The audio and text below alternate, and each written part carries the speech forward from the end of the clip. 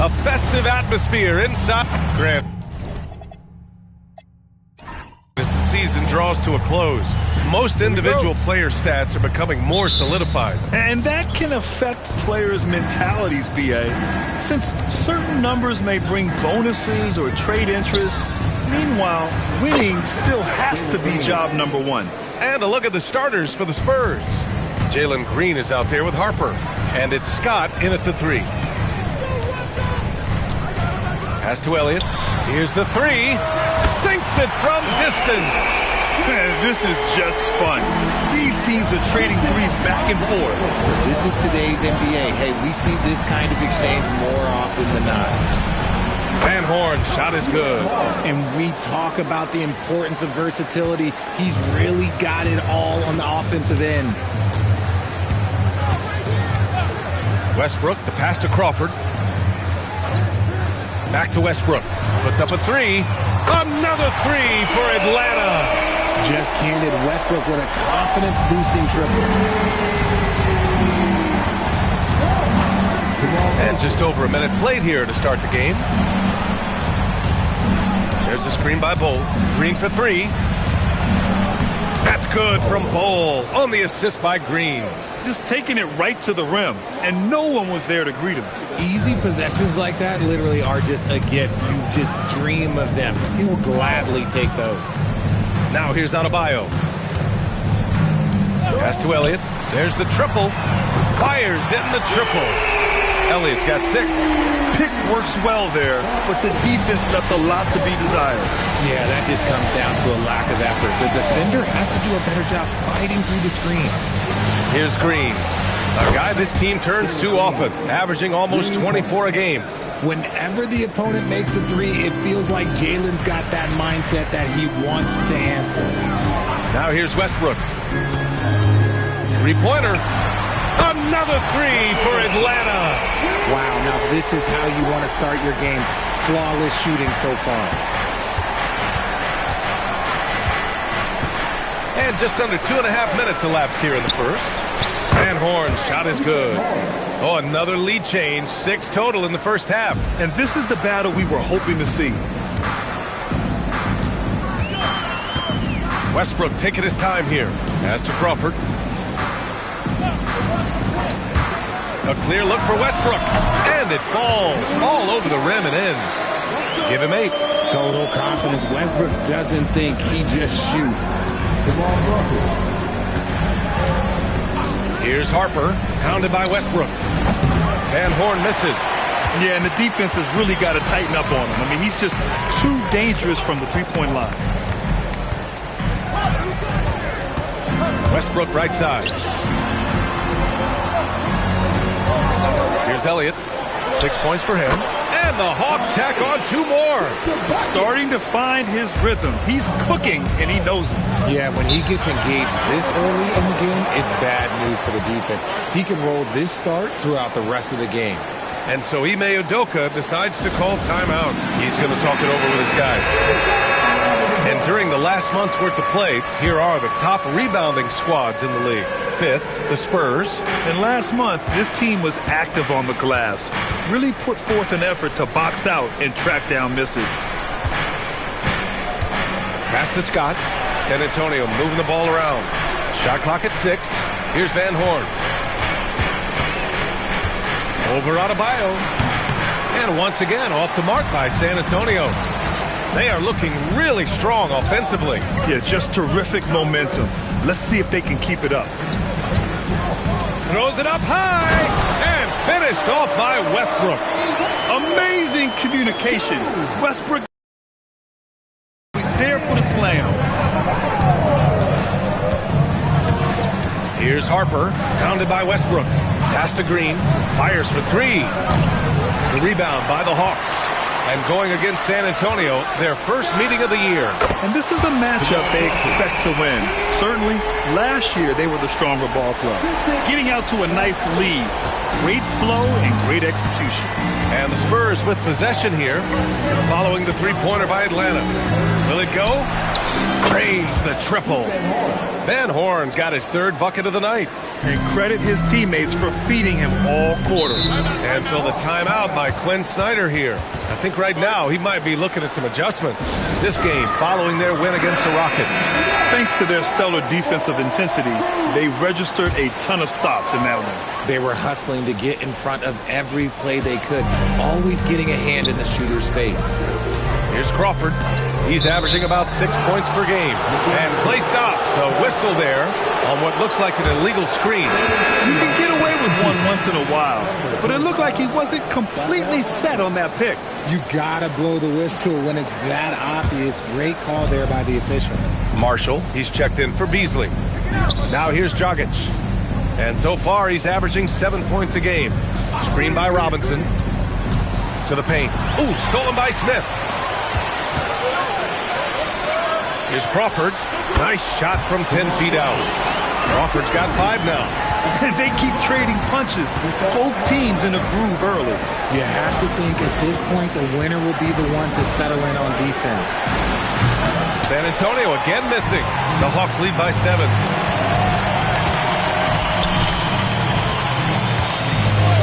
Outside Reed.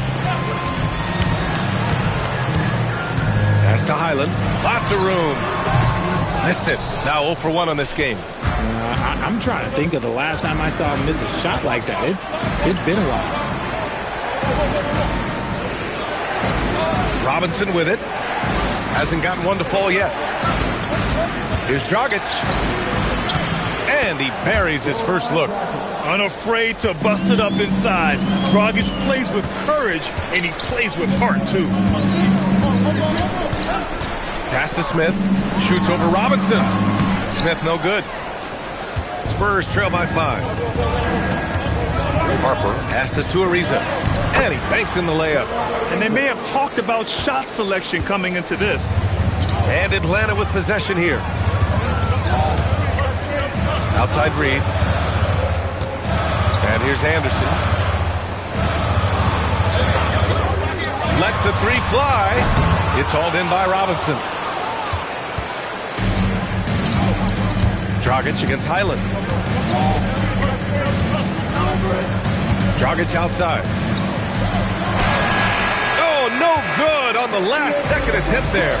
Russell Westbrook. He's been the guy making things happen for Atlanta. He put together 10 points in the quarter. More 2K action in just a moment.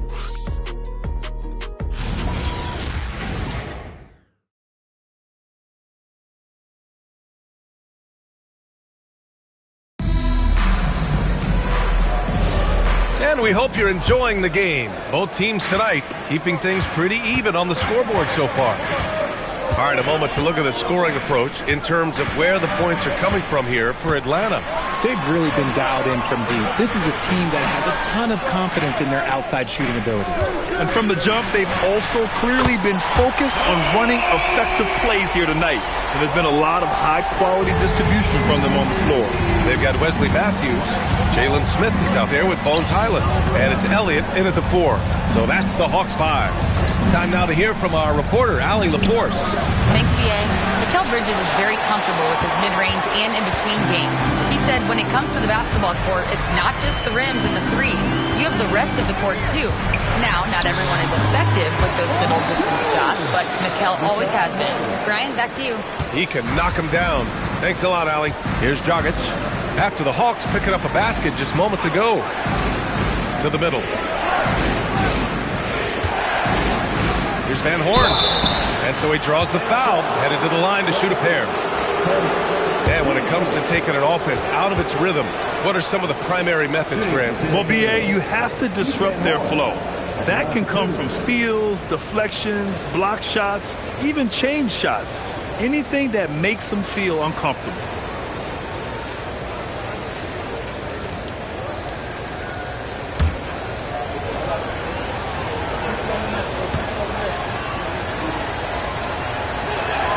First free throw is good.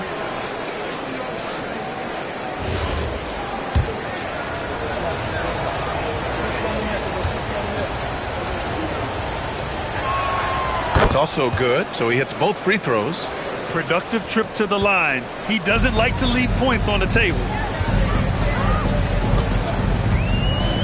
Now Highland. He's got 5. Smith passes to Highland. Picked by Smith. Fires the 3. San Antonio with a rebound. And he probably thought he was going to bury that one. Outside Anunoby. Pass to Robinson. Count it. 1 for 1 to start the game. Good play call and good execution. The offense running on all cylinders. Here's Elliott. Jacks up a 3. Knocks down the long J. Elliott's got 11 points. As the deep shots continue to fall, you can sense the frustration growing among these defenders. And so Ime Udoka decides to call timeout. He might have seen something and needs to review with his guys.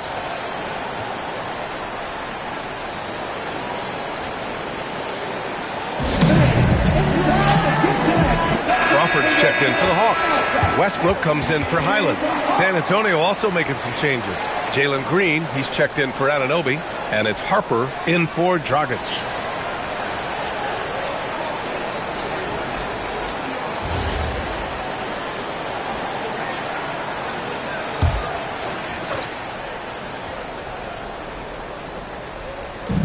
And so it's San Antonio with it. They trail by 7. Back to Green, uncovered. And that makes him 3 for 4. He's looking good. He can get it down off the dribble or off the catch. Green is just a flat-out shooter. Picked by Smith. And here's Westbrook from the arc. It's hauled in by Van Horn. Spurs trail by 5. Pass to Harper. Here's Van Horn. Launches a 3. Knocks down the triple. He's got 13. And his fantastic performance from the last game has carried over to tonight. He's just riding the wave of momentum right now, getting to his spots and keeping things simple on the offensive side. And out of bounds, the Spurs will take it. Atlanta making some changes here. Adams comes in for Smith, and Bam Adebayo is subbed in for Anderson. San Antonio also making some changes. Bull comes in for Robinson, and Scott is subbed in for Ariza. San Antonio has gone 1 of 2 from deep in the second quarter. Harper passes to Green. The long-range shooting of Jalen Green. Picking up right where he left off. Hit 2 triples in the first quarter. Now he gets another to fall. Outside Adebayo. Pass to Elliott.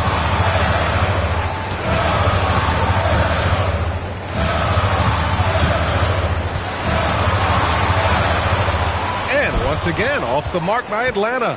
On offense, here is San Antonio. They're on a 12-3 run. Outside, Green. And again, it's the Spurs from deep. And what's working here? Each guy is willing to make the next pass. And so it's Westbrook who will bring it up for Atlanta. 4-point game. Following this one, they get to host the Bulls. It'll be the second of 3 straight games on their home floor. And so the timeout by Quinn Snyder here. And we might see some changes. Coach potentially looking to adjust. So a moment now to see the story for him. And over the last 5 games, his field goal percentage has increased. And you can make a case his confidence as well because of this.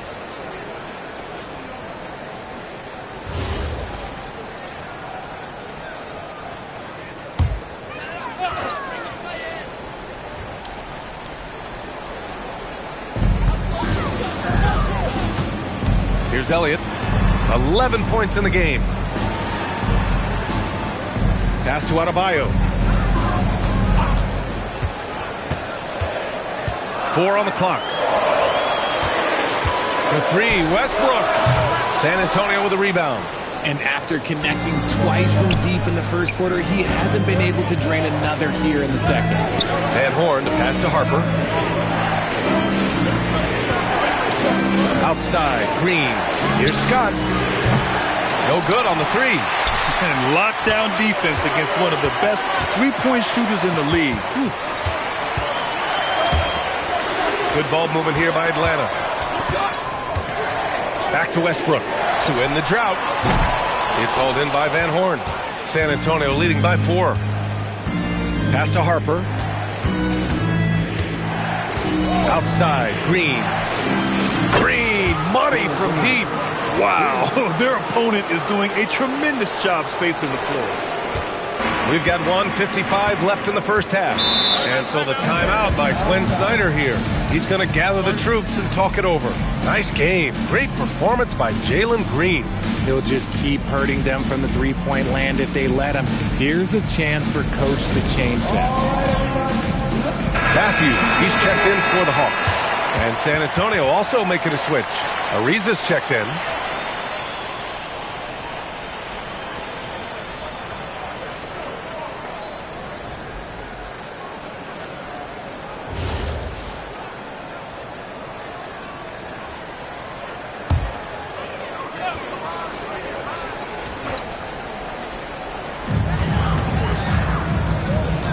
Here's Crawford. 5 points in the game. Adebayo finds Westbrook. And he's going to the line for two. The official saw contact while he was going up. The hustle and intensity that Westbrook brings to this team can be infectious. And guys, let's get your take on the scoring breakdown for San Antonio. The ball movement has been outstanding so far. They've come out of the gate looking for that extra pass. And not only that, they're off to a pretty hot start shooting from outside. They seem locked in tonight.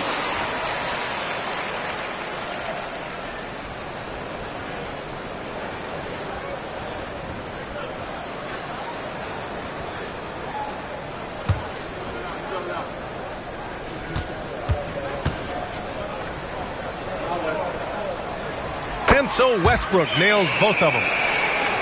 Here's Harper. Yet to see a basket.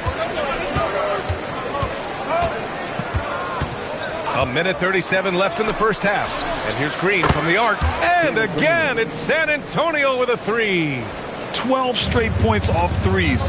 This defense is not extending very well. Pass to Crawford. Back to Westbrook. From the wing. Count that one. He's now 5 for 8. Yeah, Russ has found a groove, and he should just keep attacking right now. Here's Harper. He's averaging about 6 points per game.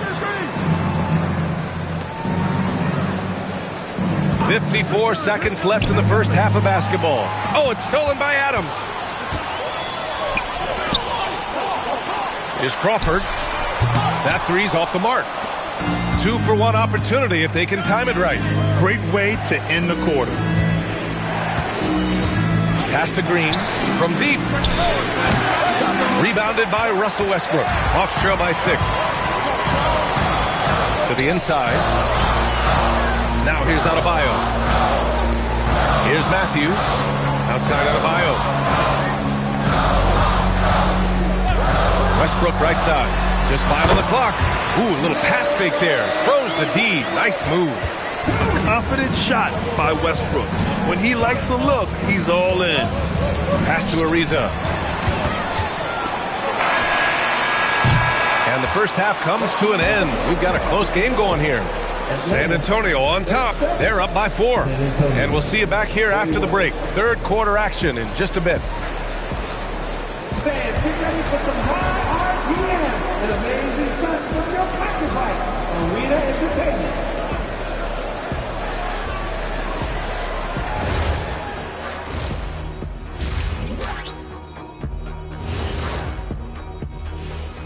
Hey there and welcome. It's getting hot in here and the postseason hunt is getting even hotter. Never a better time for a look at the league power rankings. But first, let's rank the most powerful dunkers of all time. There's only one name on that list. The late, great Darryl Dawkins. Dominique? Me, but those aren't bad guesses. As we shift our focus now to the Spurs, it's a tight one after 2 quarters of play. They've been playing very unselfish. I'm telling you, these guys are feeding off the ball movement, and as a basketball fan, it's wonderful to watch, Shaq. Yeah, no Tyler Ball from them. That's why they're getting the good looks. Get it, Tyler Hero? Tyler Ball, Hero Ball. I knew you would understand, Ernie.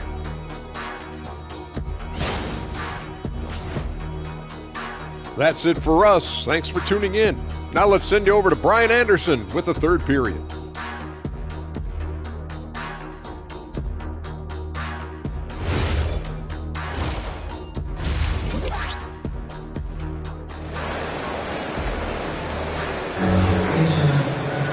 And if you're just joining us, we've played through the first half in a game that's been fairly even so far. Nice game. Great performance by Jalen Green. Through the first 2 quarters, he's been on fire. Explosive offensive performance. If they don't change their approach in the second half, let's just say his success will continue.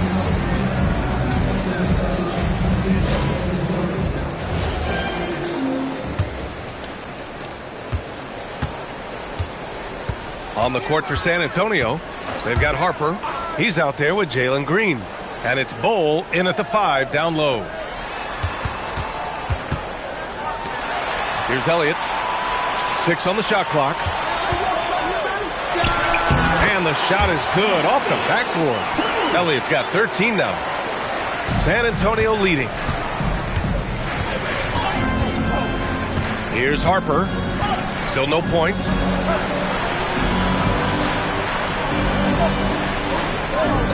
Green with a screen on Westbrook. 5 on the clock. Harper. And he was fouled while in the act of shooting, so he'll take 2 free throws. It goes on Russell Westbrook. And you know, Harper's got a crazy wingspan, almost 7 feet. Just giant for a guard.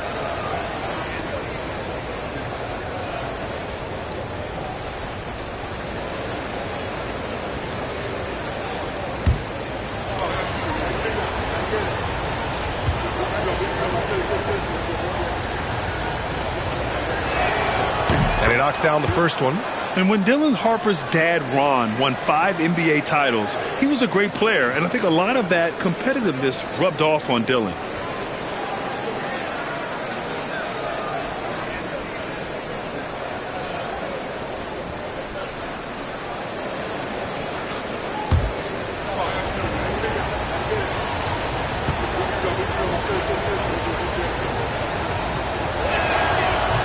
Off on that one, so he goes 1 out of 2 at the line.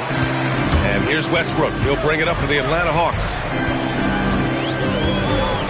Pass to Elliott for the tie. Rebound by San Antonio. Inside, here's Van Horn. And that one falls. His 5th basket in 7 tries. Ooh, that's like velvet. That's the kind of finger roll that ends up on old highlights. Westbrook outside. And a miss there on the triple.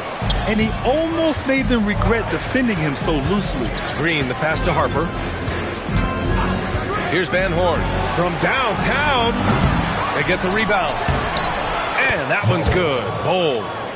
And it's a 7-point Spurs lead. Stayed with it, and his effort is rewarded with the second chance bucket. Pass to Elliott. Westbrook outside. Got a hand on it. And they have been cold coming out of the break. Only getting 1 of their first 4 shots to drop this half. Got to pick it up. Here's Van Horn. Down low. Green in the lane.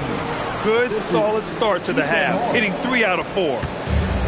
For Atlanta, they've gotten only 1 of 4 shots to fall in the second half. And so the timeout by Quinn Snyder here. We might see him looking to make some tweaks to the strategy.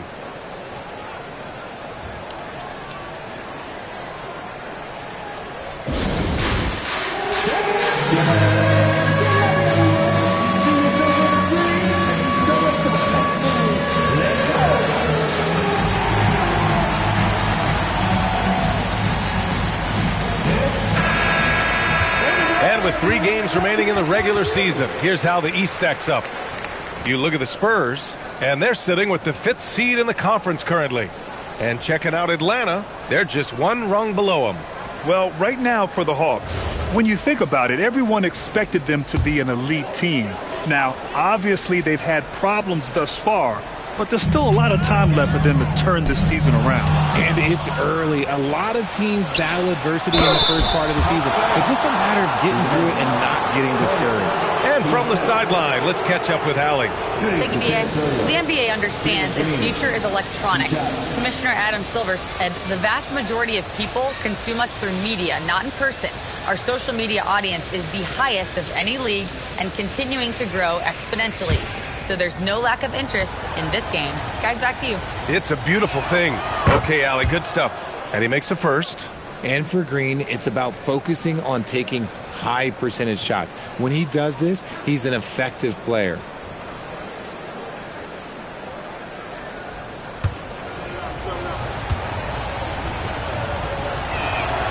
And both free throws good for Green. Just under 2.5 minutes into this third quarter now. Westbrook outside. Pass to Crawford. Back to Westbrook. They need this. And he gets it to go, hitting off the back of the rim. Westbrook's got 18. Gotta fight harder to get over those screens. Yeah, as soon as these guys feel contact, they are just disappearing like they're not even there. You gotta show some fire and keep defending. Van Horn's shot is good. But he's been locked all the way in from the floor, and he's the #1 reason why they're winning right now. Hawks trail by 12.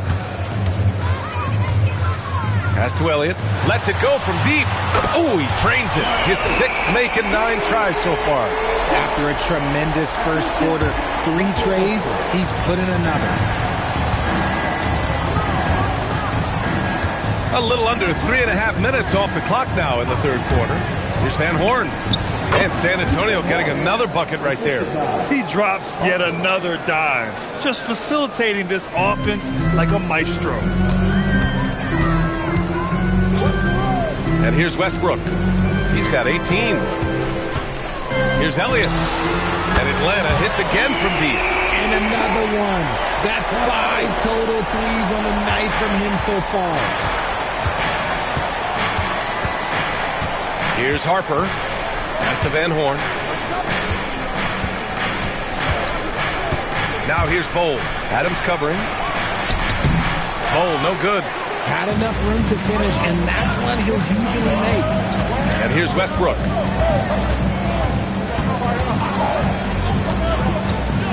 Shoots over Harper. And another basket for Atlanta. I love watching Westbrook get creative in pick and rolls and looking to create with his ball handling. Here's Harper. Out to the right wing. Launches it. Van Horn's shot is good. Van Horn's got 10 points in the quarter. If it ain't broke, don't fix it. They should continue to ride the hot hand. Westbrook, the pass to Crawford. Back to Westbrook. Takes a 3. And it goes. That makes him 9 for 13 now. His first 3 of the half. That gives him 9 total points from beyond the arc so far. 1:41 left to play in the third quarter here. Fires from deep. Here's Bowl. And terrific work on the offensive glass as he picks up the deuce. Oh, he'll wear you down with the way he grinds it out on the offensive glass. Pass to Crawford. Back to Westbrook. Shoots over Harper. And again, it's Atlanta.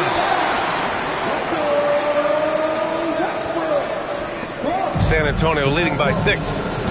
And so Ime Udoka decides to call timeout. Coach taking this moment to speak to his guys. Maybe alter some of the game plan. A line change here for San Antonio.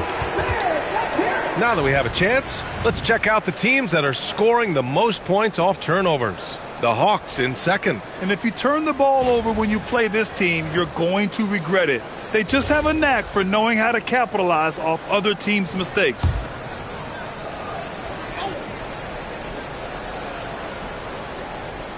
Atlanta on D. Pass to Ariza. Westbrook against Dragic. Off the mark there with a 3. Locking the arc down. Defense knows it's on them to scare off those shots. Westbrook, the pass to Smith. Fires the 3. Rebound by San Antonio. And he might have thrown himself off when he saw how much space he had from 3. Anunoby on the wing. Here's Ariza. San Antonio again can't hit. Hawks trail by 6. Just 2 seconds between the shot clock and the game clock. Here's Westbrook, and Westbrook slams it home. Oh, unlimited energy. That's what Westbrook brings. No problems bouncing off contact. Pass to Ariza. Outside Anunoby. Here's Dragic. Uses the glass to finish the layup. Dragic has gotten his second bucket of the game. And so it's San Antonio leading by 6 as we wrap up the quarter. And it's mostly due to their superb shooting. They've wasted very few possessions. We'll be right back after this word.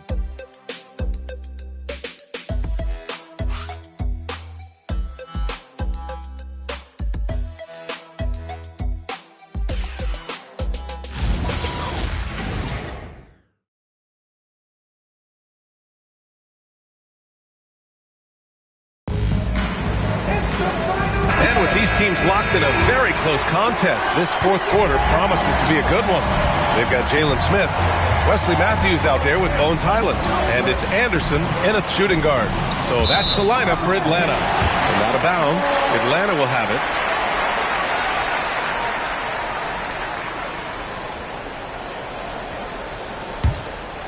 Here's Highland.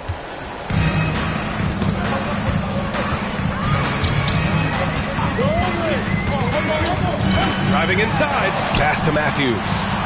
Here's Elliott. Picked by Smith. Takes the 3. And it's Elliott missing. Here's Van Horn. Here's Ariza. Well-timed pass, and he goes straight to the bucket for the layup. They're going at it on offense. Neither team backing down. Man, this has been a fun one, but look, who doesn't love a high-scoring game? Now here's Highland. Outside, Anderson. From outside, off the mark. And they're doing strong work on the glass. A +5 advantage for them. Inside, here's Van Horn. And he jams it home with authority. Yeah, clever move by Dragic, utilizing the pick and roll to free up another guy. Hawks trail by 10. About a minute and a half into the fourth now. Here's Matthews, defended by Dragic.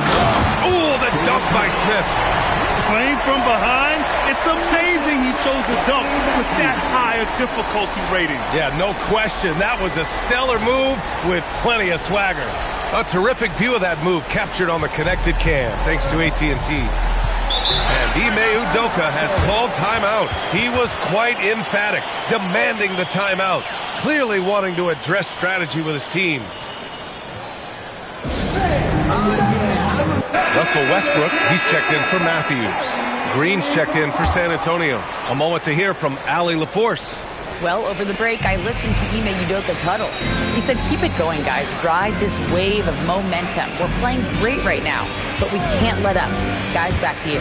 Okay, thank you, Allie. Robinson. And that one's good. And Green with the assist. And the Spurs lead by 10. They have no answer defensively inside.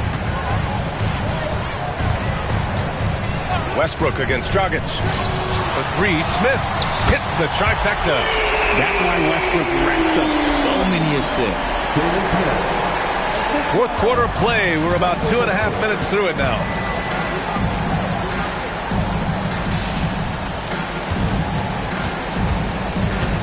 Screen by Robinson.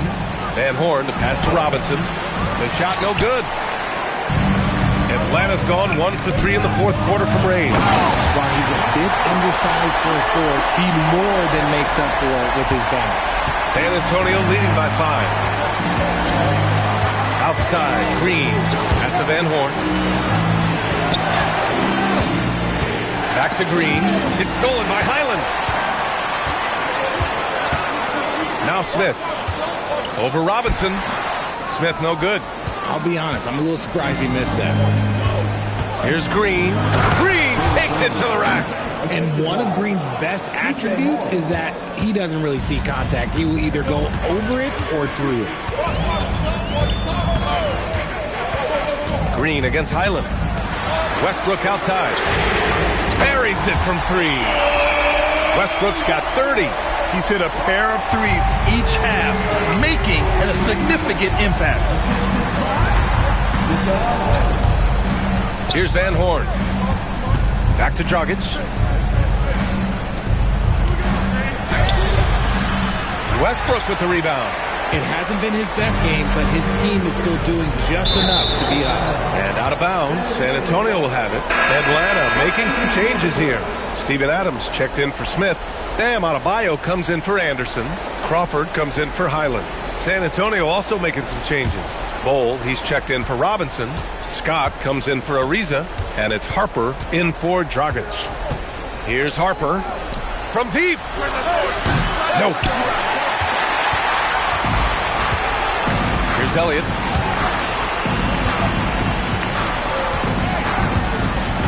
Adebayo outside. Here's Westbrook. 6 to shoot. Cash from downtown. Oh, in pressure moments, he's a guy you trust to make big shots. San Antonio leading. Here's Harper. Cole outside. Beyond the arc. Adams pulls it down. Oh, he really wanted that triple. Even though he missed, I really like the competitiveness I'm seeing. 20 from 3. This is Westbrook's competitive drive being the difference maker. He never, ever backs down. Here's Van Horn. Pounded by Adebayo. Marked it down low that time. Got hit with the 3-second call. And that is an absolute heartbreaker of a turnover. In a close game like this, that might be enough to impact how it ends. Here's Atlanta with the ball. They're on a 16-4 run. Right now, firing on all cylinders. Yeah, there's a nice flow to this offense right now. Westbrook! It's money from deep. And this is how he shines. He's a big part of their floor spacing. Yeah, you got to know where he is at all times, especially when he's roaming around the perimeter ready to fire. And we've got a timeout called by Ime Udoka. He's decided it's time to clarify the situation, leaving little room for error. Here's Van Horn, hounded by Adebayo. Goal, a screen on Adebayo. Oh, can't hit the jumper. The Hawks lead by 5.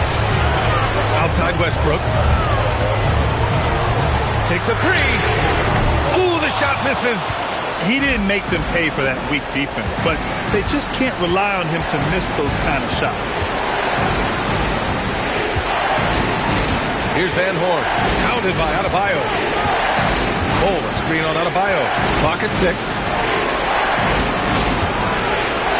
Ooh, he leaves no question. And plays like that one can make the difference in a close game. And it definitely got the bench on their feet, too. And you can feel the jolt of energy that he sent through his team. That is a huge boost in a tight game like this. Here's Harper, pounded by Westbrook. It's a 3-on-3 fast break.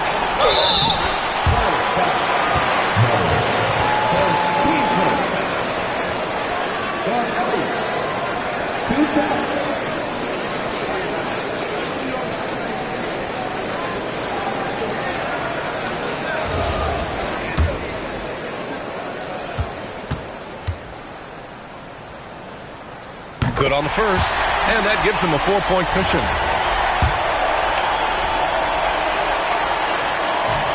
Second free throw, no good that time. He really wanted that one. On offense, here is San Antonio. The crossover, and it's out of bounds. Last touch by Harper. Part of passing the rock, it's calculating risk and reward. I don't think that was a great decision. And so they foul intentionally. And a smart choice right there. I mean, you can't allow them to just drain the clock. And he cannot get the first one to drop. Tough one to miss. That's good. Going 1 of 2 from the line. And that puts him up 5. And the Spurs call time here. 19 seconds left in the fourth quarter. What do you think is going to be their best move at this point? No doubt. They've got to get a quick bucket here. Yeah, it has to be fast. They've got to take the first good look they get.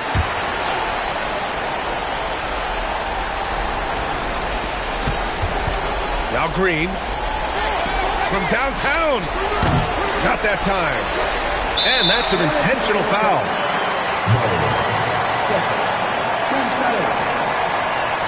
At the line for your Hawks, Jamal Crawford taking 2 shots.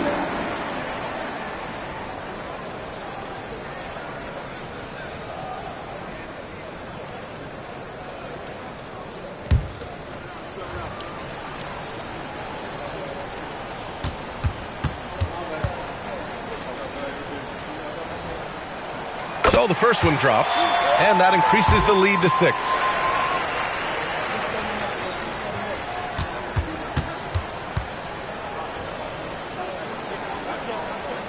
And he hits both free throws here, and it's a 7-point game. He knows how important it is converting at the line and building up this lead. And so they choose to intentionally foul. Team score. At the line for 2, Sean Elliott.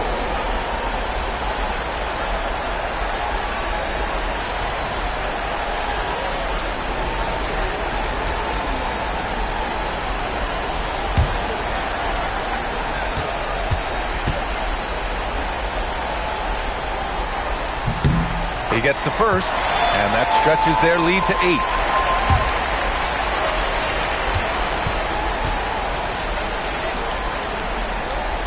So he goes 2 for 2 at the line, and it's a 9-point game here. Calm and cool, and his free throw put a bow on this one. Nice way to finish the game. So it's Atlanta picking up the win. This one was a fun one to watch. They were clearly in the driver's seat down the stretch. They really were, B.A. They played with great intensity on both ends of the floor, and they didn't allow their mistakes to get the better of them. Thank you for joining us. That'll do it for now. For Grant Hill, Richard Jefferson, and Allie LaForce, this is Brian Anderson. Thanks for watching the NBA, presented by 2K Sports. And let's reveal our player of the game, Russell Westbrook.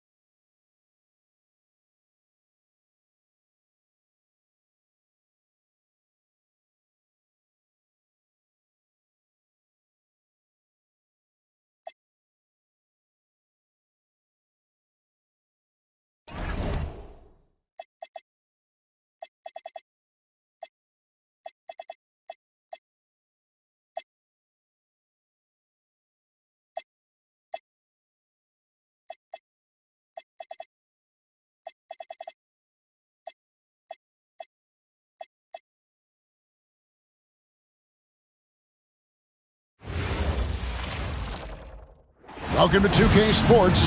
We have... Of course, this is a game a lot of folks have been looking forward to. 2 elite teams with some major star power. And star power is exactly what this league has been built on. Good competition brings out the best in your stars. Who wants to get it done tonight? Here are the starters for New Jersey. We've got Caldwell Pope. Martin is out there with Malowach. Then it's Paul George, and it's Suggs in at the point. Now here's Kidd. Paul George unable to get his shot to go. Outside Kidd. Stewart, a screen for Kidd. And he jams it with authority. That is a product of pure effort, guys. I agree, and that's nothing new coming from him, GA. He loves going to work on the rebounding, going to work on the board. What about the decisive finish? Great timing, tremendous force. And that's exactly what he's looking for, draining the triple. Stewart with the screen on Suggs. Kidd, no good. And they had some botched coverage that turned into no coverage. Caldwell Pope pass to Martin. Back to Caldwell Pope. Pass to George. This one for three. That doesn't go either for George. Philadelphia's gone 0 of 2 from deep here. And here's Hayward. And the call is going to be, yes, it is, an illegal screen. When a pick like that is questionable and creates that much of an advantage for the offense, you have to blow the whistle. I don't think there's any question. There are so many rules that favor the offense these days. You've got to be able to equal things out when an illegal screen is set. Now, here is George. Even when an opposing defense is giving him everything he can handle, he still finds a way to score. He's averaging over 33 points a game. Here is Kidd. 4-point game. Hayward outside. Another miss by Philadelphia. Well, he wanted to return the favor there for that last three, but it just wasn't in the cards. Martin for three. Theo Ratliff grabs the miss. Well, he's got a page stroke. That one almost dropped. Stewart, a screen for Kidd. Hayward outside. And a great assist by Kidd as that one goes in. The three-point shot has opened up and unlocked the entire complete game of Gordon Hayward. That is pretty. Bounce pass Suggs. Martin with the screen for George. And he can't answer back. The three-pointer offline. The 76ers have gone 2 of 5 here, making 40% so far to start out the game. Here's Kidd, and he finishes nicely on the layup. Just setting the tone with an aggressive move to the rack, and where's the help defensively? To me, that's a complete lack of communication on that side of the ball. These guys need to be talking to each other. A nice shot by George. Boy, nice job by Paul George to make himself available. Gets to his spot and gets it off quickly. Ratliff a screen on Suggs. And he lobs it up toward the rim. And here comes the break.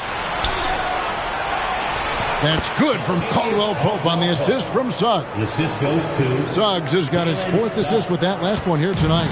The 76ers trail by 4. And timeout called by Nick Nurse. He's going to make some adjustments to the game plan. Tony Batiste checked in for Isaiah Stewart. And a change for New Jersey. Dix checked in for Caldwell Pope. To the paint. Suggs against Kidd. And he gets the whistle for the 3-second call. And a chance here now to take a look at the teams that are tops in the league in scoring points off turnovers. And all those points off turnovers have been a huge bonus. I mean, that aggressive defense has also paid dividends at the offensive end of the floor. Now, here's Suggs. He has yet to score.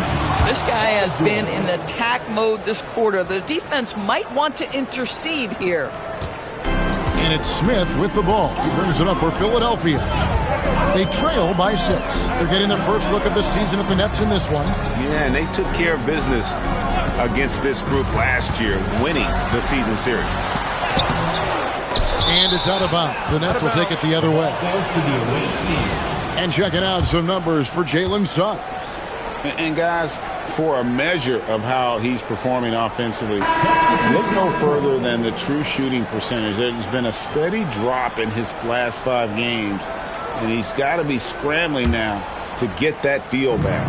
DeMar DeRozan, he's checked in for Smith. And the Nets making a change here as well. Okongwu's checked in. DeRozan against George. And Jason Kidd picks up a foul. That's his first foul. First team foul.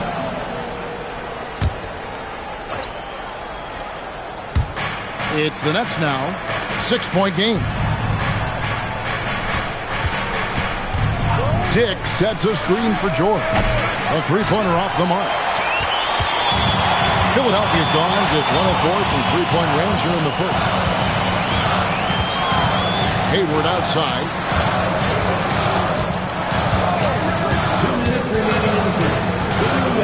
Just 5 to shoot. And too much time in the lane. They get called for the 3-second violation. A moment here now to see the numbers for Jalen Suggs.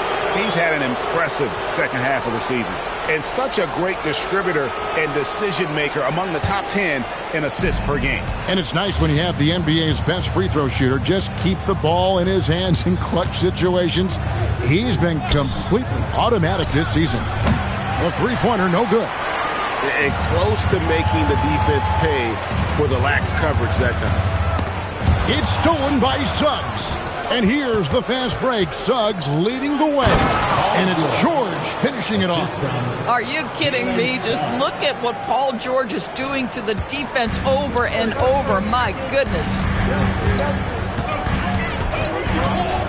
Outside Kidd. A shot by Hayward. Wide open. And a great assist by Kidd as that one goes in. Boy, the bounce pass put right on the money. Nice assist. And so, Jordy Fernandez decides to call timeout. He's ready to talk things through with them. Some changes for Philadelphia. Queens checked in. And Smith subbed in for Gordon Hayward. Kenyon Martin, he's checked in for the Nets. Thomas comes in for George. Thomas, it's a wide open look. The top of the key jumper is on the mark. Yeah, the chemistry has been terrific. Really impressed with their offensive execution. Pass to Queen. Now, here's DeRozan.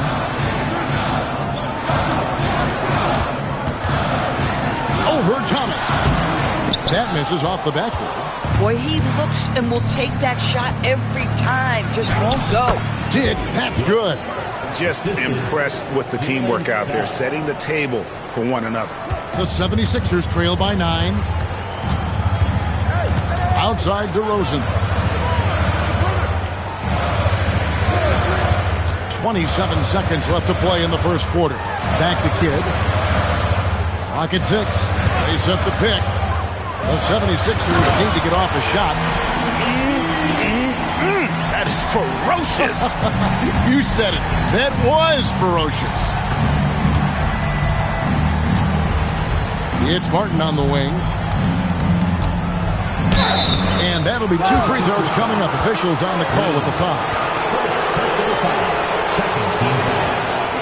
The Nets shooting their first free throws here tonight.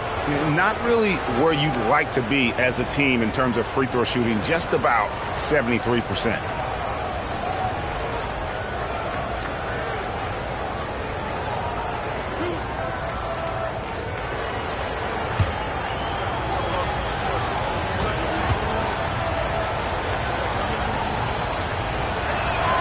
That's good from Martin.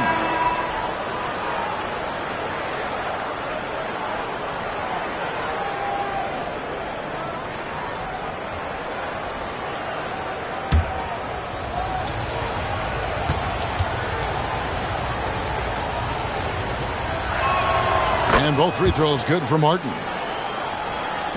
5 seconds left in the first quarter. Good if it goes. And that would have counted, but his shot was off the mark this time. Paul George, he's been the guy making things happen for New Jersey. We witnessed him delivering a series of three-pointers as he notched 3 total in the quarter. Don't go anywhere. We'll be right back.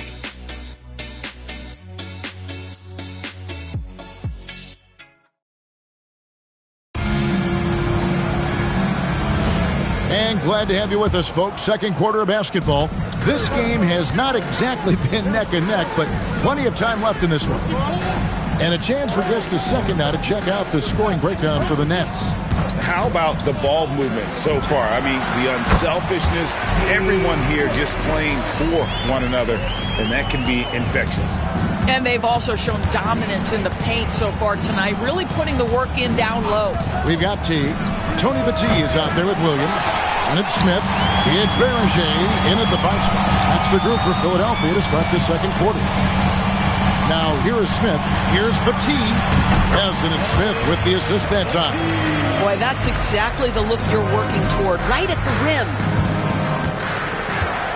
Mitchell passes to Thomas. Drains the three-pointer. Thomas got 5 points so far. Yeah, it's such a sweet three-point stroke there, and it can really open things up inside because as good as he shoots it, it forces the opposing bigs to have to step out on the perimeter. Smith, no good. And the way he was able to reach out towards that release had an impact. Well, no question. He altered that shot, and most of the time, that's just as good as blocking it. Now, here's Mitchell. Still yet to score. Inside, stolen by Mitchell. Outside Thomas. Mitchell outside. Back to Thomas. Cracks in the tray. Thomas got the lead up to 11 now for New Jersey. And Greg, you were a point guard. How has that position evolved over the years? Well, if you think of how much more of the court that has to be covered and the style, you have to score more now to play the position. I think shooting becomes incredibly important. And then defensively, with all the switching, you got to be able to hold up against size and play all over the floor. Stewart's checked in for Philadelphia. Kidd comes in for T.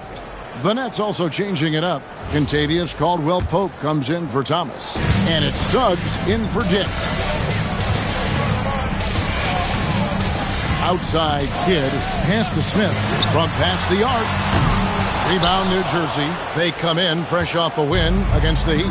Yeah, facing that hostile crowd, they just found a way to kind of tune out the noise and focus on the game. Well, the best way to silence a crowd is with your offensive game. Those fans got quiet in a hurry when the buckets started raining down. And that one is good from Suggs. Boy, if Suggs is knocking this shot down consistently, the spacing will open up. And so it's Smith with it. He'll bring it up for the 76ers. They trail by 14. Outside Kidd. Another miss by Philadelphia. And I thought that was going to drop. It looked good from here. Mitchell feeling it out a bit. For three, Caldwell-Pope. Good, and it's Mitchell picking up the assist. Mitchell's got 4 assists in the game. Philadelphia's gone 0-2 from deep here in the second. Smith outside. And right away, they match it with a three-pointer of their own. Smith's got 5 points so far. New Jersey leading by 14. Suggs passes to Mitchell. Martin with the screen for Mitchell. Over in the corner, Caldwell-Pope. Shot clock at 5. Lets the three fly. Misses that one. His first miss of the night. 2 for 3. Outside Kidd. Here's Batee. Covered by Okongwu. Suggs kicks to Martin. Back to Suggs. Pass to Mitchell.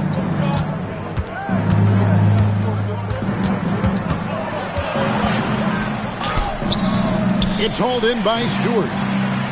The 76ers trail by 14.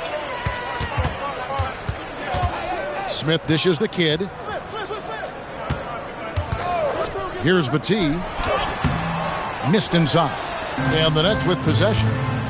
They're on a 12-3 run. Caldwell-Pope passes to Martin. It's blocked. Williams against Caldwell-Pope. He lobs it up and stolen by Okongwu. Down low. Here's Martin and finished off by Martin. And this is Martin at his best, getting that deep position and putting on the hard hack there and attacking the rim. And timeout called by Nick Nurse. He's going to have a discussion on the sideline. Thomas checked in for the Nets. George comes in for Davion Mitchell. And now let's bring up the 2K leaderboard so we can see and check out some of the most feared defenders in the league. The steal leaders among shooting guards. 5th best, Paul George. And both the hand speed and general quickness of the players on that list are outstanding. Those are the qualities you need to be an effective perimeter defender. Effective doesn't begin to describe this crew. Their defensive skills are game-changing, and it isn't just the steals. It's the ability they have to get in their opponents' heads and force them into bad decisions. The 76ers again can't hit it. Yeah, but the hand in the face, it's critical that you contest his shots every time down the floor. Takes the 3, knocks down the 3 ball. George has got 16. And it just seems that every pass they make is leading to a score. Just great ball movement. Hayward outside for 3. Good, and the assist to Kidd. Kidd's got 5 assists tonight. And they are absolutely stroking it from beyond the arc.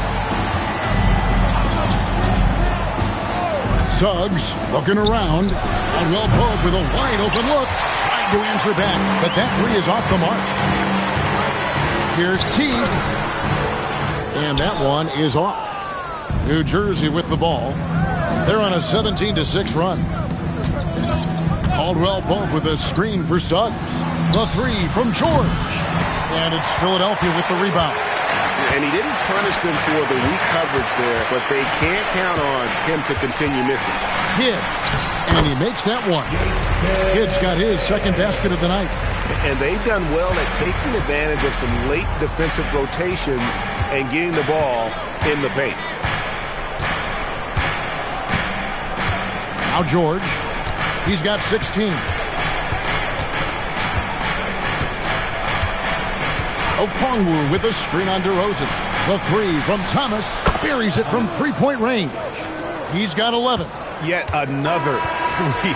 Once we hit the second quarter, it just seems as if those threes just started to fall like raindrops.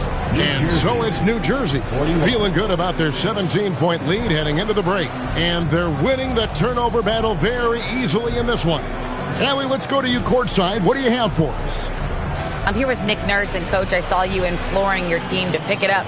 Where do you need to be better in the second half? Well, we're not very good offensively right now. I think we're taking some okay shots, but we got to be a little bit more patient and keep moving it around a little bit. Need multiple paint touches rather than just one. So we just got to do a little bit better job of getting off it and relocating a little bit. Patience is a virtue. Thank you, Coach.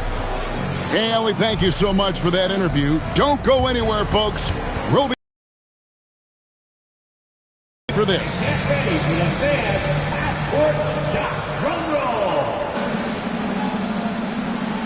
They're measuring up that shot.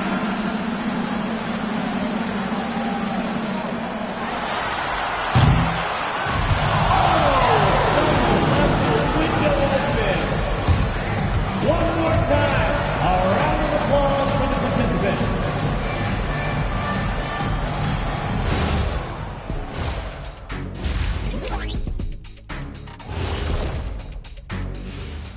Hello, everybody. We'll break down the action shortly, but first, a glance at how the Eastern Conference standings are stacking up as the season winds down. Taking a look here now at the 76ers, they've been phenomenal. All the lofty predictions, the expectations, they've all come true. Now comes the hardest part, the postseason. Every team is going to be gunning for them. And let's move on now to that first half. Obviously, a lot of work to do for the Philadelphia 76ers.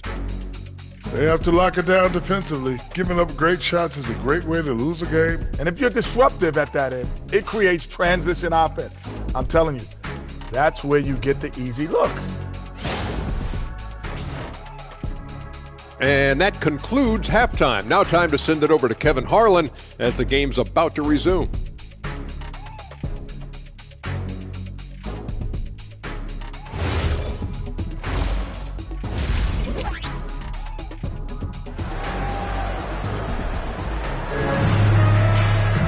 And with the second half upon us, we'll find out if this game becomes the route that it's threatening to be.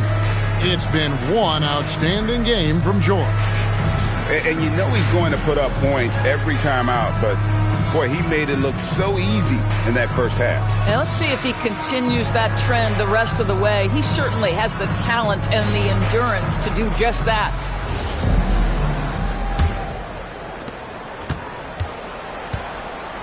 Starting off the second half, here's Jordy Fernandez's 5. George is out there with Martin.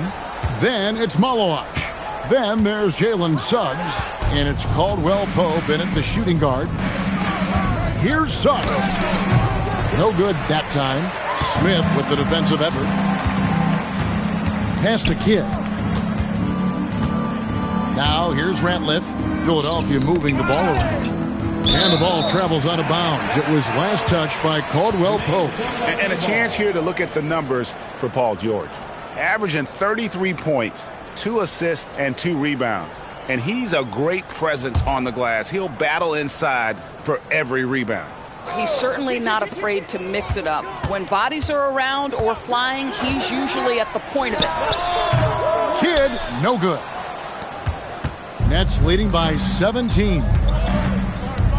Outside, George.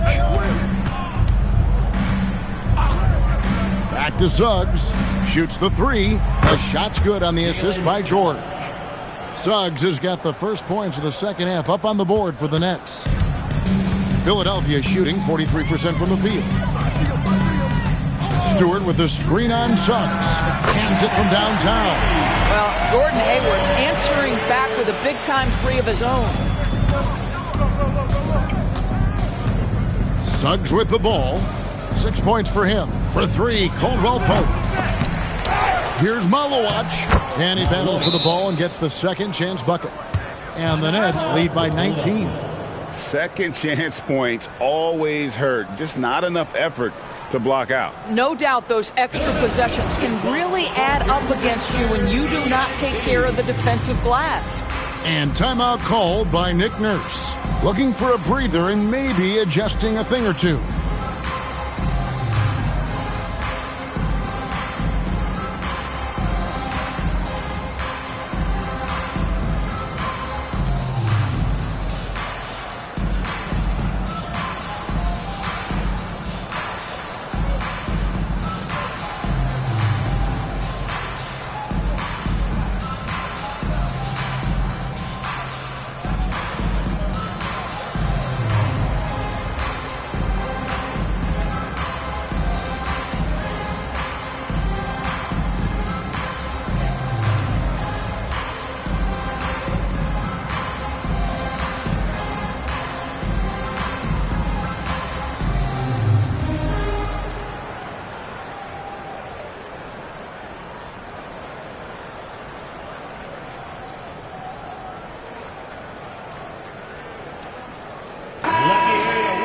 In front of you now is the list of teams that haven't missed many shots at all since the All-Star break.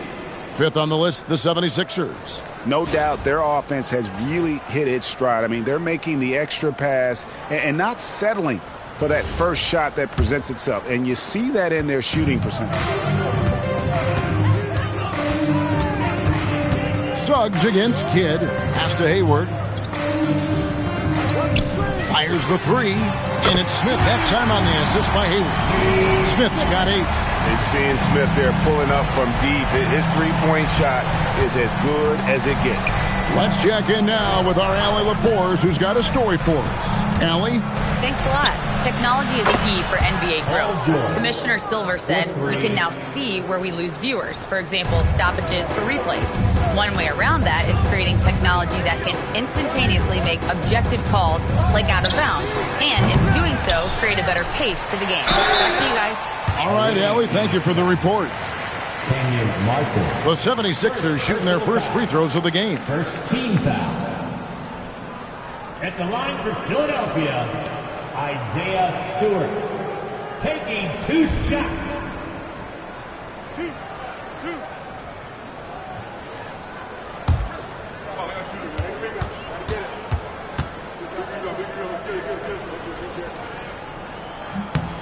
Free throw good, Stewart. And for a lot of rebound teams, Doris, toward the tail end of the regular season, not much incentive to win. Right. The thought process for teams in this position is about which draft selection am I going to get? Where am I going to be positioned in the lottery? Quite often, Kevin, any player that's had too much success on a roster like this has been moved away from the team. They've either traded them or cut them. And Suggs has got the ball here for New Jersey. They led the game at 1 point by 20. Outside, George. No good from outside. I'm not sure he expected to be that wide open and yet somehow comes away empty. Hayward from outside. And a great assist by Kidd as that one goes in. Kidd's got his 7th assist in the game. Outside, Suggs. Caldwell Pope with a screen for Suggs. Lets it go from deep. And Contavious Caldwell Pope with a 3. Caldwell Pope's got 8 points. The real. Come at us, and we're coming right back at you. And you would expect nothing less from these two, taking pride and making plays. Hayward can't hit. Nets leading by 17. Suggs kicks to George. Fires from deep. It's hauled in by Stewart. Stewart's got 6 rebounds here tonight. Out to the wing. Outside, Kidd. Ratliff a screen on Suggs. Down to 5 on the shot clock. And here is Kidd. He gives the team some steady offense, a bit under 10 points a game. What an effort to get the tip in, just wanting it a little bit more. And so, Jordy Fernandez decides to call timeout. He's going to take a minute here to get things straightened out.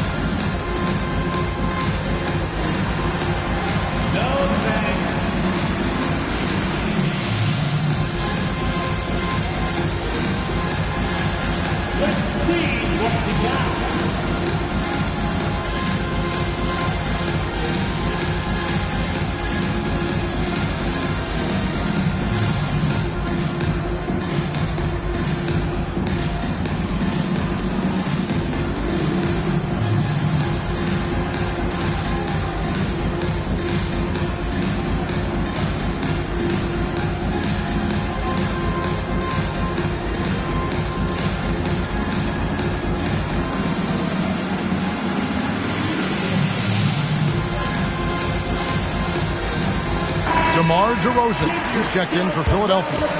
Grady Diggs checked in for New Jersey.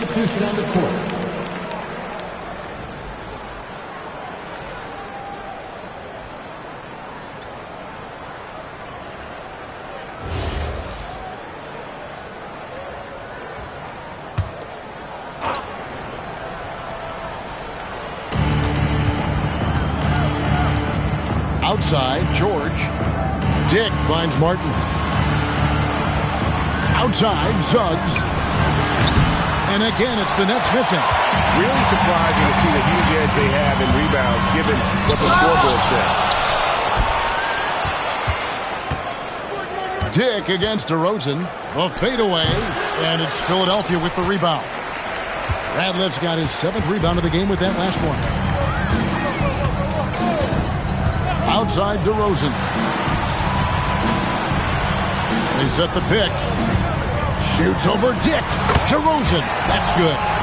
DeRozan's got his first 2 points of the night. Is there a guy who has a better understanding of what his job is than DeMar DeRozan? Put the ball in the basket. That's what he does. Now, here's Suggs. 6 points for him. And Jason Kidd picks up a foul. That's foul number 2 for him. Thomas checked in for New Jersey. First team foul. New Jersey substitution. Number 1, Kidd Thomas. 1:56 left to play in the third. Back to Suggs. 5 on the clock. Here's George. Top of the key jumper, no good. Not really his best quarter as far as scoring. Let's see if he can eventually get back on track. This guy's been great, no doubt about it, but it hasn't been enough to get them where they want to be. And a look now at how the offensive approach has been going here so far for New Jersey. The three-pointers and how well they're able to shoot them. You wonder if they can keep it up, and boy, have they. I think another thing that's striking here tonight, the ball movement is incredible. Again and again, they're making smart passes to ready shooters. 1:37 left to play in the third. Here's Mitchell. Nothing on the board. Martin with the screen for George. And the Nets miss again. At some point, do you start to think about getting others involved? It has been a struggle. Teague against Mitchell. Right side Teague. To the middle. No good there, and that would have cut it to single digits. Mitchell outside. Thomas feeling it out a bit. They need this one. From deep, George. Good on the three-point shot. George has got 22. And he got loose from the three-point range in the first half and showing signs here that he's still got the flow in the second. Pass to Beringer.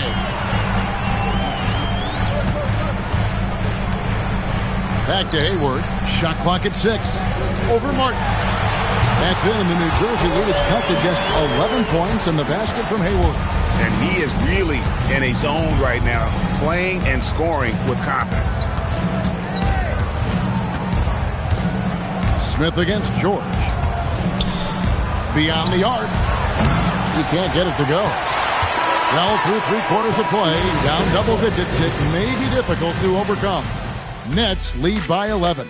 And time for the short break, and stay right where you are. The fourth quarter is coming up next.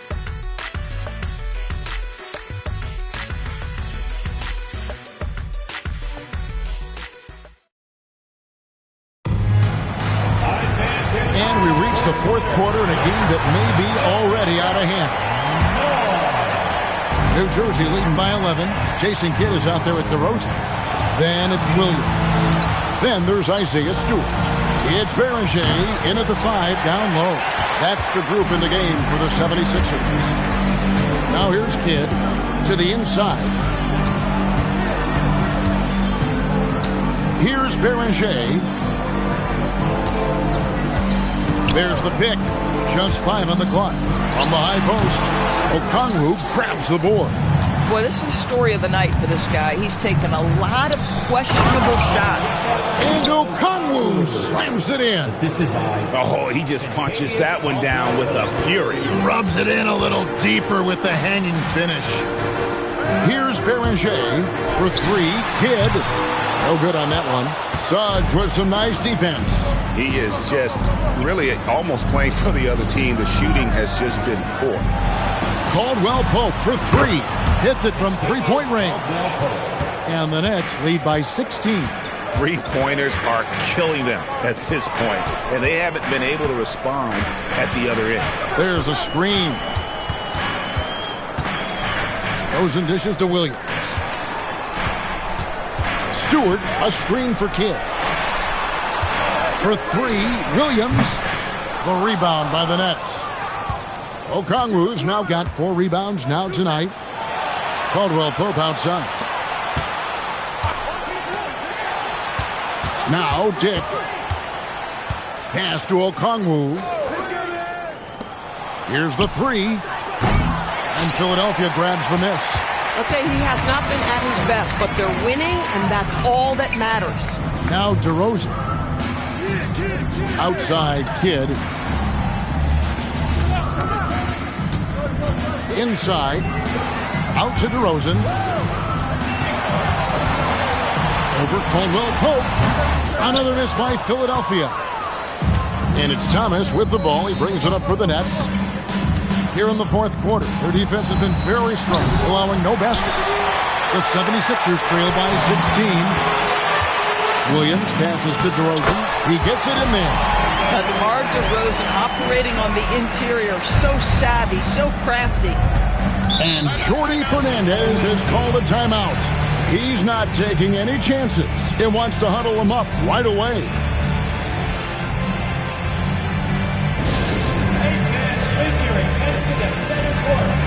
Sixers ENT.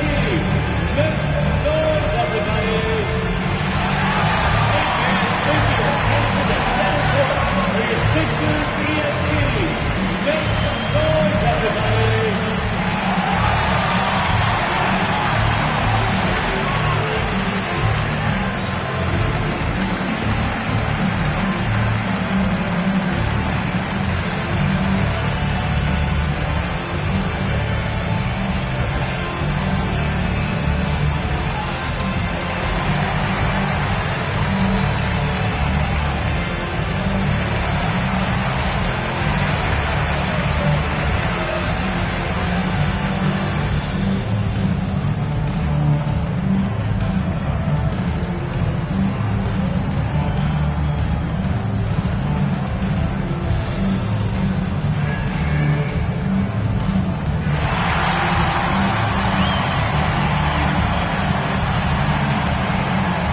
So New Jersey going with an almost entire new group here.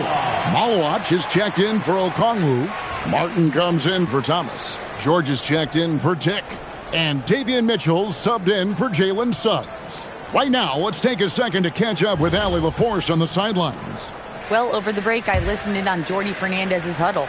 And despite the lead, they are still coaching this team hard. In the huddle, they told their guys to stay alert. Do not give them anything easy. They want to protect this late lead, guys. All right, Allie, thanks. Shot by Caldwell Pope, no good. The 76ers trail by 14. Pass to Smith. Takes the 13-footer. It's hauled in by George. For New Jersey, they've gone just 33% for the field in the fourth quarter so far. They are 2 of 6. And again, no good by New Jersey. Philadelphia has gotten off to an 0 for 2 start from downtown here in the fourth quarter. Back to Smith. Over Caldwell Pope. Here's Ratliff. Excellent D there from George. Boy, that is tough defense. Exactly how you want to play him. Mitchell passes to Caldwell Pope. Martin with a screen on Smith. And Caldwell Pope gets the basket. Boy, he's been so efficient in this one. That helps your team in so many ways when you can put it in the basket. Outside Hayward, lets loose a 3. And down goes the 3. 3 triples in the first half, 3 in the second. Boy, do they add up. Nets leading by 13. And Jordi Fernandez has called a timeout. He's very aware of the timing here and the significance of getting things squared away with his team. Get up and start moving with your best start. Let's dance.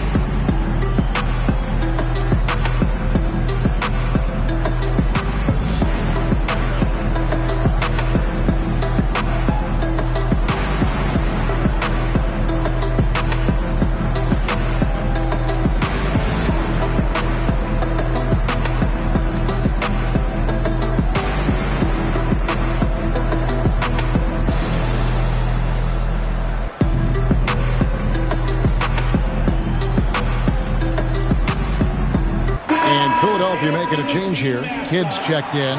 And a change for New Jersey. Suggs is checked in.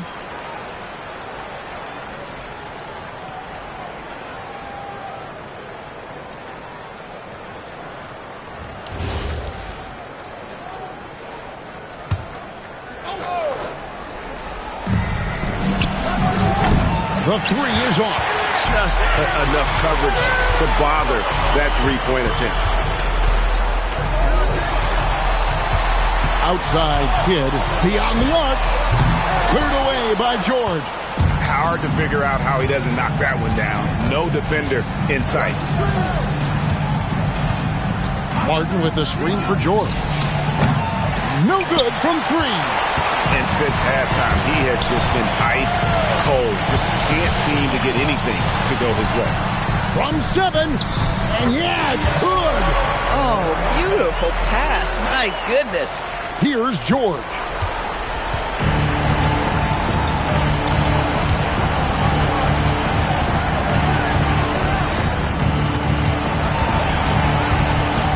We've got 1:48 left to play in the final quarter. Yep, that's going to go in. Yeah, love the way Paul George fights for position on the interior. Hayward against George. Outside, Smith.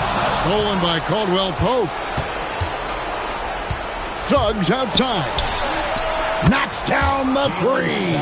And so just rolling to the finish line now in what has been a very confident-looking performance for New Jersey. It was like watching a three-point shooting contest tonight here. And they just didn't seem to let up, whether the last several shots went down or not. 3 after 3, it just seemed to pay off for them.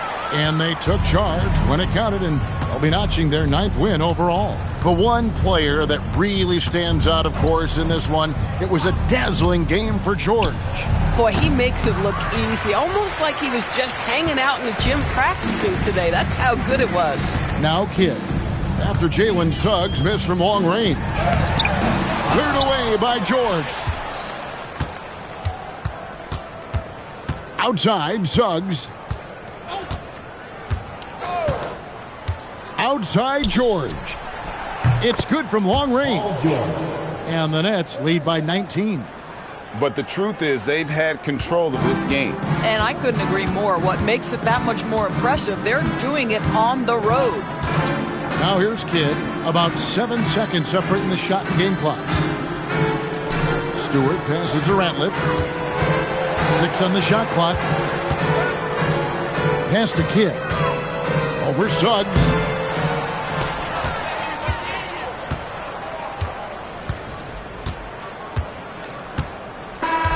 And so it's New Jersey easily grabbing this one. This one was over well before the final buzzer. The fans were waiting for something to get excited about, Greg, but they never got it. They sure didn't. I mean, they just rolled to this win. They made it look really easy. What an efficient performance at both ends. Well, folks, that's going to do it for now. For Dorisburg, Greg Anthony and our sideline reporter, Allie LaForce, this is Kevin Harlan. Thanks for tuning in tonight. But as we go, let's take a look at our player of the game, Paul George.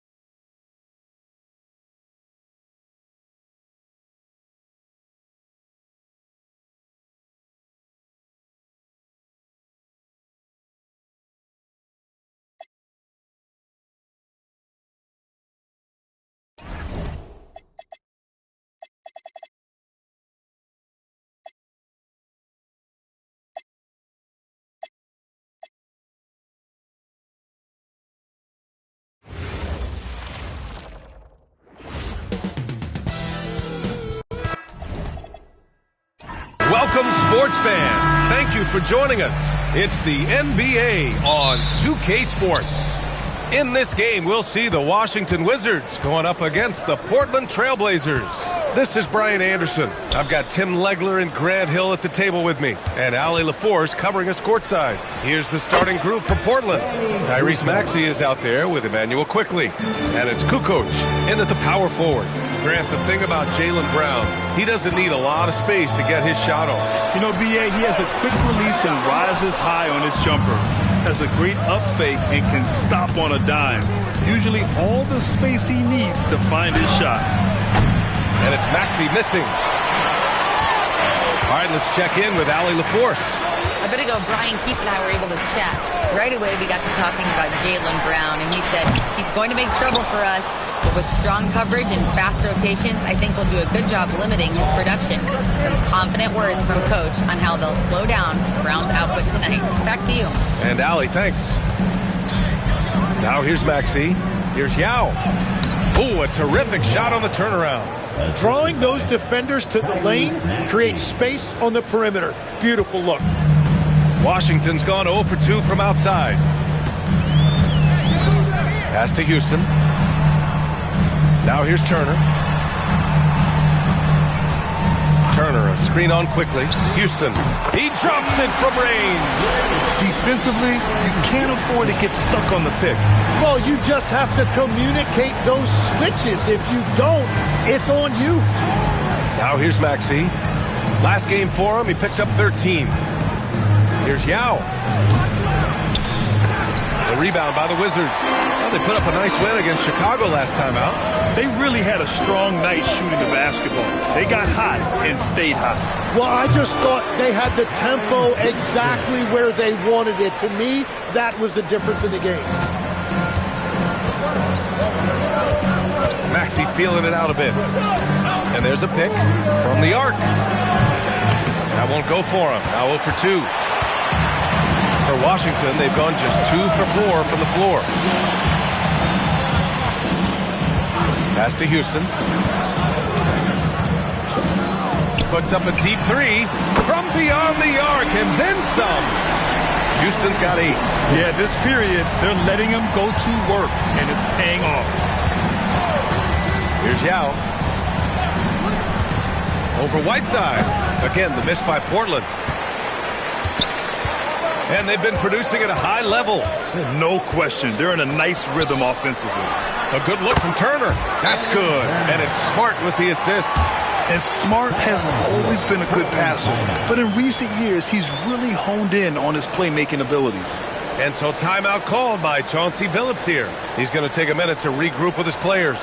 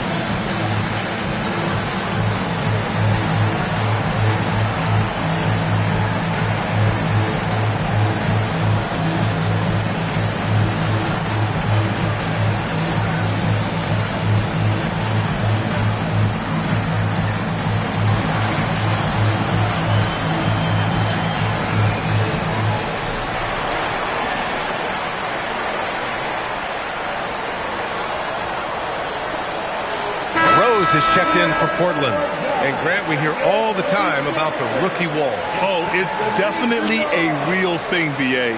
Not for every rookie, but a good percentage of them. You know, I'm interested to see which ones in this class are able to power through.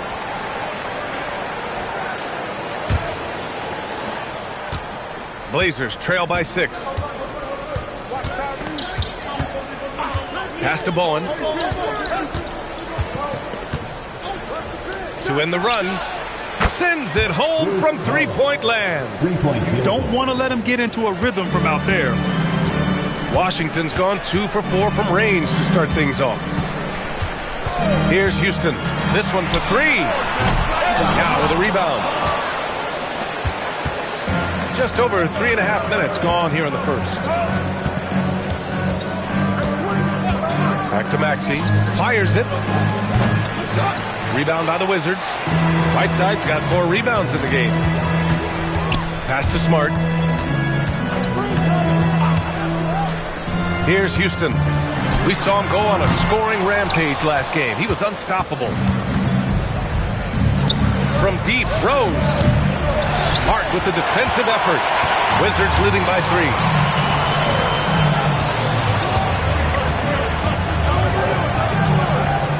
Pass to Turner for 3. That's in. Coming off an assist from Smart. Smart's got his 3rd assist of the night. And we're playing about as much defense as they did there. Not nearly enough. Now here's Maxey. Still without a bucket. Lets it fly. And it's good. Off the back rim and in. An outstanding first quarter from the field. Blazers trail by 8. And here is Maxey. To the middle. And the layup is good off the glass. Yeah, I love that. He comes off the pick and takes it right to the hole. And so now a timeout called by Brian Keith. Coach probably just checking to make sure everybody's on the same page here.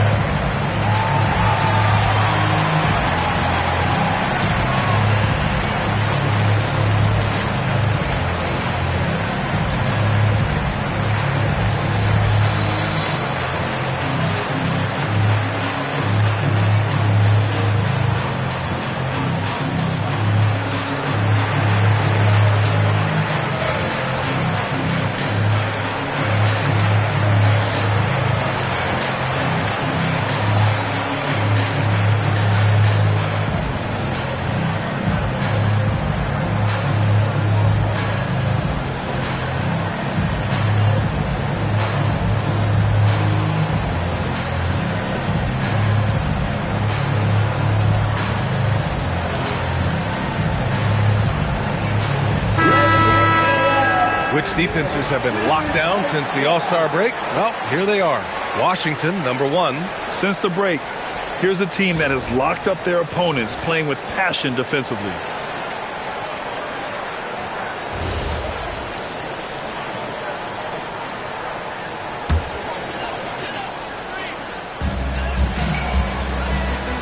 Outside Augustine. Here's Smart. And he makes good on his first shot of the game. I just love the ball movement. And so it's Maxey with it. He brings it up for Portland. 8-point game. They're getting their first look of the season at Washington in this one. They expected more of themselves against this team last year. Split the games between them. Well, he's a guy they look to go to, and now you see why. Pass to Smart. Over to the left wing. Here's Carroll. Back to Smart. 6 to shoot. The shot. And it's Washington with another. Yeah, Smart has such great body control. He can let the jumper go from wherever he wants. Rose outside. The 3. And out of bounds. The Wizards will take it. Let's take a look at the seeding for the Eastern Conference. With only 4 games of the regular season remaining. You look at the Trailblazers, 6th best record in their respective conference right now, hoping to end the season on a high note. And, of course, the Wizards, only 2 spots back. When I look at Portland, I think we all expected that they'd start fast and play extremely well. Now, they've been solid, but most analysts expected more at this point. Yeah, well, I agree with that, but I still think it's too early in the season for any major concern because they have all the pieces. They're still just figuring out how to put it together. Now here's Christie. Pass to Rose. The three is up. Richards pulls it in. And Washington with possession. They're on a 19-7 run. Outside Augustine. Here's Favors.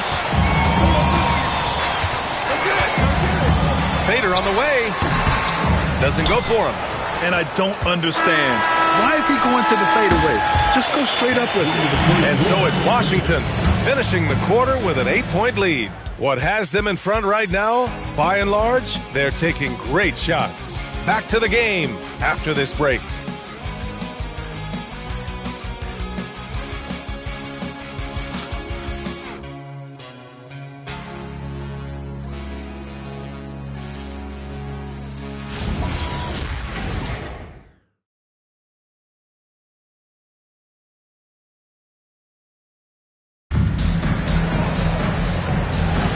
Hope you've enjoyed the broadcast so far, halfway through the first half in this one.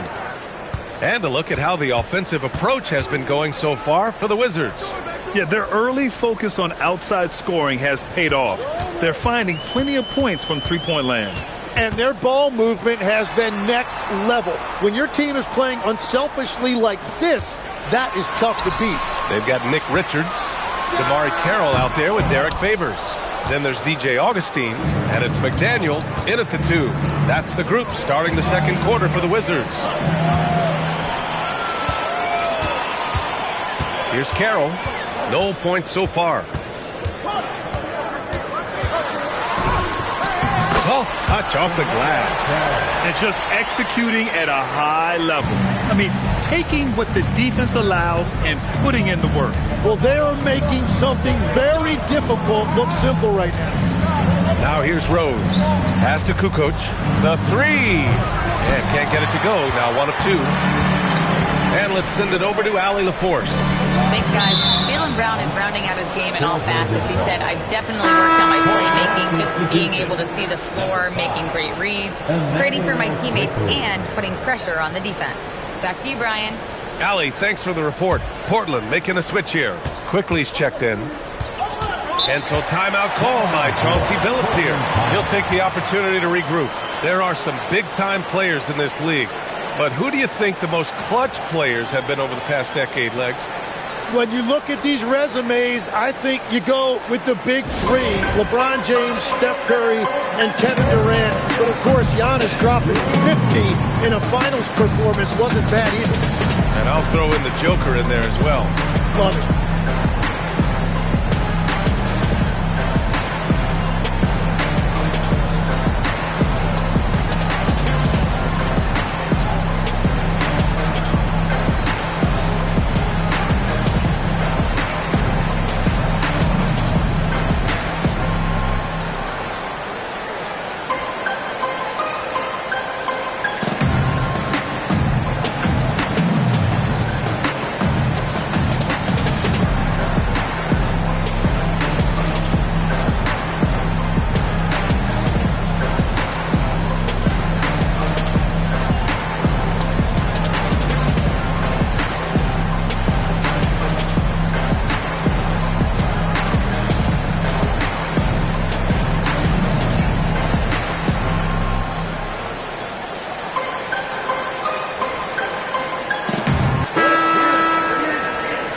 Last month, these point guards have been shooting the rock with confidence.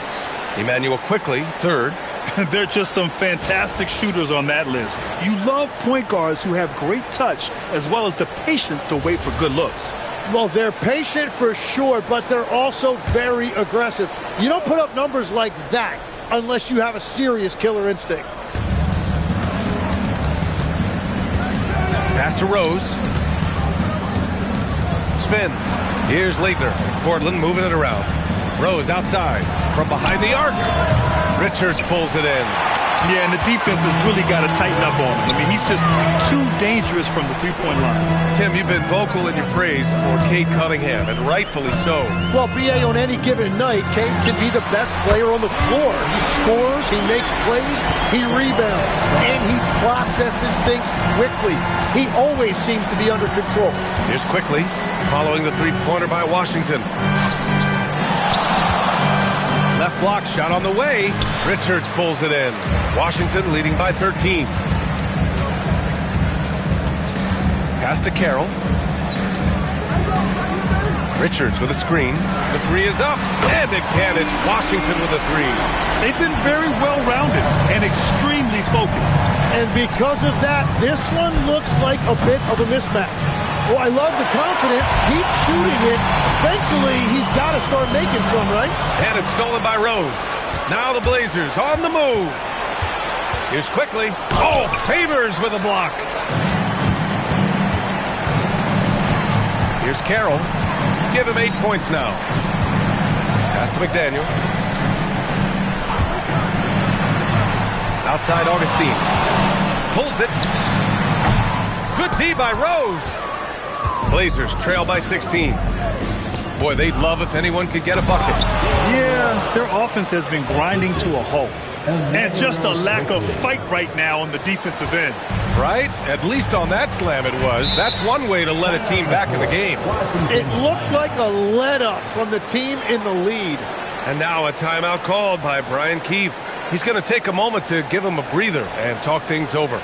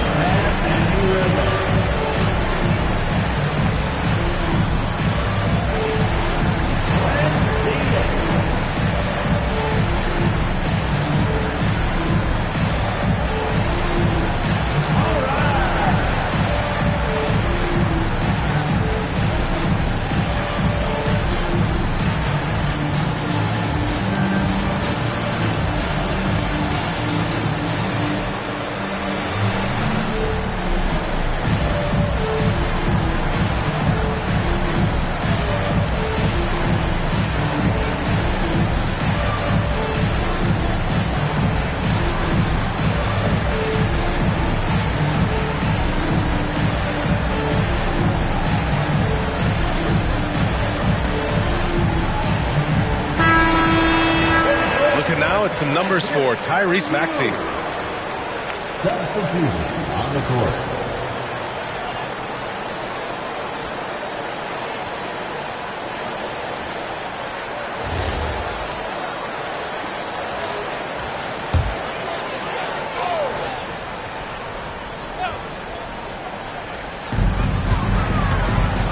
McDaniel, pass to Smart. Here's Houston. That's in. Coming off an assist from Smart. Smart's got 4 assists in the game. Man, they're having a hard time defending the triple. That's 3 in a row. Outside Maxey. Over Smart. The putback. It's good on the putback. And those second chance buckets are major bonus points if you can get them. Pass to Houston. There's the 3. And again, Washington with a triple. When you let a team knock down that many threes, you know you're likely to be on the wrong side of a run. Outside Maxey. To the inside. Stolen by Whiteside. 4-3. Houston gets the bucket. Houston's got 9 points in the quarter. Wow, 5 consecutive threes. This defense looking very frustrated right now. For 3, Maxey. The rebound by Whiteside. Whiteside's got 5 rebounds in the game. And it just feels like his poor shooting has been contagious to his entire team as they fight. Good. Houston's got 21. The assist numbers, they've really emphasized ball movement here today. And so timeout called by Chauncey Billups here. A moment to rest and confer on the game plan. They're coming off that loss against Philadelphia. Yeah, we know that on the road, you're already a little out of your element. Then the misses from the line become contagious. Well, it just kills your momentum. You earn the trip to the line, but at the same time, when you miss, you give your opponent life.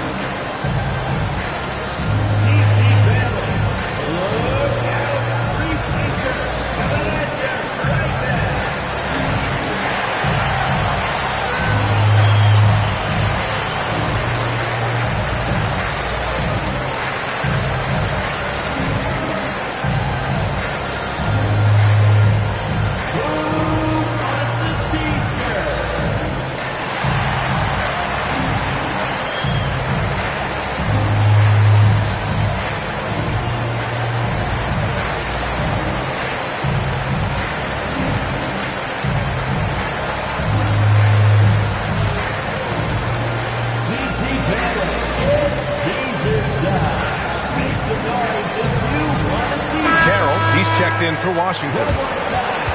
And now the 2K leaderboard will give us a glimpse of the top rebounding teams in the second half of the season. Number 1, the Wizards. Incredible rebounding numbers since the break. They've put in a lot of effort on the glass.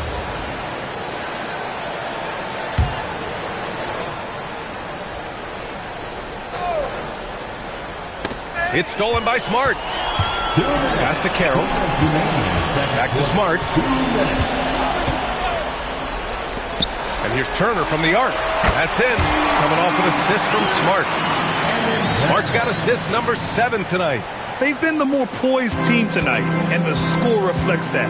I love their approach tonight. They are hitting at a really high percentage. And here's Maxey outside. The rebound by Whiteside. Whiteside's got his 6th rebound on the night. Maxey against Smart. Pass to Houston. Lets it go. And they get it back. And that's a foul called on Hassan Whiteside. That's his first foul. And he was dominant in their last outing. And the same thing here tonight. He is in a terrific groove right now. And that confidence has carried over to tonight. He is playing great basketball. The Wizards making a switch here. Williams is checked in. Quickly deciding where to go with it to stop the run. Portland again missing. They are really struggling to stop this run. They just need a spark. This is when your leaders have to step up. Pass to Houston. Three-pointer. And the Wizards with another 3. They're getting torched on the perimeter. 4 of the last 5 buckets have been threes. Now here's Quickly. He had an 18-point outing in their last game against the 76ers in Philadelphia. Yeah, he has had a hard time finding rhythm this quarter. Just cannot get one to go. Now here's Turner. And the Wizards with another 3. They've been pretty lax with their perimeter defense, giving up a lot of three-pointers. 7-second difference between the shot clock and the game clock. Pass to Kukoc. The 3-ball. Here's Yao. And he battles for the ball, gets the second chance bucket. Yao's got 8. Oh, he's not the reason they're down right now. He has played smart, efficient basketball. And here is Williams. Back to Smart. Over Maxey. And no good. Trying to get that one to fall. And through the first half, a pretty lopsided affair. It's Washington just dominating this one. And we'll be back with you shortly.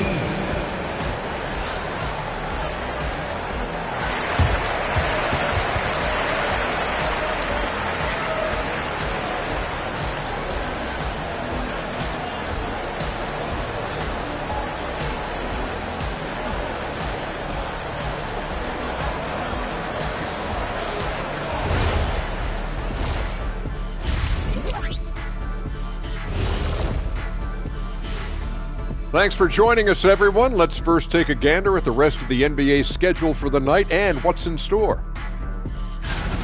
For the Celtics, they'll be up against the Suns out in Phoenix. That one gets going 7:30 Eastern Time. And this could be a fairly competitive one. Let us take some time now to talk about the first half, a commanding performance for the Washington Wizards. Yeah, it's been a barrage of threes. These days, more teams are playing outside in than inside out.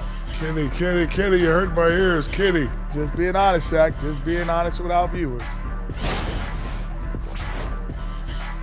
Glad you could join us. Ryan Anderson and crew are ready to take it away for the start of the third quarter.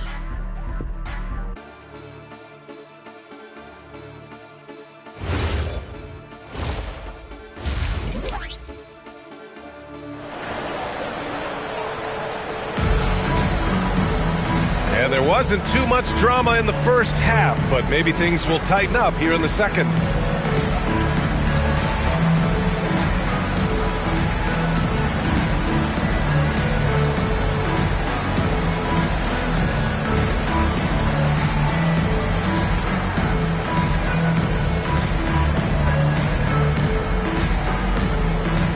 And And Legs, more and more, we're seeing teams investing in player development. What's behind that?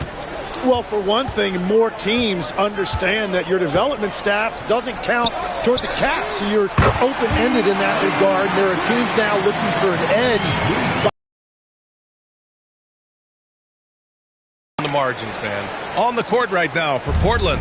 Emmanuel quickly is out there with Maxey. And it's Kukoc in at the power forward position. Now here's Maxey. No good on the triple. You have to credit their effort. I mean, they've done an amazing job on the glass. Pass to Turner from outside the arc. Portland with a rebound. And he almost made them regret defending him so loosely. Trying to find a spark here. Yes, indeed. A rough stretch offensively. They could really use a basket. And it's Maxey missing. Well, if you take low percentage shots, you are going to have difficulty making them. And here's Turner from the arc. And he drains it. A solid 5 for 6 now. Defensively, you can't afford to get stuck on the pick. Well, you just have to communicate those switches. If you don't, it's on you. Now here's quickly. No points yet. Another miss by Maxey. I'm surprised he missed that one. He is a dangerous guy to leave open. Here's Whiteside. And it's Whiteside with a big finish. And that's exactly the type of pass we expect from a guy with his vision. Outside Maxey. To the paint. Here's Yao. Counted. Yao's got 10 points. They finally got one to go, but not until they missed 3 straight to start the second half. Pass to Houston. Let's go with a 3. That's good. And it's Smart with the assist. Just incredible. I mean, he's really making it rain out there, knocking them down one after another. This defense is trying to stay connected to him, but he is on a mission. And here's Maxey outside. Houston with a rebound. This is definitely not how they envisioned starting the second half. Smart for 3. Portland with a rebound. Yao's got rebound number 7 tonight. Bowen passes to Maxey. Pass to Kukoc. Fires from the wing. Here's Yao. Lays it up and banks it in. 12 points for him. Have to take care of the defensive boards better than that. Well, you see this all too often. The effort has to be there first. Here's Houston. Nails it from 3. In today's game, you can never afford to get beat in the three-point battle. And so it's Maxey who brings up the ball for Portland. They set the pick. Quickly outside. And they waste no time getting those 3 points back. Quickly's gotten himself going with a triple, his first basket of the game. Smart with the ball. Here's Houston. Good! Another from 3. Buries his 10th triple of the game. Unbelievable, B.A. Unbelievable. Smart against Maxey. Quickly outside. Beyond the arc. Another 3 for Portland. And both teams running long-range plays that are working. Yeah, just going back and forth. It is really competitive out there. Now here's Smart. Here's Houston. And again, it's Washington with a 3. A dozen consecutive points off of 3s. This defense looks rattled. Outside Maxey. Pass to Kukoc. Now here's Quickly. Here's Yao, defended by Whiteside. Portland moving it around. Another 3 for Portland. When you can shoot over the top of people and hit a high percentage from out there, you are in rare company. Out to the right wing. And here's Turner. Out to the wing. Here's Houston. Rebound by the Trailblazers. Yao's got 9 rebounds in the game. Boy, he's getting it done. And down it goes. Jam that one home. Well, I'm telling you, he is doing absolutely everything he can out there. He's just not getting enough help. Now Smart. Here's Houston. 3-pointer, no good. Quickly outside. They set the pick. Outside Maxey. Back to quickly. 6 on the shot clock. And again, it's Portland with a 3. Their three-point shooting has been on point here in the second half. The Wizards have gotten 7 of their first 11 attempts to go in this half. Pass to Houston. Over quickly. And another dime for him. That makes 15 assists. He has been one step ahead of the defense all game long. Smart against Maxey. There's 47 seconds left in the third quarter. The 3. The rebound by Whiteside. Whiteside's got rebound number 9 now. What an effort here tonight. And his team really being impacted by the fact that nothing is falling for him right now. Here's Yao. An easy 2 on the layup. Yao's got 16 points. Well, he led his teammate and hit him in stride. You really can't do it any better than that. 2 seconds separating the shot clock and the game clock.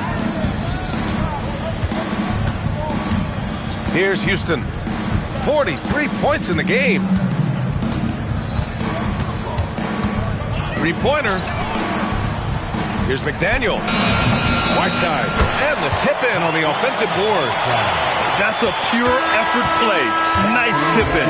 And that's a skill you see in any strong offensive rebounder, isn't it? And so it's the Washington Wizards just dominating the opposition as they maintain a 36-point advantage. It hasn't taken them too many shots to get their points. They're winning with efficiency. All right, we'll get back to the action after this break.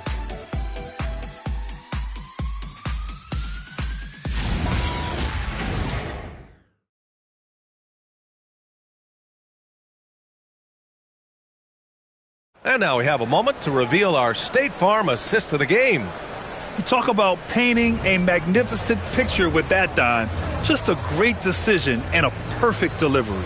Well, the vision, the placement of the pass, and then the timing. You just can't do it any better.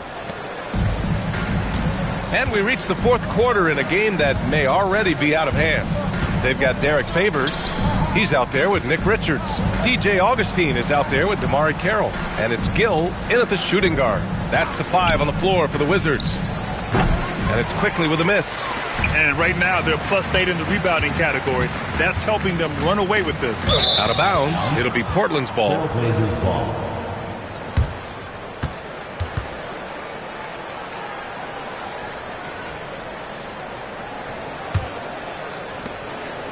The Trailblazers shooting only 38% from the floor. Not great. Oh, stolen by Augustine. And he lays it in off the breakaway. And an important part of every team's game. A look at the hustle stats for the Wizards. You have to be a fan of the energy they played with on the defensive end. Active hands and feet, and it's come up big a few times for them. And they also deserve a lot of credit for getting points off turnovers. Their hustle has allowed them to take advantage of those opportunities. Now here's Augustine to the right side. Richards with a screen. Shoots. Pass to Carroll.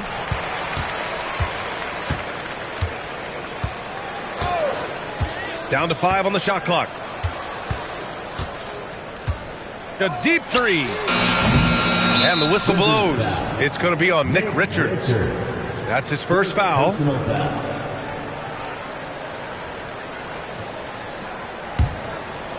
Here are the Blazers with the ball. Outside Maxey. Three-pointer. Richards pulls it in. Richards has got 8 rebounds in the game. Outside Augustine. Out left to the wing. Here's Gill.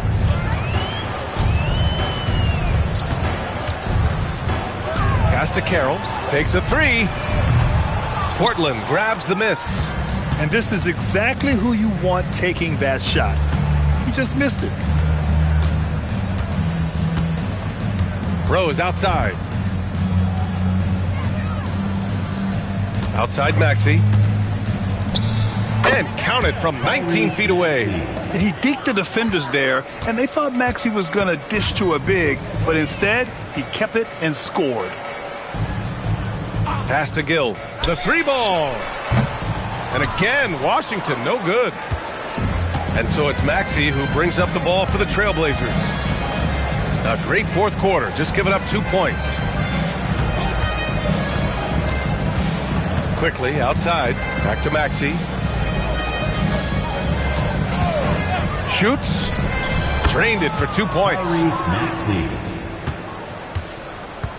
The Wizards have gotten only 1 of 5 to fall here in the fourth. And we've heard some coaches complain about short turnarounds on back-to-back legs. Would you like to see more done there? Well, for those late starts when you arrive at the hotel at 2 or 3 in the morning and you've got to play the next night, those are certainly rough. But I feel like the league has done all they can, eliminating back-to-backs as much as they can. And certainly there's an emphasis on recovery and rest at all costs. Now here's Rose. Here's Leitner. Richards pulls it in. Here's Gill. Pass to Favors. Here's Gill.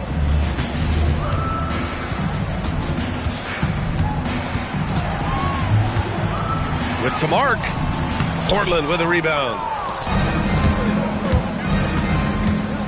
Quickly outside.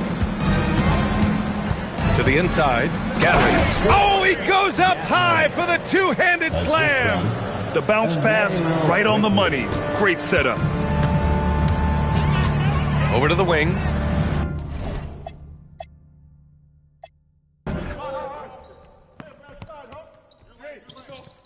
D up on Tyrese, man.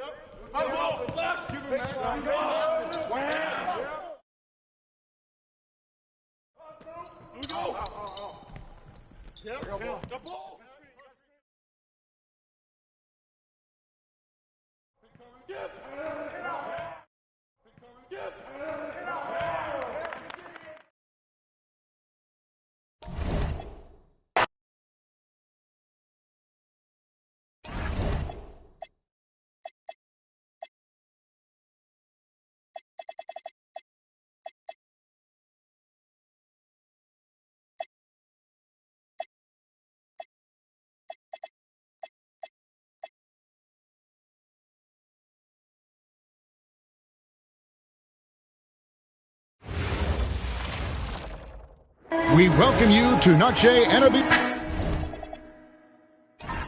This deep into the year, Greg, do you expect guys to start slowing down a little bit? Well, if you're prepping for the postseason, you could ease back a little minutes-wise, but if you're on the bubble, it is still go time every game.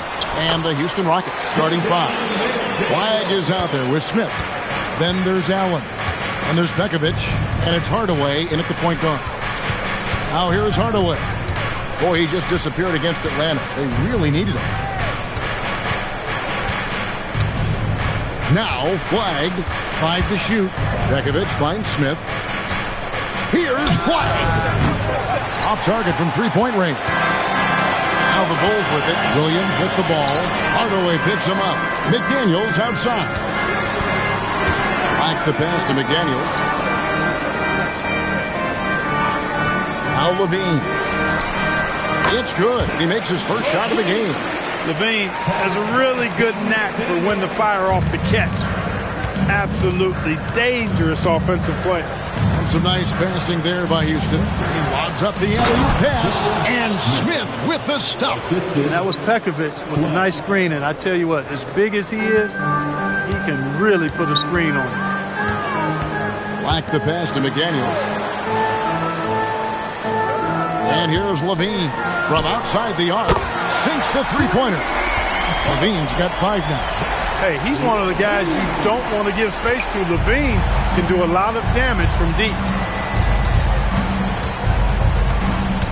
Outside Hardaway. To the paint. Here's Smith. And Smith with the stuff. The finish was nice, but The setup was better. Yeah, GA, the pick working to full effect before the stuff. And, you know, not enough help from the defense there to compensate. He gets a clean look, and that's exactly how you draw it up. Here's McDaniels following the score by Houston.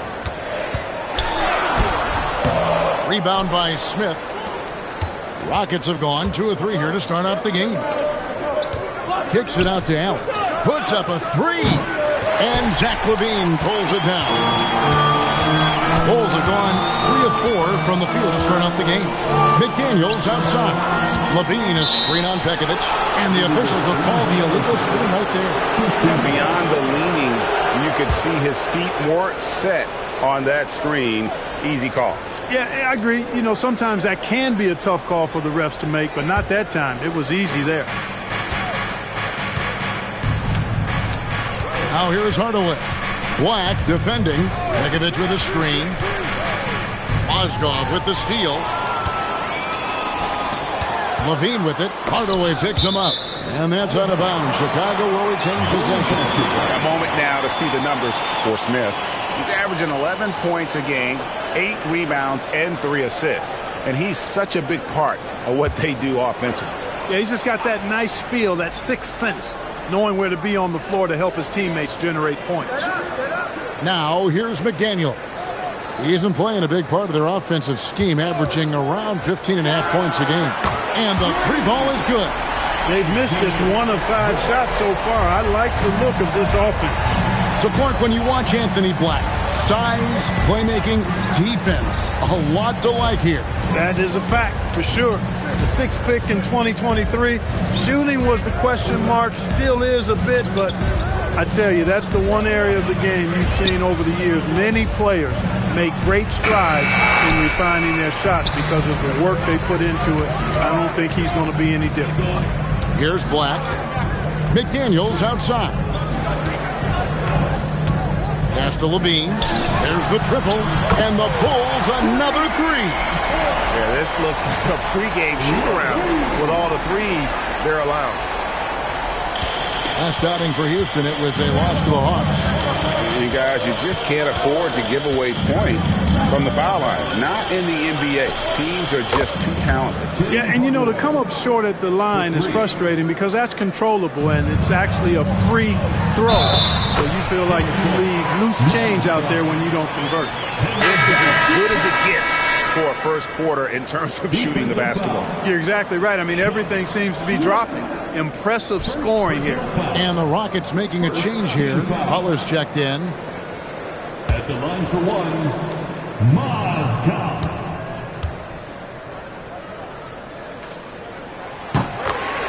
And so Eric Spoelstra will call a timeout. He made the decision to huddle up with his guys and talk about strategy.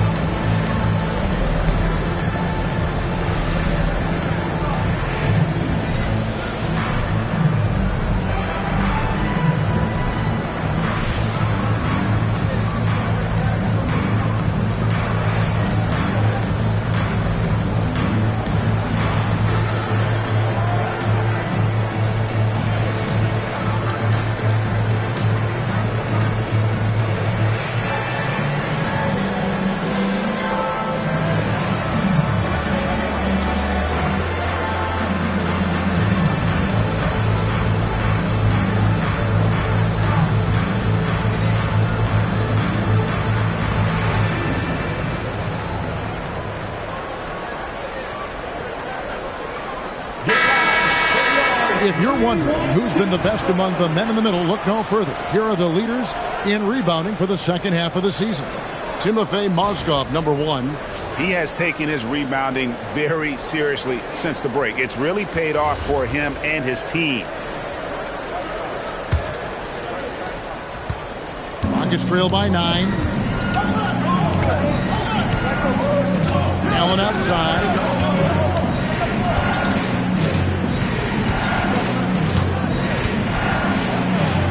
Count the basket. Quickly striking inside. Allen wanted that close range look. Last outing for the Bulls, it was a loss to the Wizards. Like the pass to McDaniels. Pass to Levine. Launches a three. It's rebounded by Houston. This is their first chance to take a look at the Bulls this season. And on paper, you call them the better team, but they actually lost the season series against this group a year ago. Yeah, it was a surprising outcome for me and you. But hey, sometimes matchups can play out a certain way. We'll see how they do tonight. And a chance to catch up on some numbers here. Scoring breakdown for Chicago. You know, right from the start, it seemed they got hot from three-point range, pulling apart the defense and racking up the points, too. And another thing Coach will be thrilled with, the assist numbers, spreading the wealth and creating some offensive opportunities. So much hype around Cooper Flagg, just an all-around type of forward, can guard and play multiple positions. I cannot wait to see his career develop. Here's what Chicago's going with right now. Collins checked in for McDaniels, and it's Johnson in for Marvin Williams. No good on the second free throw. And here's Levine, who brings it up for Chicago. 6-point lead. Pass to Johnson. Collins kicks to Black. 6 to shoot. Collins setting the pick for Johnson. To the middle. Chicago needs to get off a shot here. Black, no good. Well, the defense refusing to give up anything easy. Love seeing that kind of intensity. A nice shot by Bogdanovic. Showing off his inside game. Bogdan is an all-around scorer. Now, here's Johnson. Outside Collins. Outside Levine. Back to Collins. Jacks up a three. They get it back. Mozgov. Yeah, good work ethic on display from Mozgov. Staying active, making an impact on the offensive board. Rockets trail by 6. It's Allen on the wing. Covered by Johnson. Yep, that one goes. Allen's got his second bucket of the night. He is on one right now, getting to his spots and executing. Johnson, the pass to Collins. Black kicks to Johnson.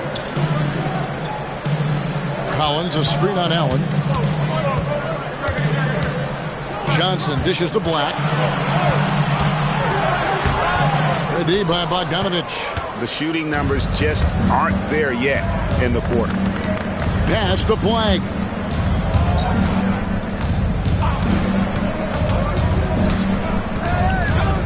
Sabonis, a screen on Levine. And it's Flagg missing. And that does it for the first quarter. It's Chicago up 4. And the second quarter will get underway just after this short break.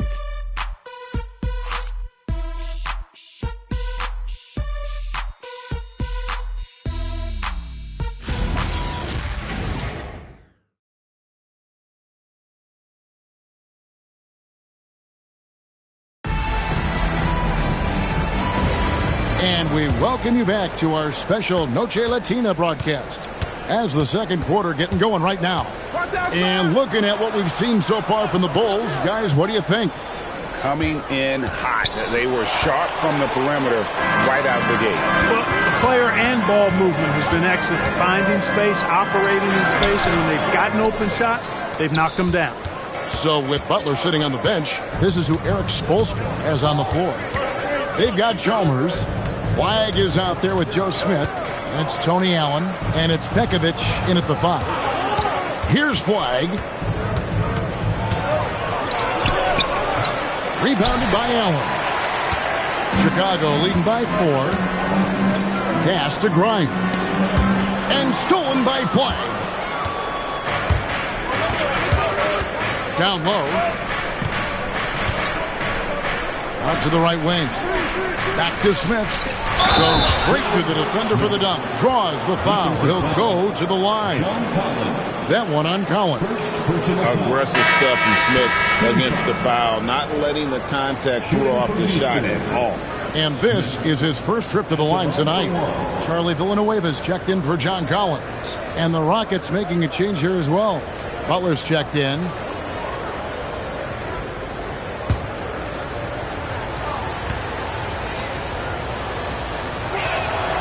The free throw off from Smith. Clark, more so than ever, NBA offenses are putting the ball in the hands of their stars and letting them go to work. Yeah, you know, Kevin, that's because NBA offense is all about creating space, and usually your star players can do that with a high level of skill, speed, shot making, and playmaking. You can create it with strength as well, playing through a guy like Jokic, Giannis, and Luka. Rockets trail. It's time to send it over now to our reporter, Allie LaForce. Thanks a lot, Kevin. Bam Adebayo is big time. Coach Eric Spoelstra said, quote, the way he's worked over the years to add to his game has been incredible.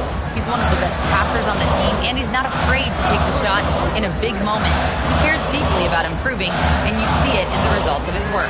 Kevin, back to you. High praise indeed. Allie, we thank you very much. Pick works well there. Not much resistance from the D. Yeah, that's not the defense you need. You got to be tougher defensively. And the shot is good. The Chicago lead has been cut to just one on the basket from Pekovic. That's the 10th straight point they've given up in the paint. And, you know, it doesn't matter how good your defense is on the perimeter if you're going to allow easy ones inside like that. He may not be the biggest center in the league, but he sure can jump.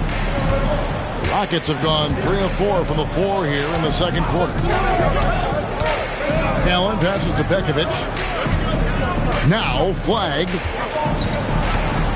Back to Pekovic. Outside Butler. No good on the three. Chicago leading by 3. In his relatively young career, Scotty Barnes, GA, has played a number of positions. Well, he's so versatile. He can be successful at a lot of different spots on the floor. A glue guy you can plug in just about anywhere. Pocket 2. Shot by Grimes. No good. Rockets trail by 3. Pass to Allen. Here's flag.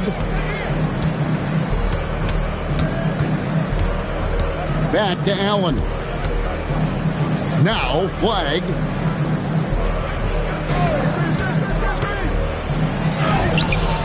Here's Pekovic. Oh, and he pucks it off the glass. Wow. Now Knippel. Screen by Allen. Fires the 3.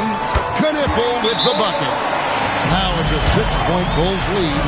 That's his shot. When Knippel gets any sliver of breathing room from deep, he's going to fire. And Eric Spoelstra wants a timeout. This now will give him a chance to discuss some potential changes.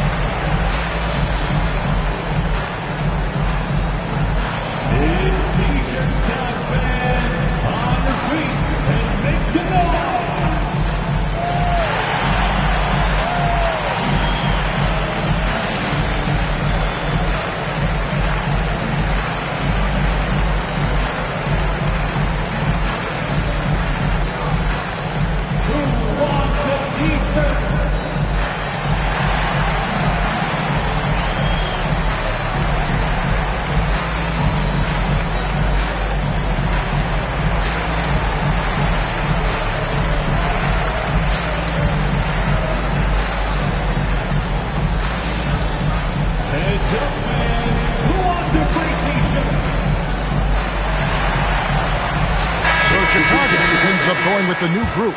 Hardaway's checked in for the Rockets.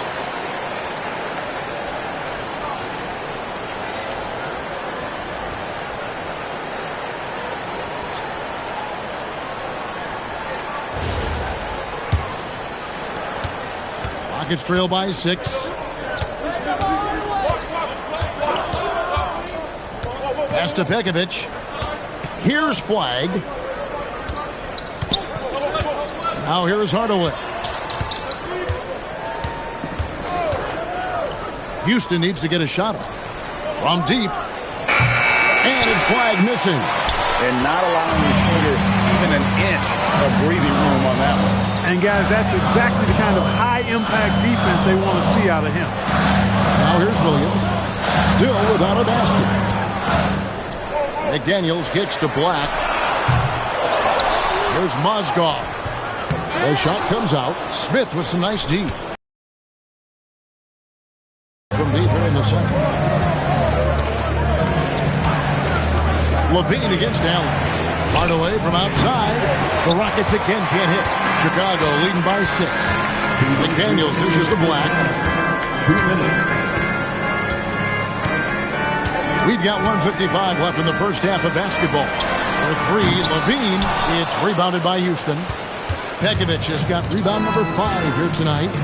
Hardaway finds Allen.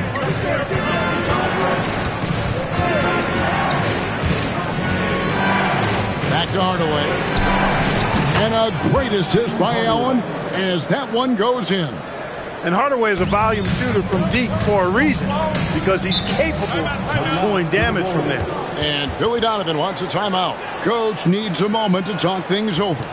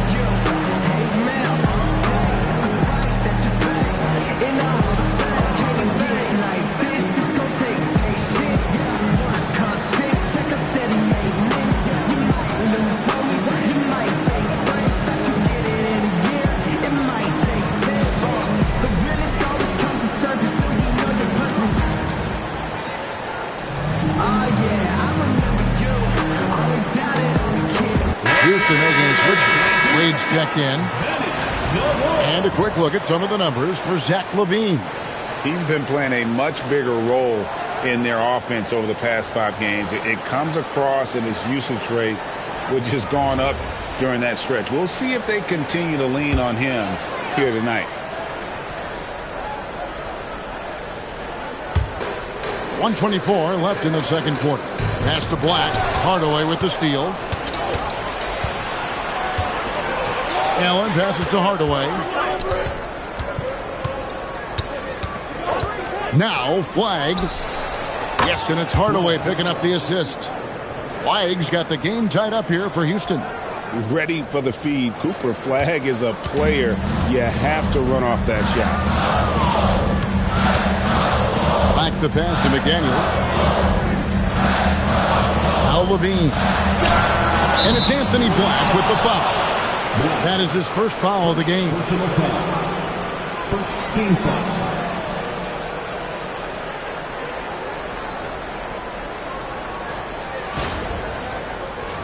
Achua, he's checked in for Dean Wade. Number 41, Precious Achua.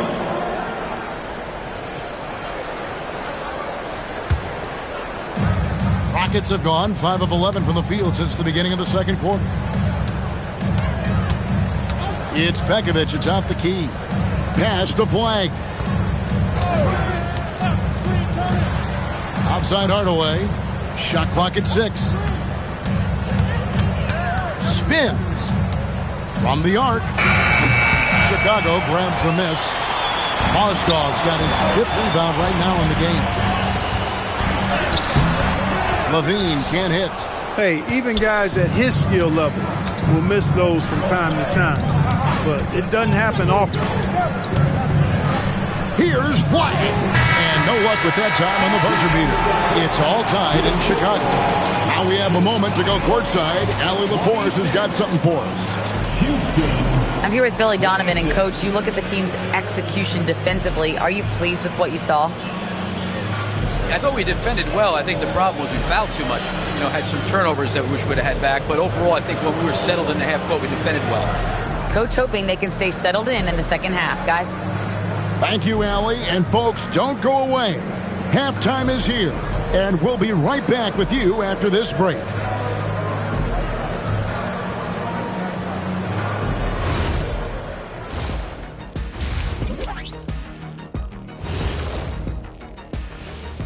Good evening, everybody. Can you guess what we're starting the show with? Wow, you guys are good. Time for the power rankings. Well, right now for Chicago, with half the season in the books, they seem to be going from bad to worse. Well, things trending in the wrong direction, kind of like Ernie's hairline. Ernie, that wasn't me. Can you wrote that down on my paper? I'm sorry. Yeah, that's great. That's great. Thank you very much. Thank you very much. Male pattern baldness.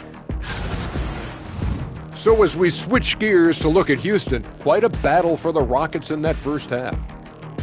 You love to see this kind of chemistry. It's like our chemistry on the set. Everyone knows this rink. You know what, Ernie, for once, I can't disagree with Shaq. It feels good to be the king. I can't run away from this conversation fast enough. Thank you for being with us. Now let's send it to Kevin Harlan for the second half tip.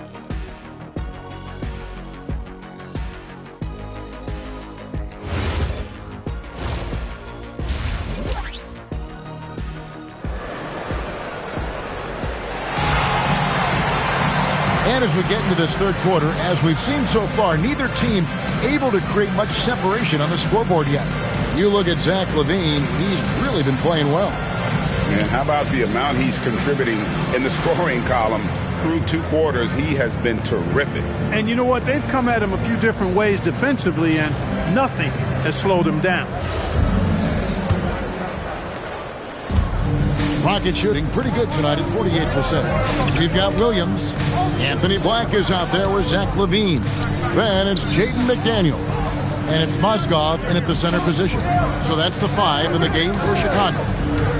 Here's Flagg. Rocket 4.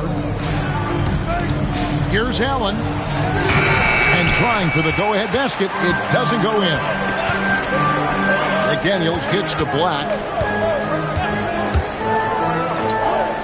Williams against Smith. Pass to McDaniels. 3-pointer. Buries the long-range jumper. McDaniels got the first basket of the third quarter for Chicago. Attacking right away. McDaniels wasting no time there. Allen dishes to Hardaway. Now Flagg. Tried to come right back with the 3 of his own. It's no good. McDaniels passes to Black. Back to McDaniel. Pass to LaVine. Over Allen. Pekovic with the rebound. Pekovic has got 6 rebounds in the game. Allen outside. 90 seconds now into the second half. Second chance effort. That is good. And the Bulls lead is cut to just 1 on the basket from Smith. Finally, they get one to drop. That's one of their first 4 here in the third. Like the pass to McDaniels. They set the pick. Pass to Williams. LaVine for 3. The Rockets pull it in.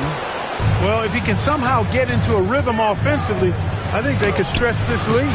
Offensive rebound. Smith, 6 for 6. He's yet to miss from the field.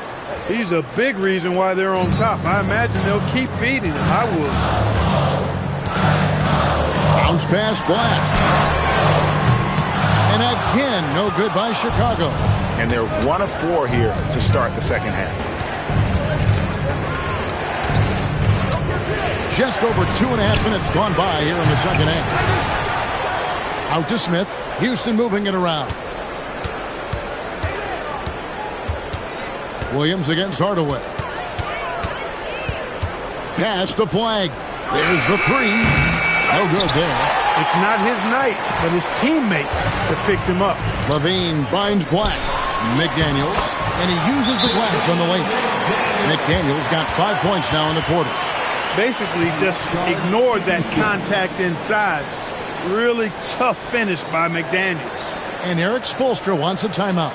Coach is going to talk some things over with the team. Might be seeing something to adjust.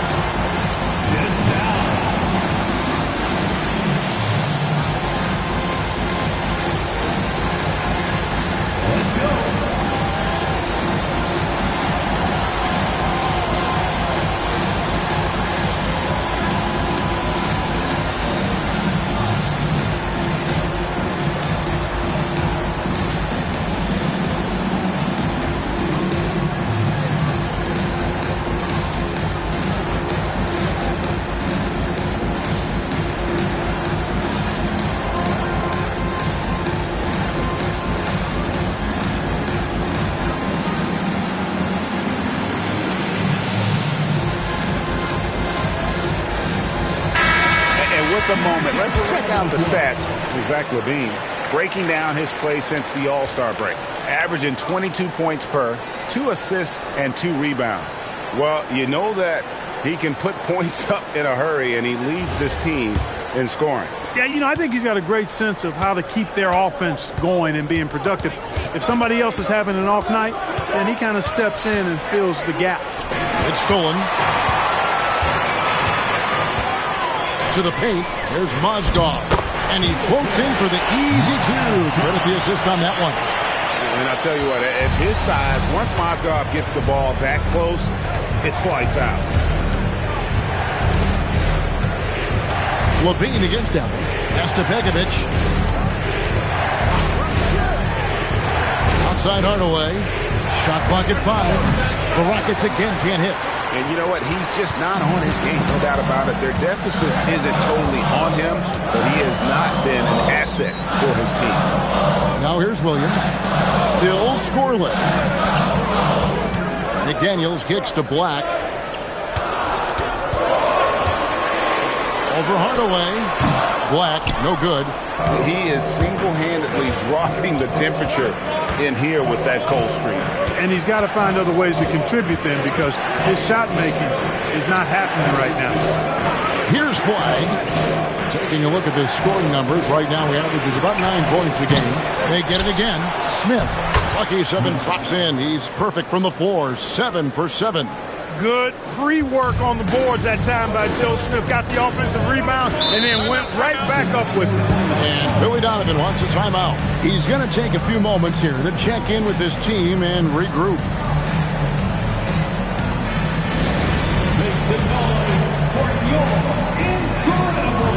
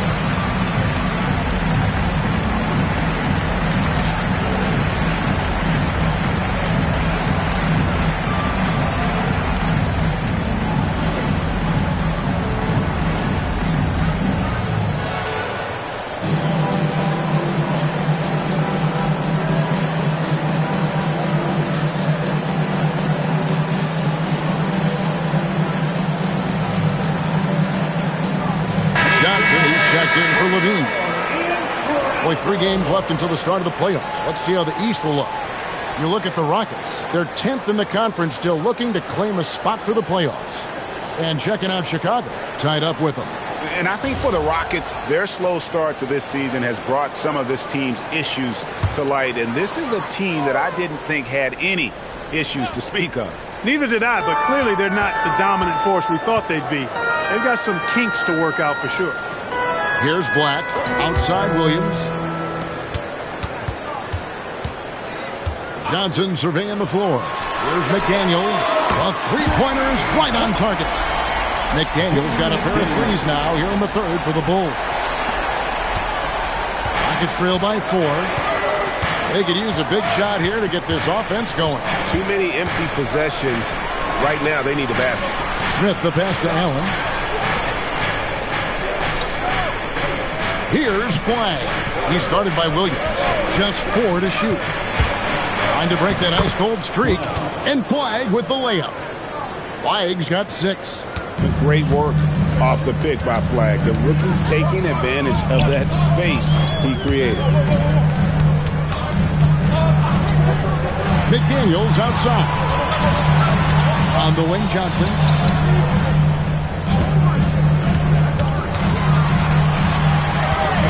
Over Hardaway.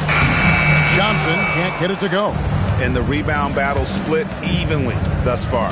Yeah, tit for tat on the glass. Just one more aspect of what's been a very closely contested ball game here. Here's Flagg. He's got 6, and there's the drive. Hardaway with a wide open look. Good on the triple. Hardaway has got the lead up to 1 now for the Rockets. Chicago has gone into the three-point range 4 times since halftime and buried 2 of them.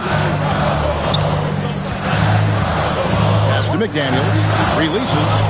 Good. Great play by Williams to set it up. McDaniels got 10 points here in the second half. Boy, he's been a monster this quarter. Carrying the load for sure. Now 8 seconds separating the 2 clocks. Outside Hardaway. And the Rockets hit again from deep. He's putting on a commanding performance here.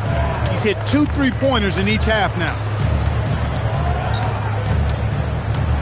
Hardaway against Johnson. Here's McDaniels. Plays it up and in on the nice reverse. McDaniels got it all tied up now for the Bulls. It's been all about Jaden McDaniels for the Bulls. That quarter had to take a lot out of him. He racked up 12 points. And don't go away. We'll be right back.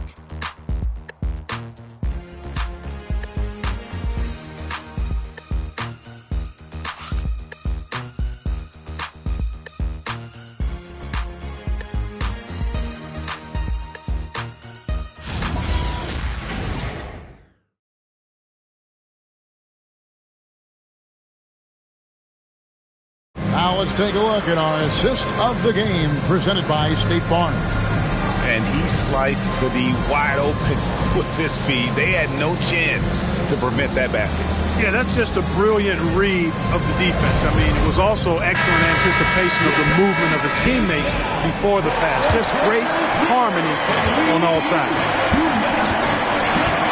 Well, this has been a great contest so far, and I imagine the fourth quarter could have even more action in store for us. So with Butler sitting on the bench, this is who Eric Spoelstra has on the floor. Allen is out there with Jordan Poole. Then it's Flagg, and there's Pekovic, and it's Smith in at the 4. And the Rockets with possession here after Chicago picking up the basket just moments ago. There's the double team with Allen. Back to Pekovic. And here's Poole for 3. It's hauled in by the Bulls. Their biggest lead of the game was 9. After this game wraps up, they're off to Atlanta where they'll take on the Hawks. And that'll be the first of a 2-game road trip for them. Just the kind of play they need in a game this close. You know, that's the kind of aggression they want from their floor leader. And it just forces the defense to pay more attention to him, guys, which we know can open up things for others. Now, here's Poole. An easy 2 points on the layup. Poole's got his first points of the game. And you want him taking big shots for you in big moments. That one was as easy as it gets. Well, you don't want to give him any open shots at this stage. Never mind a layup. Come on now. My goodness. Screen by Allen. Bean passes to Allen. And stolen by Flagg.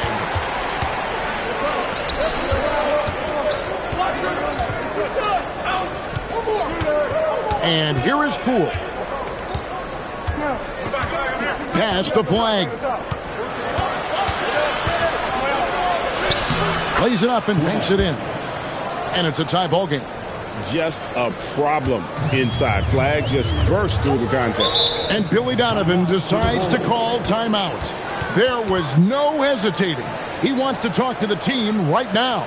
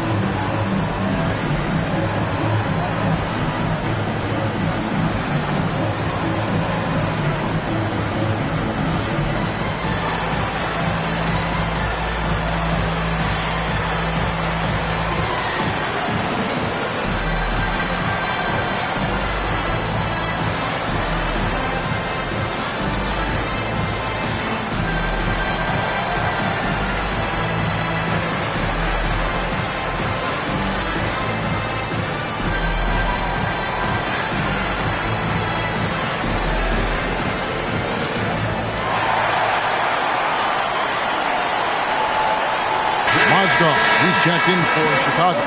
And a change for the Rockets. Hardaway's checked in for Jordan Poole.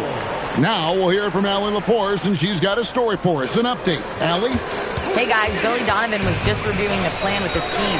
Coach telling their team, this is a tight one. We need full effort defensively, 1 or 2 stops, and we will win this game. A coach preaching defense, a familiar tune. And as always, Allie, great job. Thank you. Now Hardaway, after Zach LaVine missed from long range, to take the lead. That's good from Pekovic on the assist from Hardaway. And the Rockets lead by 2. And guys, all about hard work from this point on. They worked hard to create that high-quality shot and then able to knock it down. Johnson the screen. Grimes passes to Johnson.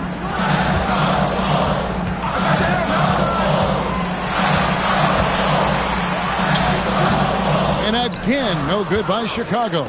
Decent look from mid-range for sure, but that's not really his shot. And Pekovic kicks to Smith.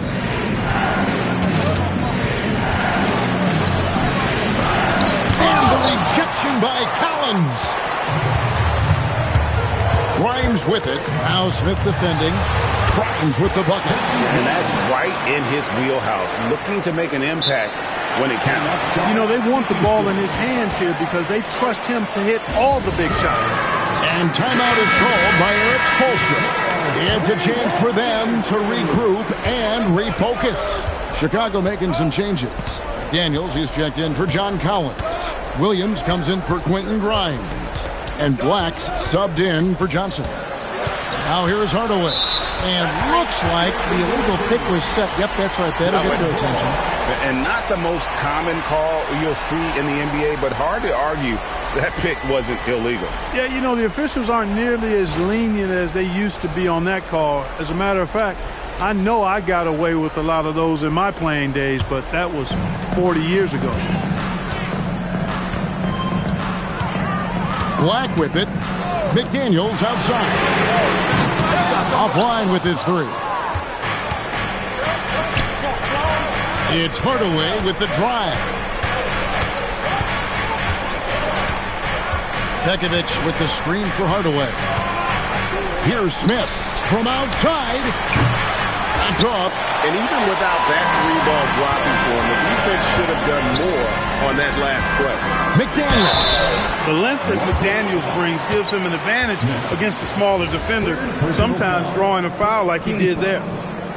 And they now lead as the free throw drops for him. So he makes 1 of 2 as the second one misses. Not an A-plus trip to the line, but he did get them the lead. Here's Pekovic. Now Flag. From deep. Not that time. It won't go. And so LaVine will bring it up now for Chicago. So far in the fourth quarter, they've allowed just 6 points. McDaniels. And he does not hit. Houston's gone 0-3 so far in the fourth quarter from long range. Outside Hardaway. Now Smith. And Smith gets double teamed. No good. Not sure what the D was doing there. Clearly a breakdown. You can ill afford to give a guy like him that good look. Levine. That one goes. Count it. Tell you what, we've got a game. I like that Levine's rising to the challenge as things get tight. Second team foul. At the line for the Bulls, Zach Levine, shooting one.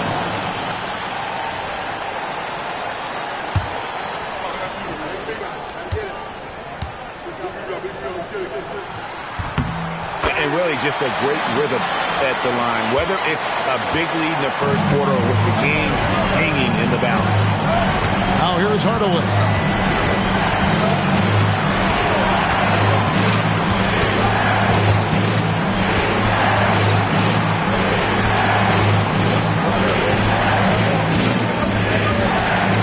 About 19, it's off target. That is not the shot you need to be looking for when you're trying to break out of a slump. There's 53 seconds left in the fourth quarter. And it's still a rare sight to see rebound numbers like the ones he's had tonight. Boy, he has put in some major work. He's earning his pay, for sure. Now here's Allen. On the wing, Hardaway. Watt defending. Oh, and he cannot get the layup. Really good work by the defense to protect the rim and alter the shot. 13. At the line for Chicago, Miles taking 2 shots.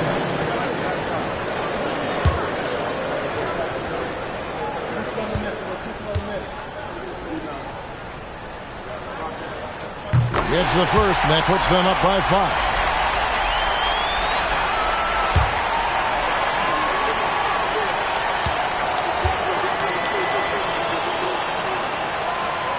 Second free throw, no good that time. He really wanted that one. About 3 seconds between shot and game clock. Outside, Smith. Oshkov against Hardaway. Here's Smith. They can't stop the run with that one, and an intentional foul right there.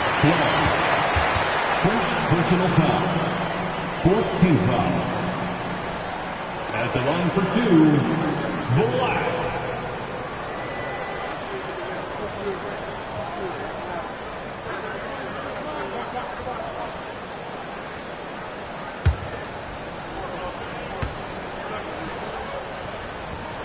He hits the first one, and that increases their lead to 6.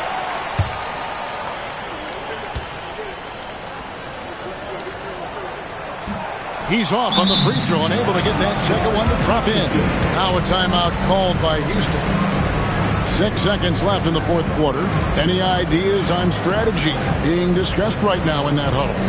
There's still a sliver of hope. Yeah, but they've got to score and then foul immediately.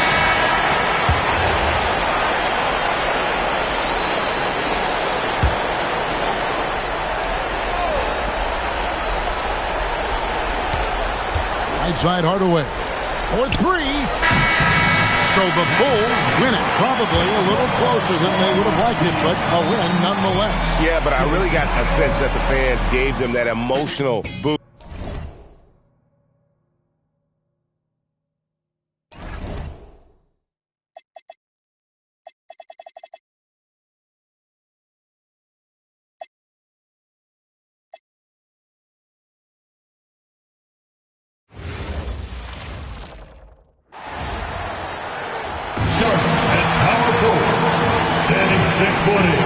As we hit the home stretch of the regular season, Greg. What's the focus for teams outside of the playoff picture? You know, B.A., I think it's about staying competitive and building a foundation for next season. As a team, you need to use the time you have to consistently improve. So let's take a look at the starters for Toronto. We've got Chris Paul, Brandon Ingram out there with Scotty Barnes. Then it's Shai Gilgeous-Alexander, and it's Okafor in at the pivot spot, manning the middle. Brogdon, the pass to Porter. The bank shot, no good. Here's Toronto with the ball. Pass to Ingram.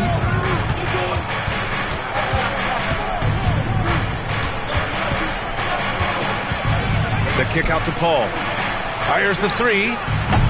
It's hauled in by the Clippers. Coming off a win against the Hornets. That was a tremendous all-around game. Their intensity was there, and their production was right there along with it, too. Yeah, definitely. I mean, it was hard to imagine them being much better at the offensive end. They were so efficient in almost every aspect. A little over a minute gone here in the first quarter. Paul against Porter from the high post. Paul, shot is off. 3 straight misses to begin the game. Not the start they were hoping for. Pass to Porter.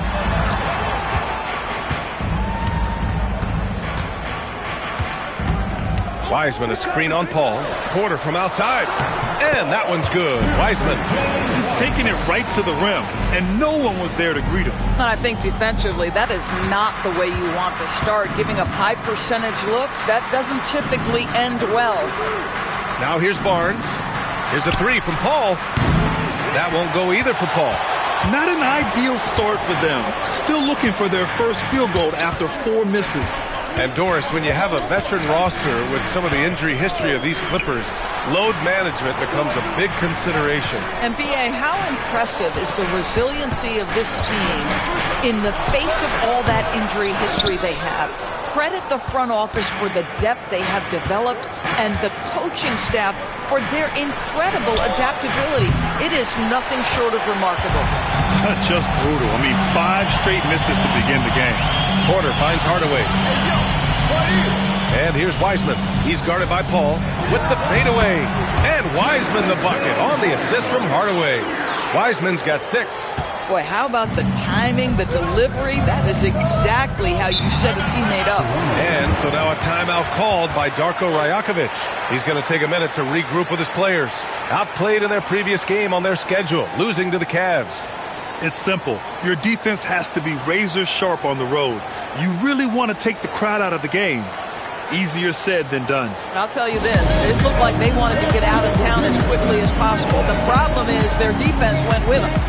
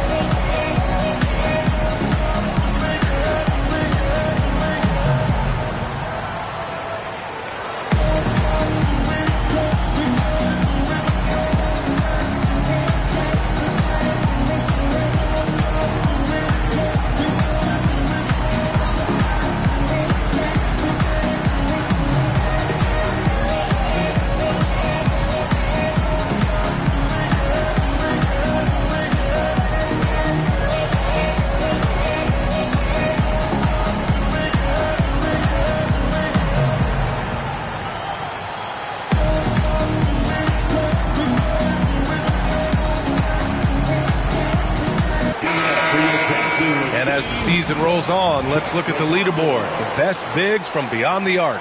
Number 1, Kevin Love. Normally a coach wouldn't want to see his big men spending so much time out beyond the arc, but not so with this guy.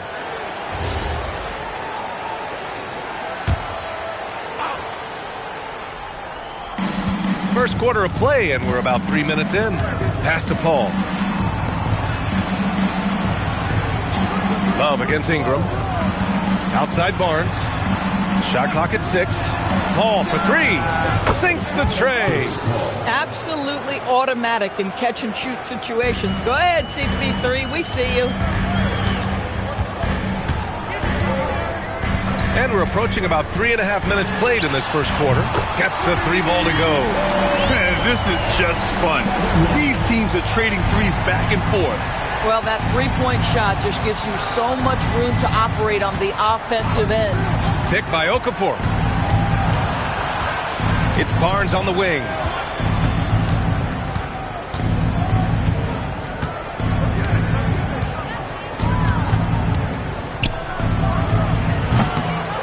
And it's Wiseman with the rebound.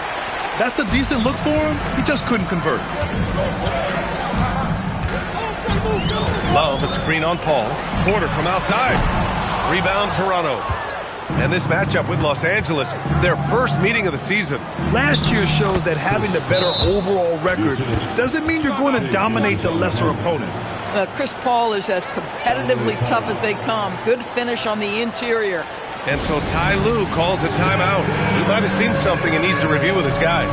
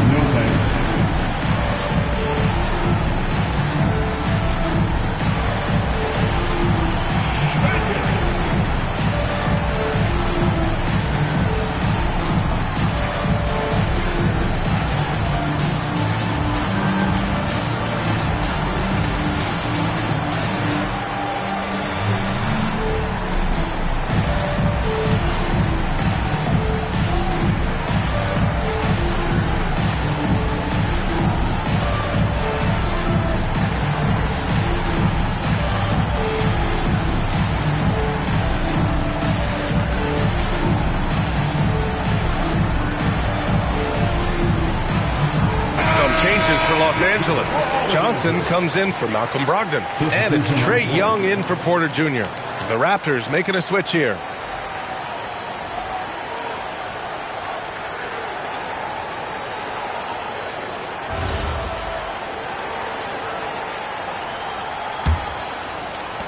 The Clippers lead by 4.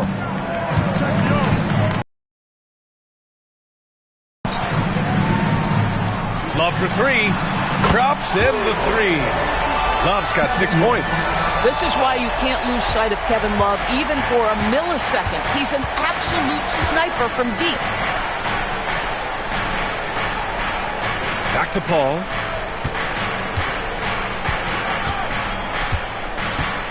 Pass to Okafor. Here's Hendricks.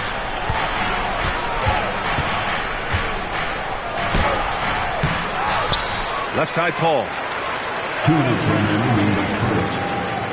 Barnes with a screen on Young. Here's a 3 from Paul. It goes. He's made 3 shots in 6 attempts. Well, Chris Paul by nature wants to pass the ball, but if you leave him open, he understands he's got to make those shots. Right side Love. And there's 1:38 left in the first quarter here. From outside the arc. The rebound by Okafor. Boy, normally he makes that. Defense gets lucky there. Here's Hendricks. We saw him with 11 points in his last game. Shot from the wing. And another basket for Toronto. Well, that's about Chris Paul getting to his spot and making the defense pay. This guy is lethal with his mid-range game. Outside Love. Let's go with a 3. Hits the three-pointer. 9 points in the game. There's 57 seconds left in the first. Here's Okafor. It's good. The assist that time from Paul. Oh, it's exactly how you lead someone with the pass. Beautifully done. Outside Hardaway. Screen by Young. From the arc. And the Clippers hit again from deep. A dozen consecutive points off of threes. This defense looks rattled. Paul looking it over. Over Young. Paul shot is off. Los Angeles leading by 6. Young, the pass to Hardaway. Back to Young. Outside Johnson. Hardaway from outside. And it falls. 2 for 3 from the field so far. All 5 of the last buckets they've given up have been from downtown. Paul with it. There's the 3. Pure from three-point range. Paul's got 13. This is just fun. These teams are trading threes back and forth. Well, that three-point shot just gives you so much room to operate on the offensive end. And so it's the Los Angeles Clippers with a 6-point lead at the close of the quarter. They've been very effective from the three-point line. That's the key for them so far. More NBA on 2K Sports right after this.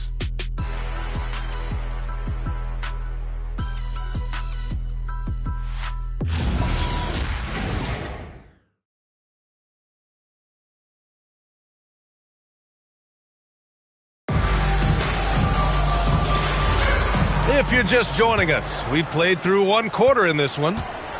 All right, guys, what do you think so far on the offensive approach for the Clippers? Well, in today's NBA, the three-point shot is so valuable. They realize this, and that's why they're continuing to drain as many as they can.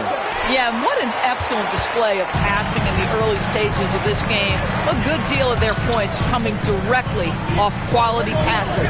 So for the Raptors right now, we've got Brandon Ingram, Jakob Poeltl out there with Trey Burke, and it's Barros in at the 2. Man, they're having a hard time defending the triple. That's 3 in a row. Pass to Hendricks. Here's Barros. He's guarded by Porter. Barros' shot is off. The Clippers lead by 9. Richardson for 3. That one drops, and it comes off an assist from Porter. Porter's got 4 assists in the game.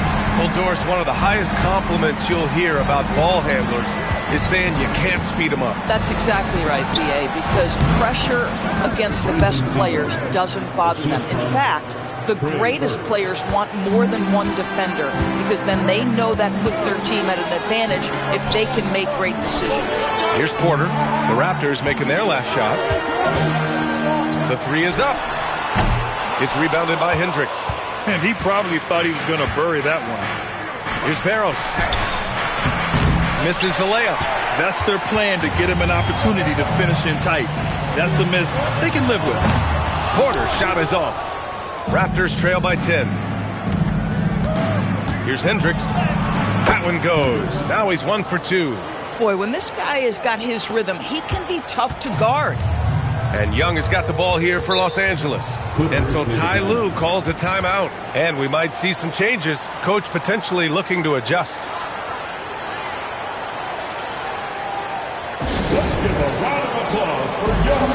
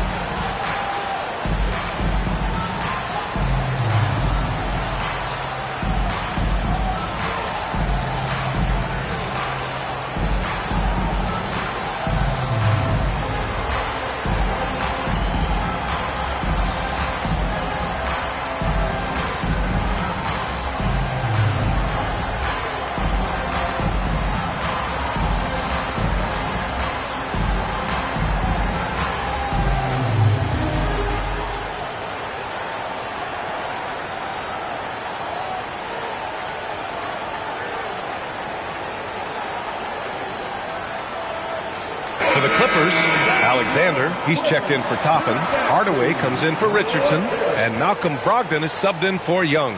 Toronto also changing it up. Barnes, he's checked in for Hendricks. And Gilgeous-Alexander is subbed in for Burke.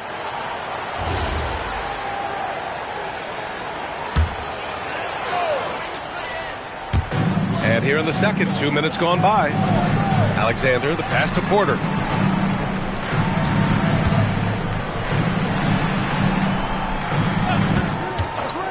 Puts it up.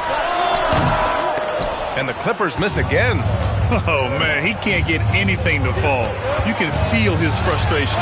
He is trying to shoot his way out of it, and it might be better for him to pass the basketball at this point. Now here's Barnes. He's scoreless. Just 5 to shoot. Wide open look. Connects. The jumper drops. This guy's such an intelligent scorer. Scotty Barnes really ready to rise and fire. And here's Porter. 9 points in his last outing. And the ball out of play. The Raptors will have it. Well, some teams have put a premium on offense since the All-Star break. This group especially. Fourth, the Clippers. This is a hot offense. Recently, they've had no issues getting the ball in the hoop. And Los Angeles making a change here. Johnson's checked in. And here in the second quarter, about 3 minutes played. Outside, SGA. Pass to Barros. Barnes feeling it out a bit. And there's the screen. 5 to shoot.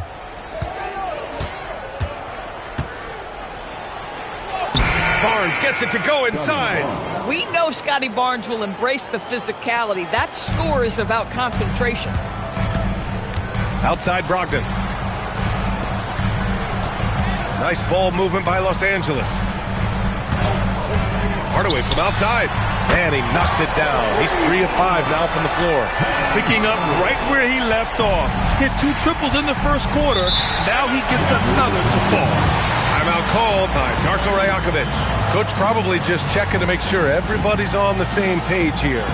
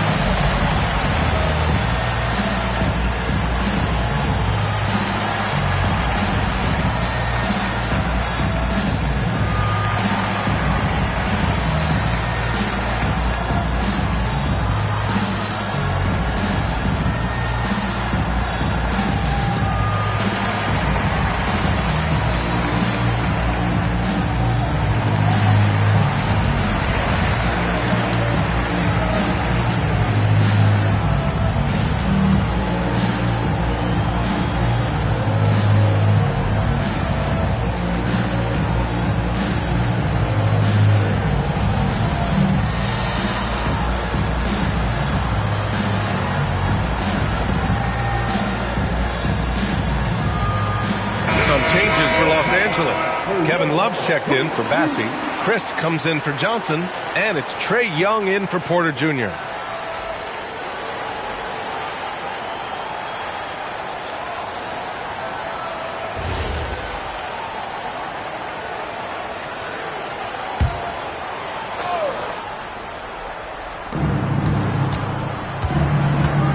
Outside, SGA. Pass to Barnes. Back to Gilgeous-Alexander. Clock at 6. Now Paul from downtown. Chris pulls down the board. Nice rebound.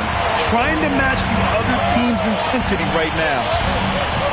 Down low. And stolen by Jackson. Paul finds Gilgeous-Alexander. Back to Paul. Hurdle with a screen on Young. Here's Paul. Outside for Gilgeous-Alexander. Here's SGA. There's the triple. And again, Toronto, no good. He started the game scorching the Nets from deep. 3 triples in the first period, none here in the second. Right wing. Love for 3. That's in. Coming off an assist from Young. And now it's a 10-point Clipper lead. Now he's in his bag from beyond the arc right now. You see his confidence. And I think the defender knows once he gets cooking, look out. The bucket looks awfully big to him right now. Now here's Hardaway. 9 points in the game. And the three-pointer goes. That's been typical of their performance today. They're sharing the ball and creating good shots. Up top, Paul. Guarded by Young. Yep, that one's good. Paul's got 15 points. Well, to me, Chris Paul has a confidence that rubs off on his teammates. He can change the game with his attitude. He's cooking right now. Pass to Love. Puts up a three. He can't hit that time. Raptors trail by 11. Outside Paul. Back to Barnes. And here's Gilgeous-Alexander. Barnes a screen. Now here's Paul. Shot is up. And he hits the jumper for two. Paul's got 4 points in the quarter. And they had early success from the perimeter, but I don't understand how they've gotten away from that here in the second. Outside Hardaway. Pass to Love. Outside Brogdon. Here's the three. From deep. Brogdon! When you let a team knock down that many threes, you know you're likely to be on the wrong side of a run. Jackson the screen. Here's a three from Paul. Paul with another miss. He's been off this whole period, unable to sustain any kind of consistency. Outside Love. No one near him. He squares up and sinks it. He's got 14. Very consistent tonight at the offensive end. Right there, he helps fuel the fire. Now here's Paul. Hurdle with a screen on Young. Here's a three from Paul. But it wouldn't fall for him. And so it's Los Angeles. A sizable lead of 14 at the break. And they've got a comfortable lead in large part due to their three-point shooting. All right, stick around. We'll be right back after this.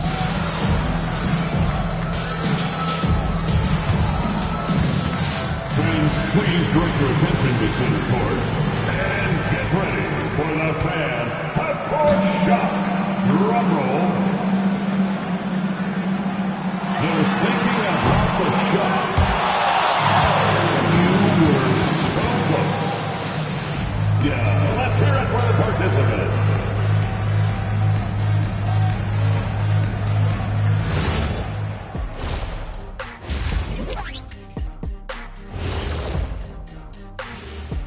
Welcome, everybody. The story at the half could be summed up as a dominating performance for the Los Angeles Clippers. Their three-point shooting, wow. I didn't get a math degree, but I didn't go to Shaq University either. I do know a little thing about threes.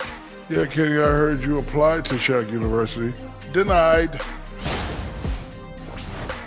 All right, guys, time to see what the fans are saying on social media. Oakland Zoe wants to know, what's your favorite snack? I could guarantee you on this one, Shaq does not do snacks. He does meals. Well, I must correct you, my good friend Kenneth. I do Shaq-size snacks. I live by my own rules. Why wouldn't you correct me? You always call me Kenneth. But those are Shaq-size snacks. They're a giant 5-course meal for most normal people. That's what you say. Glad you could join us. Ryan Anderson and crew are ready to take it away for the start of the third quarter.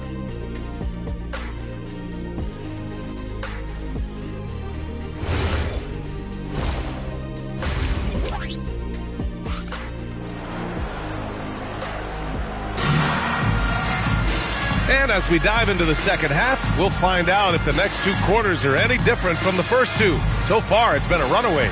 Chris Paul having a dominant impact in this game. Well, if he's hit threes like he did in the first half, he's going to have a monster night. What I love is they've continued to feed this guy. Ride the hot hand until the defense does something about it.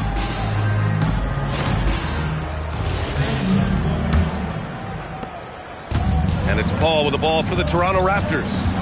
It's a 14-point game. Wiseman is out there with Kevin Love. Then it's Malcolm Brogdon, and it's Hardaway in at the small forward position. That's the group starting the second half for Ty Lue. Look at how smooth Ingram's shot is. Hard off the pass, he puts up a silky jumper. Outside Love. Lets it go from deep. The rebound by Okafor. Raptors trail by 11. Outside Barnes. Back to Paul.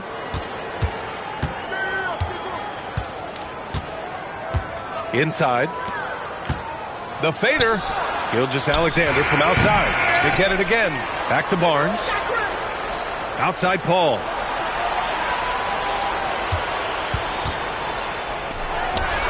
And there are the Raptors with another bucket. He's scoring the rock at will, but he needs more help from his teammates. And he's going for the oop here. Love, that's good. Love's got 16 points. Well, there's the mid-range game of Kevin Love on point. Boy, you give him a little daylight, he's going to make that shot. Back to Paul.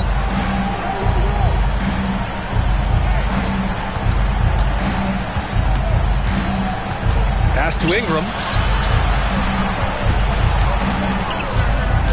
Over Love. The shot by Ingram, no good. Los Angeles leading by 11.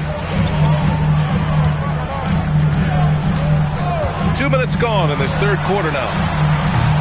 And it's Love missing. For Toronto, they've gotten 2 of 4 shots to go since the break. Now Paul.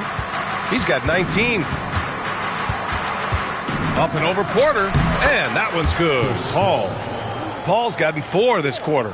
There is a relentlessness to what Chris Paul does. This guy works at his own pace, wears you out, searching for his shot. Love for 3. Cash. Assisting on the play was Porter. Porter's got 5 assists tonight. This has been a running theme for him. Hit a number of threes in the first half. Now nails another. Now here's Paul. 21 points in the game. Well-placed jumper from the free throw line. Paul's got 23 points. You just have to love that Paul creates for his guys and himself. He's got a great eye for finding his own looks. Love for 3. And Los Angeles another 3. Yeah, in the first half he was unstoppable from deep. Now 2 more since the break. And so now a timeout called by Darko Rajakovic. He's going to take a moment to give him a breather and talk things over.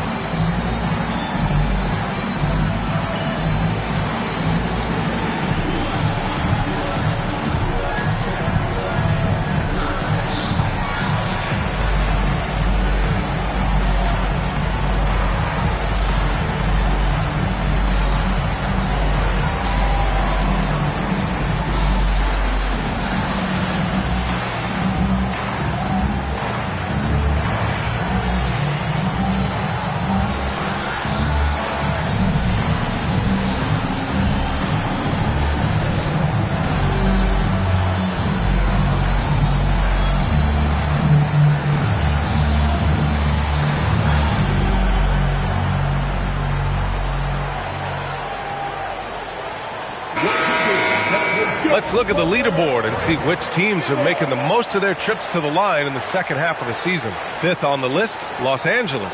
Ever since the break, they've been shooting with great confidence from the line, and their numbers reflect that.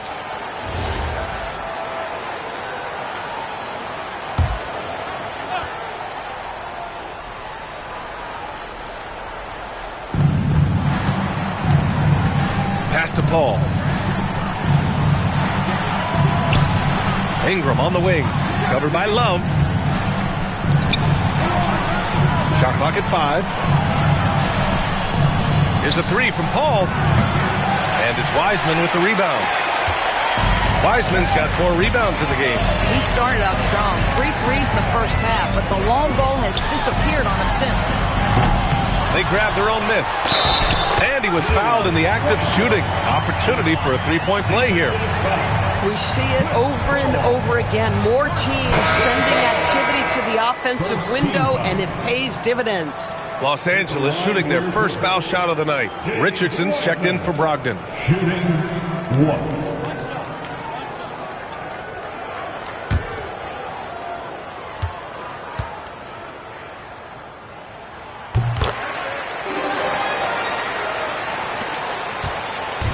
And so it's Paul who brings up the ball for the Raptors. They trail by 16. Looking ahead, they've got the Warriors coming to town for their next game. That'll be the first of 3 games played at home.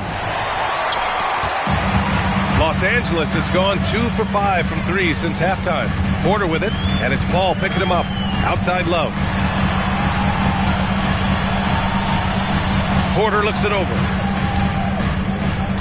6 to shoot. Pass to Hardaway. Over Barnes. Hardaway, no good. And the shooter had very little space on that attempt. Right, he stays connected, and great timing on the contest. And the D having issues slowing down their mid-range game. Here's Porter. No made baskets yet. Outside Love.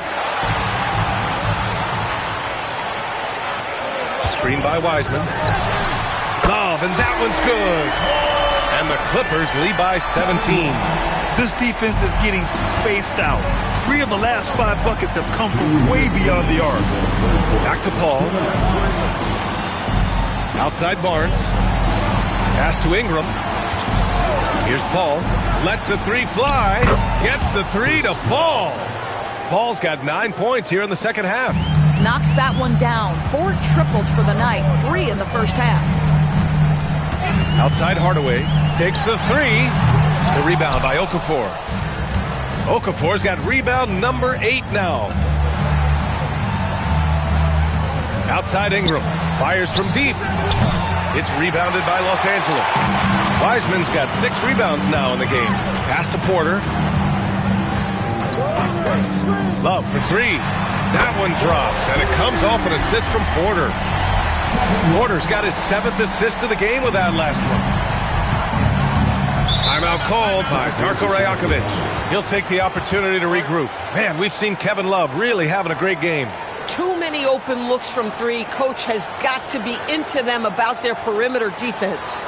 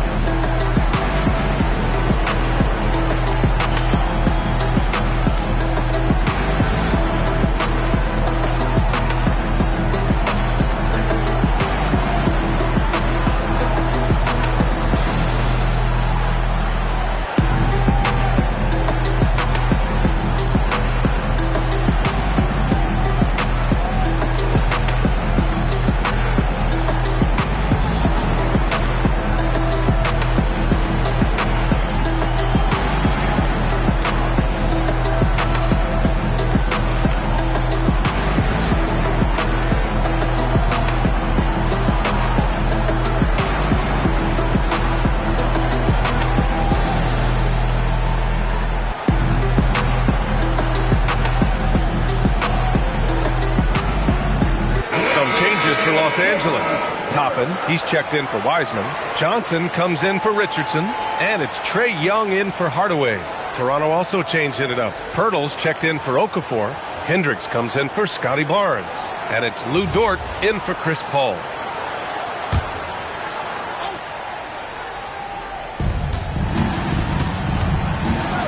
Ingram against Johnson.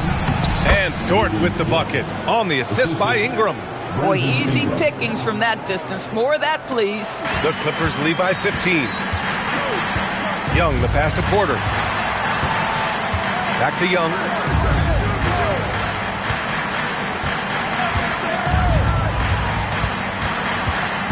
Pass to Johnson. 5 on the clock. Here's Porter.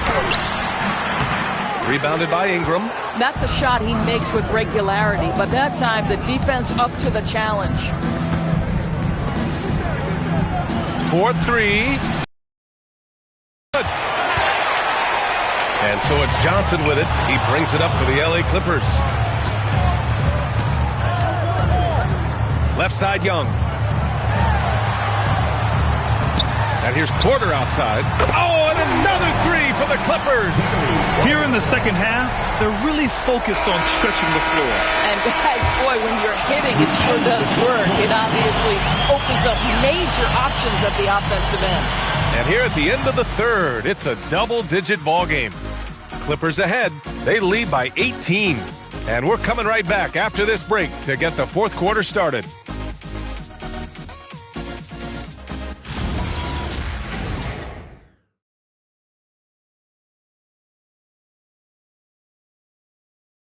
And it's time to bring up the State Farm assist of the game. You talk about painting a magnificent picture with that, Don.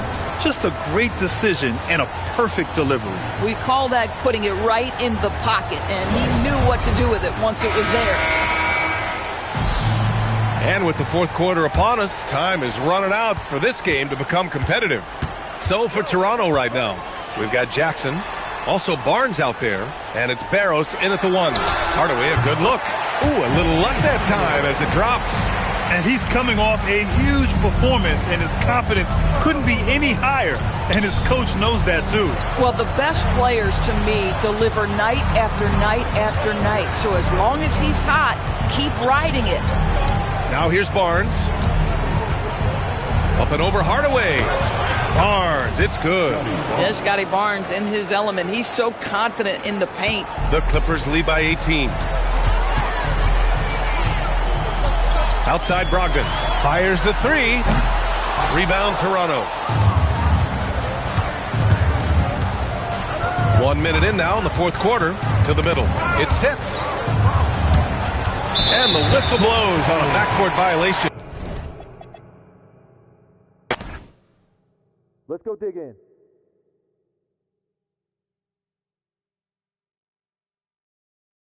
Hey, good boy. You got him. You got him. Good shot, man. D up on Scotty.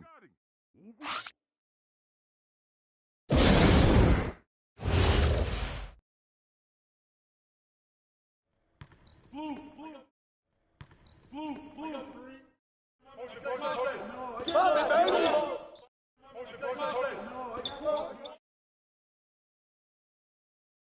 Get tracked. Shot. Corner. Pick on me.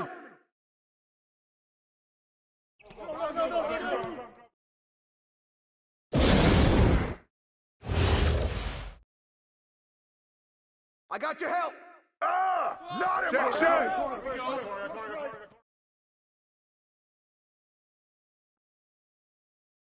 Okafor. Who's got Brock? Hey! Way to get it. Help out on Porter.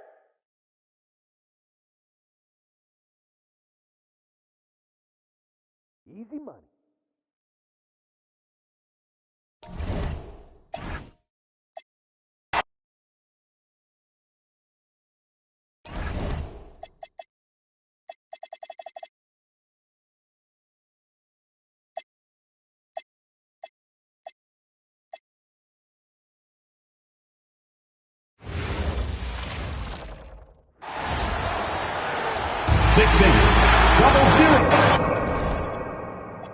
And Greg, we don't expect the pace to be fast tonight. These teams operate in the half court, don't they?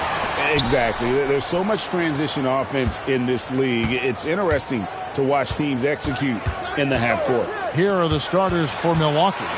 They've got Mullen. Markkanen is out there with Bay. Then it's Bagley. And it's Red in at the one. Back to Mullen. Down to 5 on the shot clock. Bay gets the bucket. And I love how assertive Bay is offensively. Solid at catching the defender there off guard. Here's Dunn. Pass to Rice. And he can't answer back. The three-pointer offline.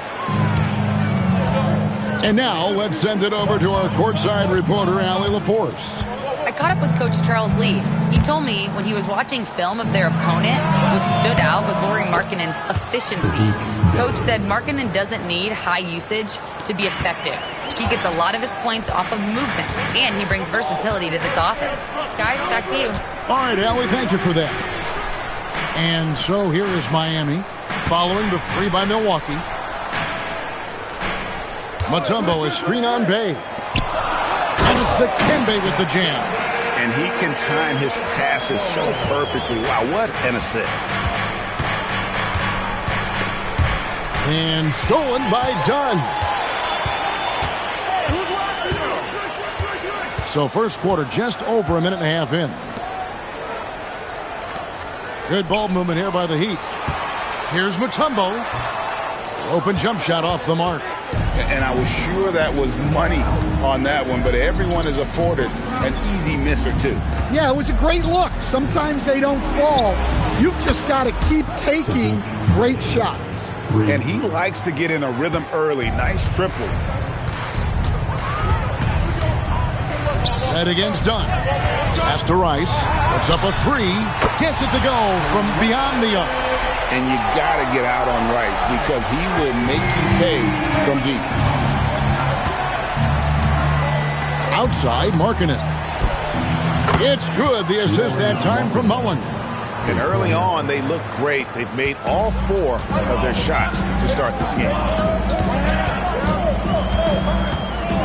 Now, here's Dunn. Outside, Jones. Pass to Mutombo. Dunn outside. 5 on the clock. Miami needs to get a shot off.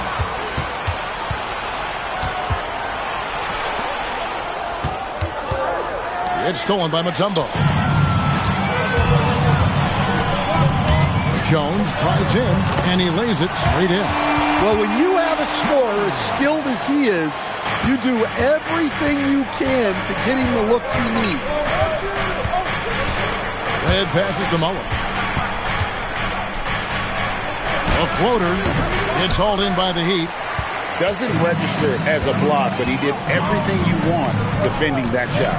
Well, you know, sometimes the most pivotal plays don't always go on the stat sheet. Now, here is Mullen. Last game he had 28 points. Red misses. To the middle. And Jones gets it to go in on the assist from Rice. And I like to see this. They're calling his number early, and he's delivering. Yeah, well, his offensive contributions are going to be very important in this game. So it's good they've already got him in a rhythm. A little artistry in the painted area, converting against the size. Yeah, he didn't let the defense affect him there. He just kept his focus. And Milwaukee calls their first time out of the game.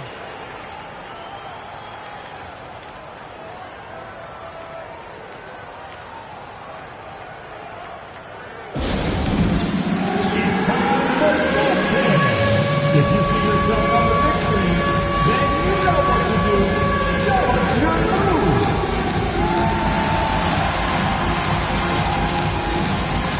Next answer.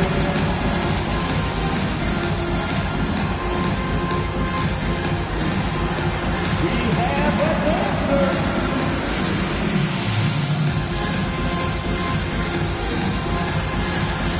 You have the camera on you.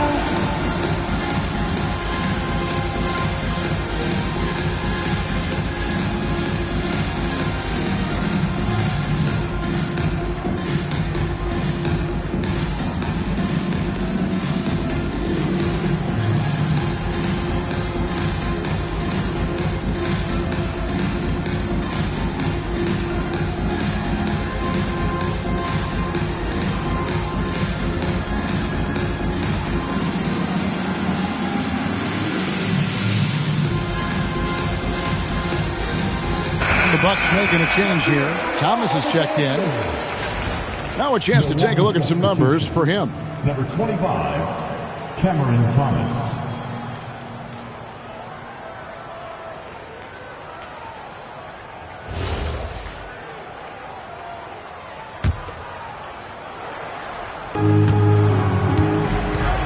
Pass to Mullen. Lets it go with the 3. Sinks the triple. And this is where Mullen is most dangerous. A consistent three-point shooter with textbook form. Mutombo a screen on Thomas. Here's Rice. And a miss there on the triple. Bucks leading by 4. Red with the ball. Scoreless thus far. Pass to Thomas. Overdone. Thomas, no good. Just tremendous defense right there. Applying the pressure. And it's out of bounds. Last touch by Jones.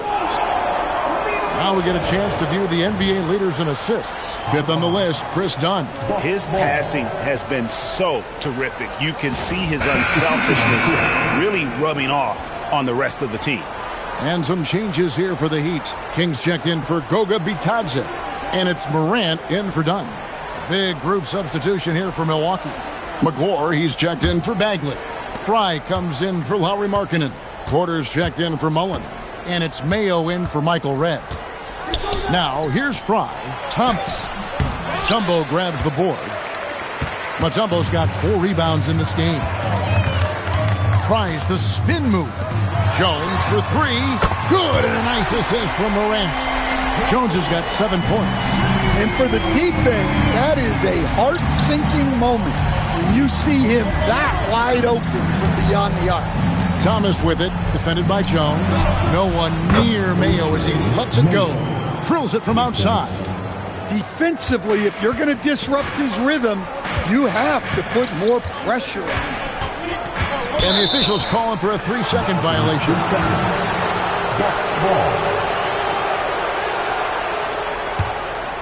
Page checked in for Porter.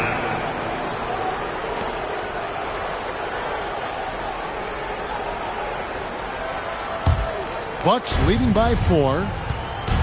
Thomas kicks to Fry. The Bucks working the ball around.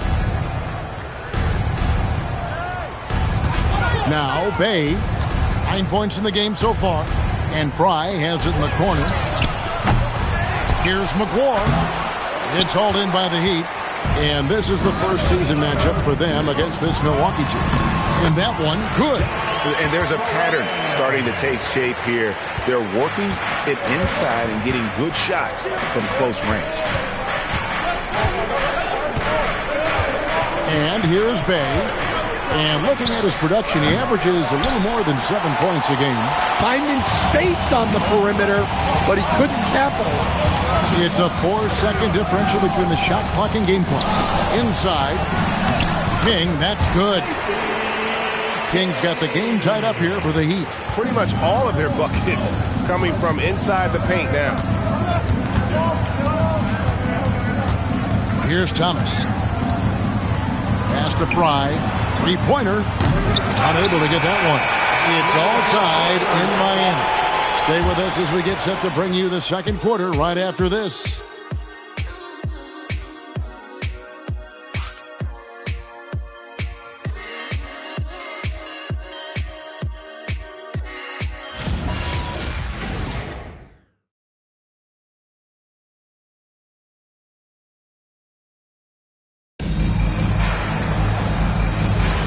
Welcome back, everyone. It's Noche Latina in the NBA as we resume action. And let's quickly break down the game we've seen from Miami, guys. Way to set the table. Offensively, they dominated on the interior. Well, if they're going to be that ferocious inside, this defense is in for a long night. King is out there with Cam Whitmore. Then it's Morant. Then it's Ivica Zubac. And it's Christopher in at the 2-guard spot. So that's who Miami starts the second with. And with the offense getting right to the rim, at least they saved the layup. And guys, let's get your take on the scoring breakdown for the Heat. Well, they're playing with great pace, pushing the ball up the floor and attacking before the defense can get set. And they've also done a great job turning defense into offense tonight, creating turnovers and capitalizing on the other end. That free throw, no good. And coach, for teams defending the pick and roll, you often hear coaches talking about being at the level. Well, what does that mean? Well, Kevin, what it means is the guy guarding the screener, the defender guarding the screener, has to be all the way up with that guy at the point of the screen, as opposed to being in drop coverage where the guy defending the screener will lay back. Here's Thor.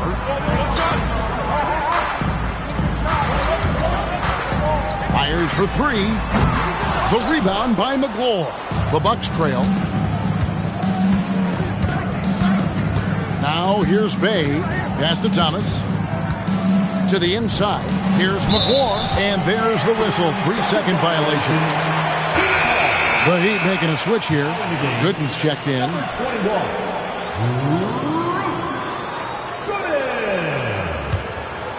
Quarter number 2. We're about a minute in.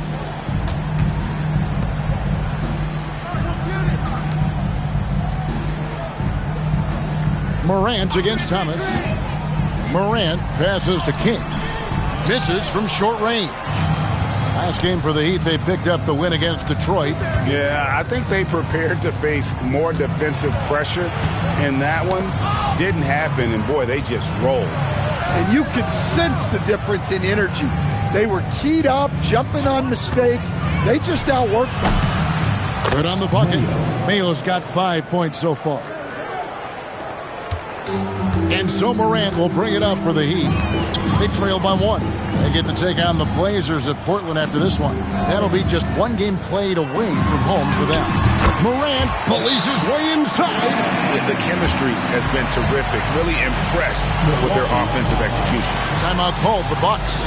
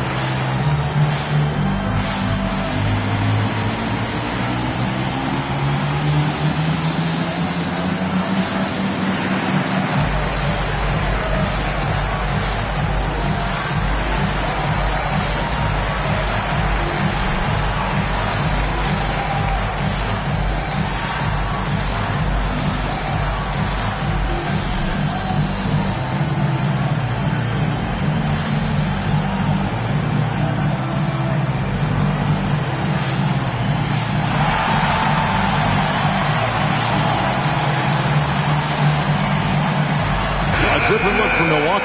Donati's checked in, and Mullins subbed in for O.J. Mayo.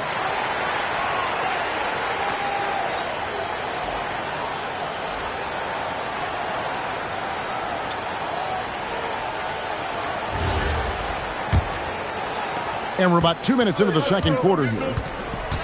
Outside Mullen. There's a good screen.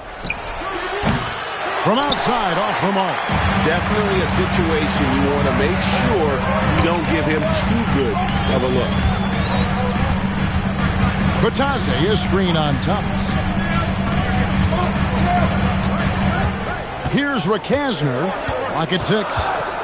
To the paint. And that one is stuffed right through. Those plays can make a difference in a game like this. Well, you know. That bench. And guys, you cannot allow that in a close game. You have to make it. Pass to Rakasner. Trying to answer back, but that 3 is off the mark. Milwaukee's gone downtown 13 times in this game, and they're just over 50%. 7 of 13 on 3. Thomas against Dunn. Over Thomas. And that one comes up a bit short. Yeah, well, that's a shot the defense is probably going to let him keep taking. Fry, good. Fry's got his first points in this one. Great find. Leading his teammate right to the bucket. And a timeout called by Charles Lee. Coach is going to take a few minutes to regroup and go over the strategy.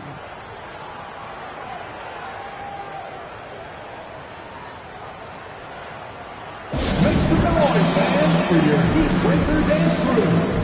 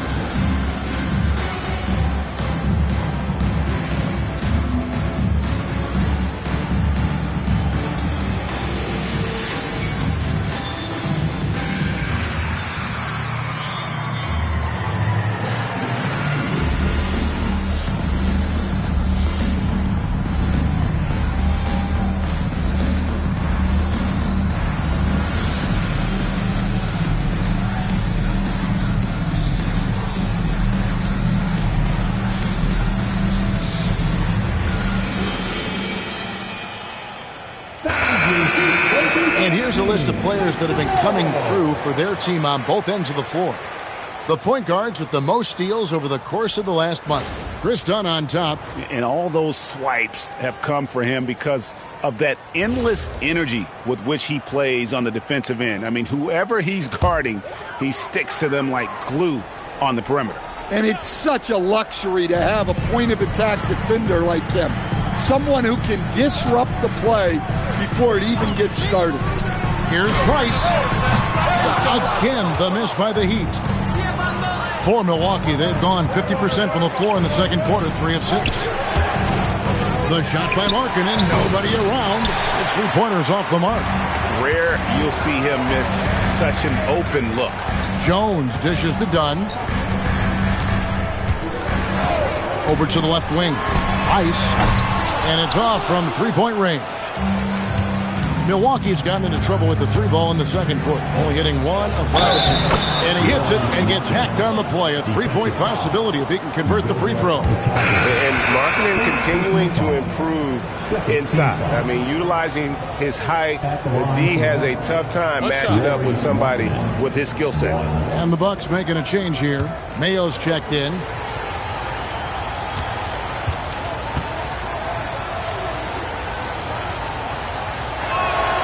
Greg, I think now is when we really see the value of depth as teams prepare for the playoffs. It always helps when you can spread out your minutes, prevent stars from being overworked, and diminish the risk of injury. Another miss. At some point, they need to tap someone else for a boost offensively.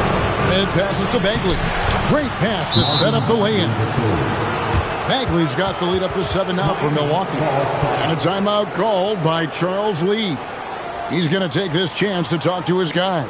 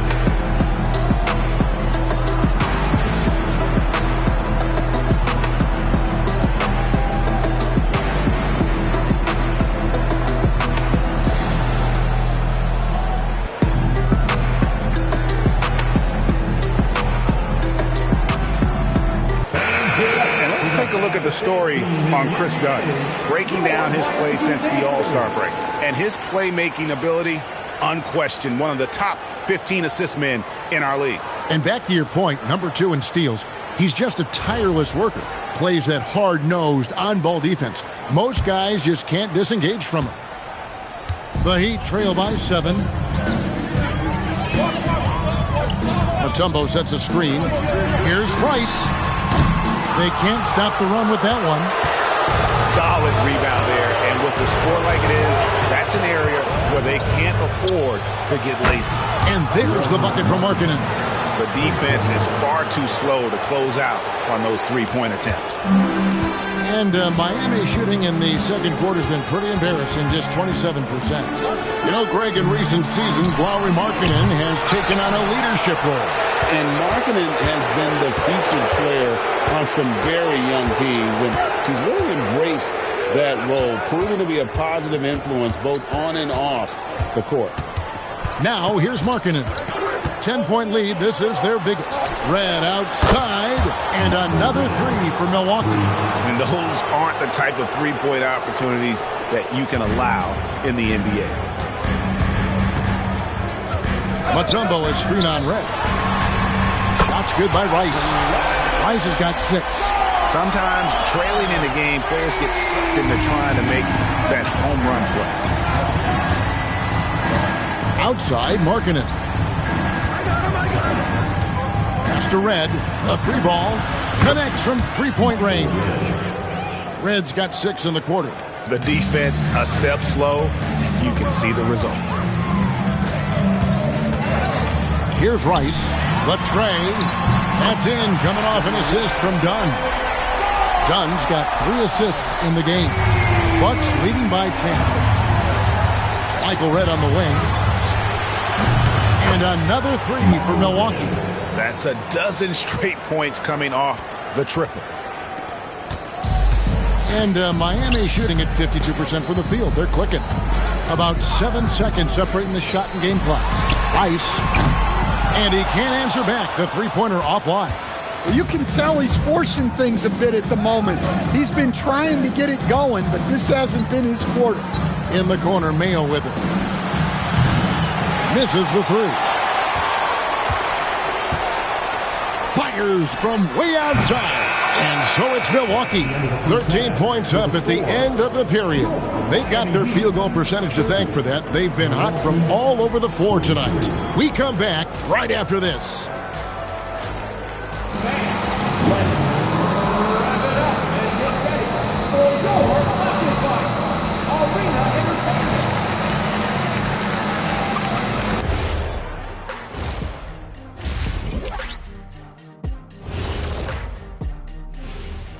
Welcome, everybody. Let's get right to it. It's been nothing short of a tremendous challenge for the Miami Heat.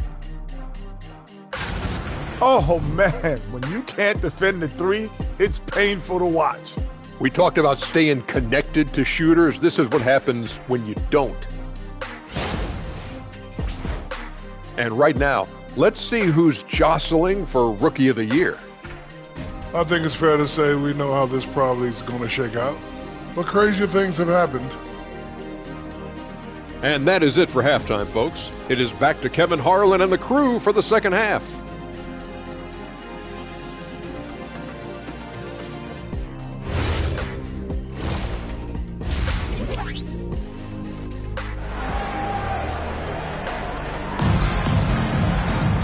And there wasn't too much drama in the first half, but maybe things will tighten up here in the second. You look at Saddiq Bey, what a contribution. Man, he's been running wild on him through that first half. Absolute dynamite on offense. Yeah, and in terms of slowing him down, I think they're going to have to change things up. Give him some different looks.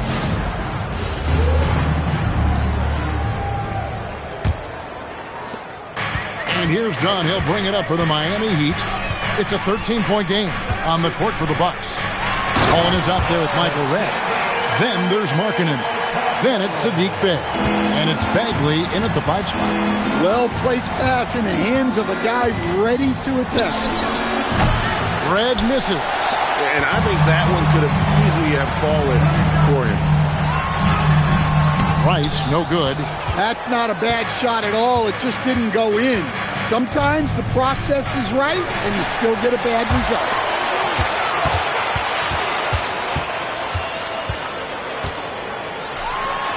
He gets it to fall. That makes it just a single-digit lead.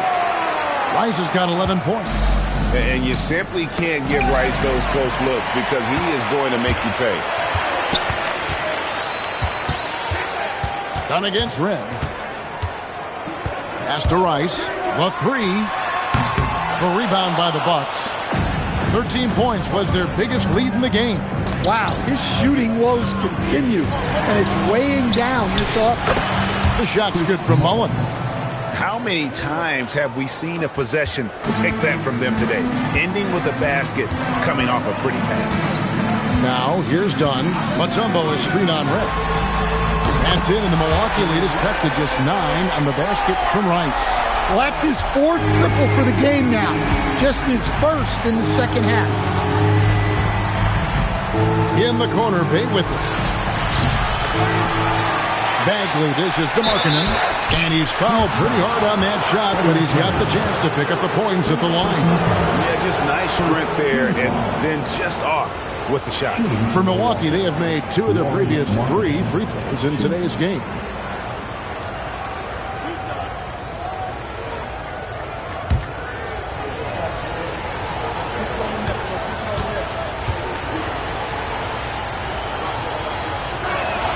That free throw good for Markkanen.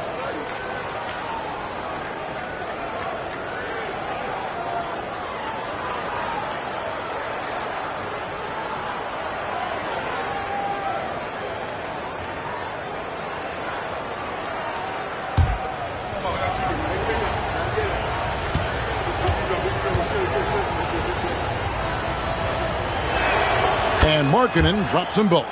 Well, you have to appreciate a big man who can step up to the line and knock it down with confidence. Pass to Rice. Launches it. That's in. Coming off an assist from Dunn. Dunn's got his 6th assist on the night. And he's on his way to putting up a big three-point total.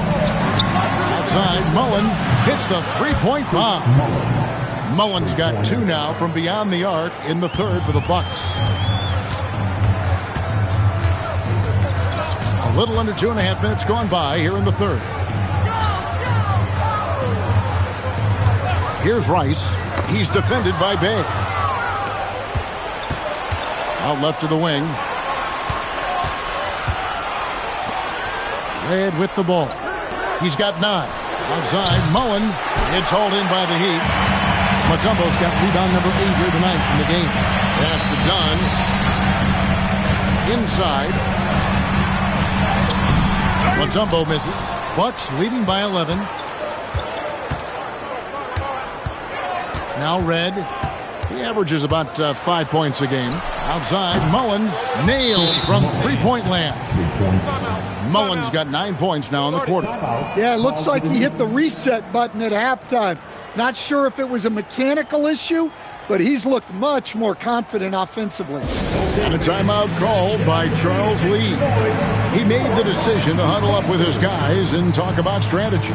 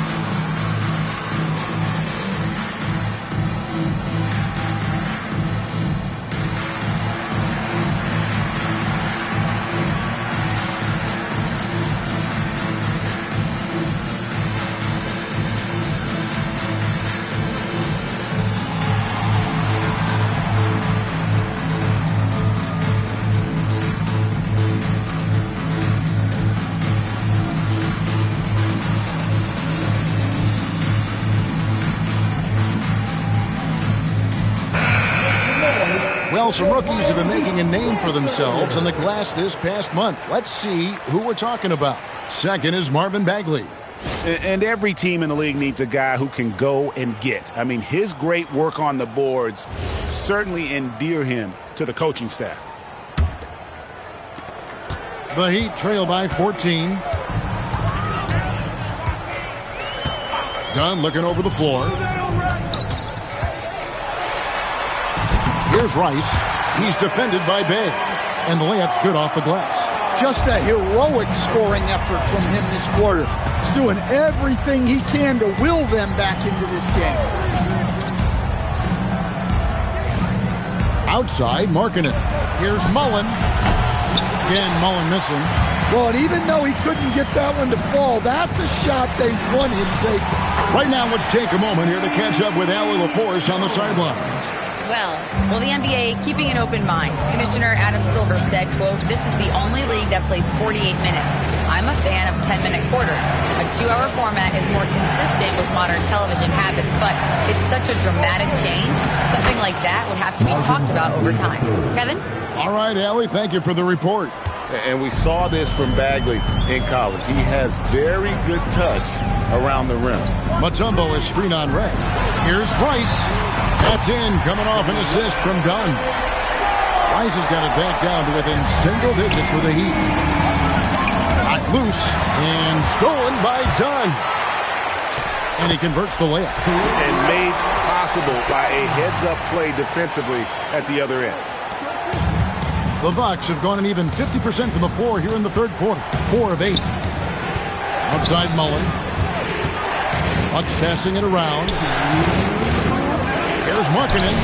Miami grabs the miss. Rice kicks to Dunn. Pass to Rice. The 3. They get it back. And the basket by Mutombo. I mean, the one guy you have to box out. Dikembe is so active on the glass. Now a timeout called by Milwaukee. And the lack of rim protection, top of the list. Well, if you're just going to let them score inside at will, you might as well pack your bags.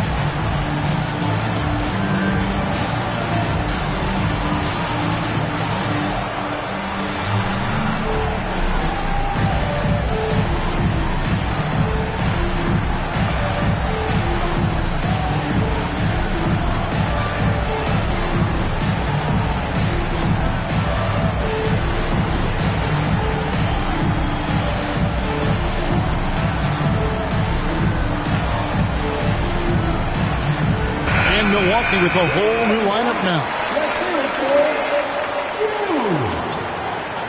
Substitution on the court.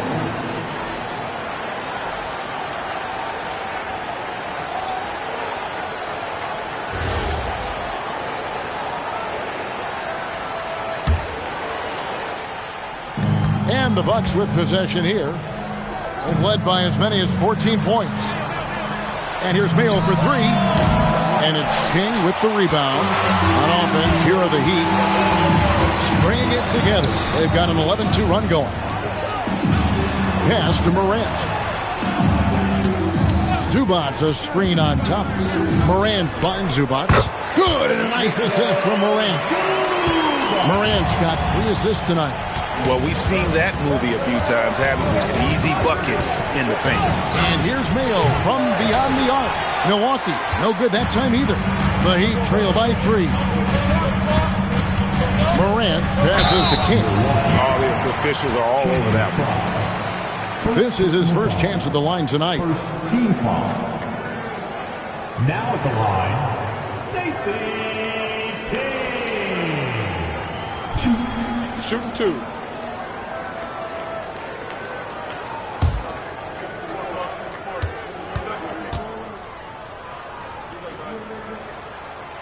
That free throw missing. And some changes here for the Heat. Rice is checked in. And it's Josh Christopher in for Jones.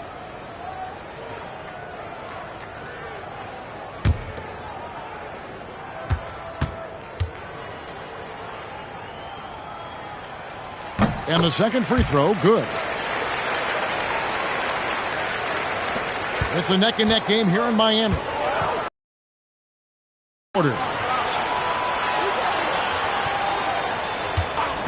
There's 37 seconds left in the third quarter. From the top of the key, he buries it. And that shot was huge as they try to stem the tide here and hang on to the lead. Here's King. Pass to Whitmore. Plenty of space. And he gets it to go. And this is crucial to Whitmore's development, wanting to continue to improve as a scorer. Thomas kicks to Mayo. That one falls, coming off of Thomas's feet. Thomas got 3 assists now in this one. He can't get that one to fall. And a great show through 3 quarters as we enter the fourth. Who will carry the day? Bucks lead by 5. We'll be back shortly live from Miami Arena.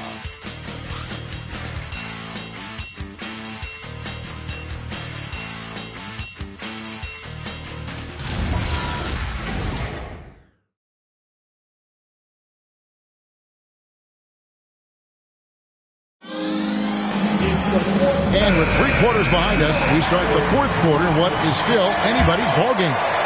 Bucks leading by 5. They've got King. Whitmore is out there with John Morant. And it's Rice in at the 4-man position. That's the group on the floor for Miami. Nice jumper by Bay. So confident when he takes that shot. Here's Morant following the 3 by Milwaukee. Here's Christopher to the middle. King, that's good. And coming down the stretch here, both teams still on fire. Yeah, in hopes that your opponent is just going to go cold. That's not going to happen, it doesn't look like in this one. This might go down to whoever has the last possession. And they have been relentless from deep. And you see the defense trying to react, but to no avail. Look, when the 3 is falling like this, there's not a whole lot you can do defensively. Now here's Thomas. Takes a 3. Rebound by Christopher. The Heat trail by 9. Pass to Morant. Here's Christopher, guarded by Mayo. Down low, here's King. Terrific assist, a nice finish. Solid play all around. Well, credit the screen there, springing him loose for the finish. And it's out of bounds. The Heat will take it the other way. Johnson, he's checked in for Miami.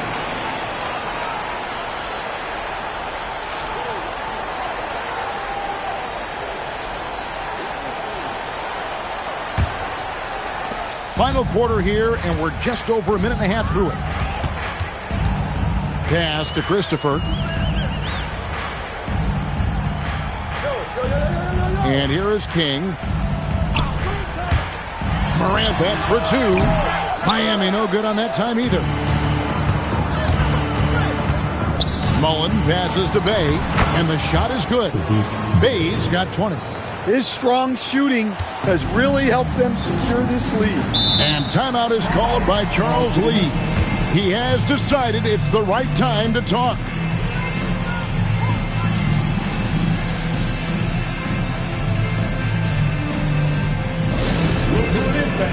Here in White Cross, make some noise!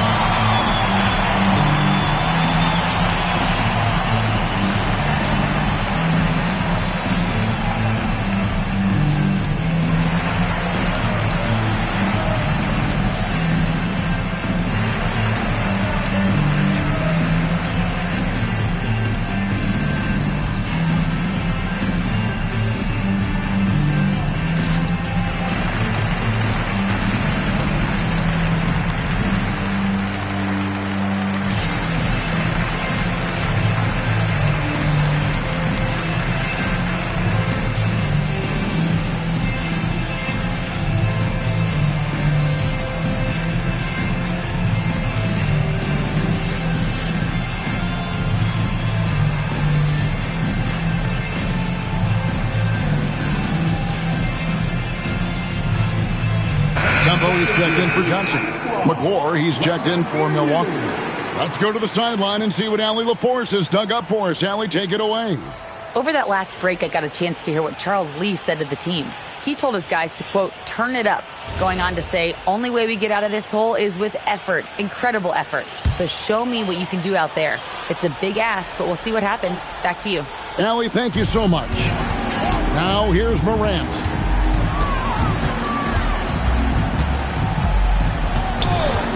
Mutombo is screen on Thomas. Stolen. We're in the fourth quarter here, just under 2.5 minutes gone. And it's out of bounds. The Heat will take it the other way. A different look for Miami. Goga Bitadze's checked in for King. Jones comes in for Josh Christopher. And it's done in for John Morant. And Milwaukee with a change here, too. O.J. Mayo is checked in for Channing Frye. A little over 2.5 minutes have passed here in the fourth quarter. Ice. The offensive rebound. Here's Mutombo. Got him with the pump fake, but couldn't finish. And it's Thomas with the ball. He brings it up for the Bucks. And he gets it to go as they call the foul. He's on his way to the line for one more. How about the aggressiveness by Bay, taking the contact and able to score through it. Let's take a moment here to get your guys' take on scoring so far for Milwaukee. Well, they've really been sharing the basketball. All coaches talk about that, try to get their teams to do it. It's really great when you see it in action. And also, guys, the confidence to keep taking the three. It's been falling, so they've got to keep going back to it. Free throw, no good for Bay. The Heat trail by 11. Here's Jones, and Jones with the stuff. Well, offensively, he's doing his best to keep them in this game. But they might need someone else to step up as well. And stolen by Dunn. Pass to Jones. That shot missing. Great D that time from Bagley. Milwaukee leading by 9. A bit under 3.5 minutes have passed here in the fourth.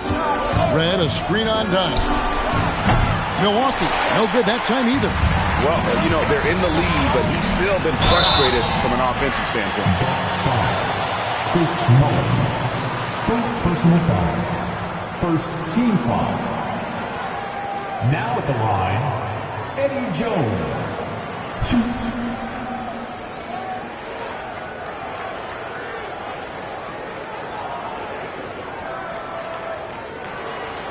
Shooting 2.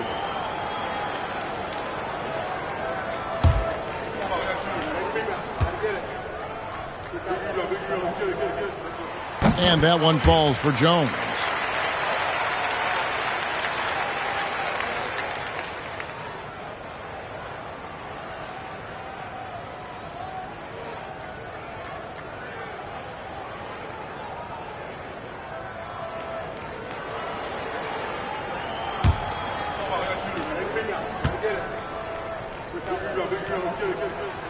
So he gets them both. Over 3.5 minutes through the final quarter now. And Markkanen throws it down. Textbook. Nice pass. Great catch. Even better finish. And here is Dunn. Pass to Rice. For the three. That's in. Coming off an assist from Dunn. Rice has got 16 here in the second half. Boy, they've been terrific from beyond here in the second. Now, here is Red. Launches it. Here's Bay. And there's the whistle. That goes on Chris Dunn. That's his first foul. Personal foul. Second team foul.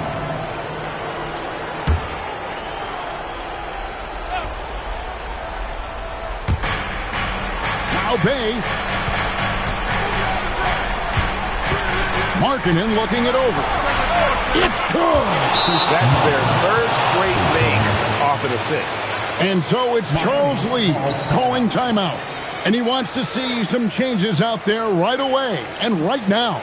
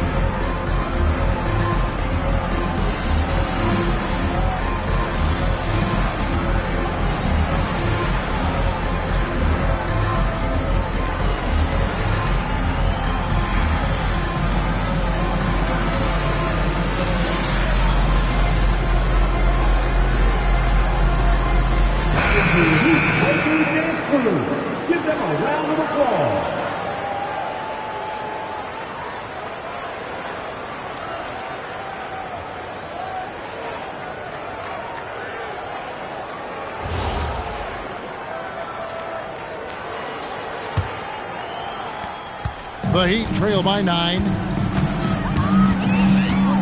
Now Batadze.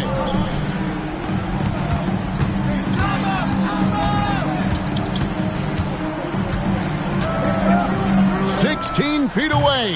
Markkanen pulls it down.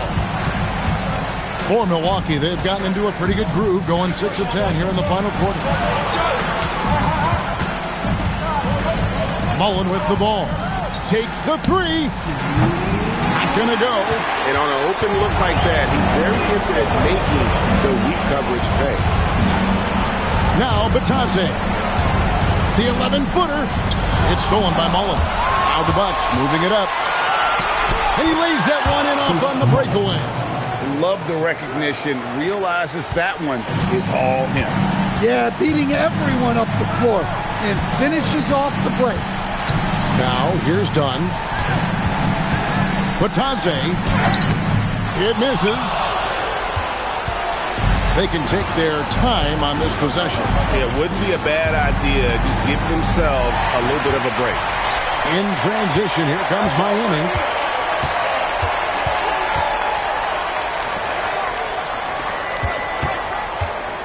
Dunn outside. Releases from 15. Count the basket. Yeah, that fadeaway gave him more than enough space to get that shot up. Milwaukee leading by 9. Now Bay jacks up a 3. Knocks down the 3. And so only one team answered the bell tonight, guys. Not a monster blowout by any means, but still a double-digit victory for the Bucks. When you shoot this well from three-point range, you're really hard to stop. The defense didn't rotate out fast enough to stop the hot shooting. Exactly, Kevin. They were lethal from deep. And every win important, and this one will go down as win number 3. And you know, when you look at the huge impact he had, just a monster game for Saddiq Bey. Well, he was the catalyst for them tonight. Played a great all-around game, and you could see his teammates feeding off his energy. And it's just competing, you know, giving your best when it matters most. Yeah, they've got clutch guys on this team, and they never let up. Now, here's Mutombo. Here's Jones. It's stolen by Mullen. Stolen by Batadze. And so it's the Bucks taking care of business in this one. And in the win, a comfortable win in what was, I think, a pretty hostile environment. It really was. You know, it's never going to be easy on the road, but they didn't have too many problems with that tonight. Well, we've got a moment now. Let's go courtside to Allie LaForce. Allie. Lori, an impressive win tonight. What do victories like this tell you about where this team is headed? It gives us confidence. We showed that if we play well and we play defense down the stretch, we can beat. And we've shown it. We can compete with anybody. We just got to do it for a full game. Confidence is key down the stretch. Thanks, Lori. And as always, Allie, thank you so much. And that's going to do it tonight, folks, for our broadcast. For Greg Anthony, Allie LaForce, and Stan Van Gundy, this is Kevin Harlan. Thanks so much for joining us here tonight. And as we leave you, let's take a look at our player of the game, Saddiq Bey.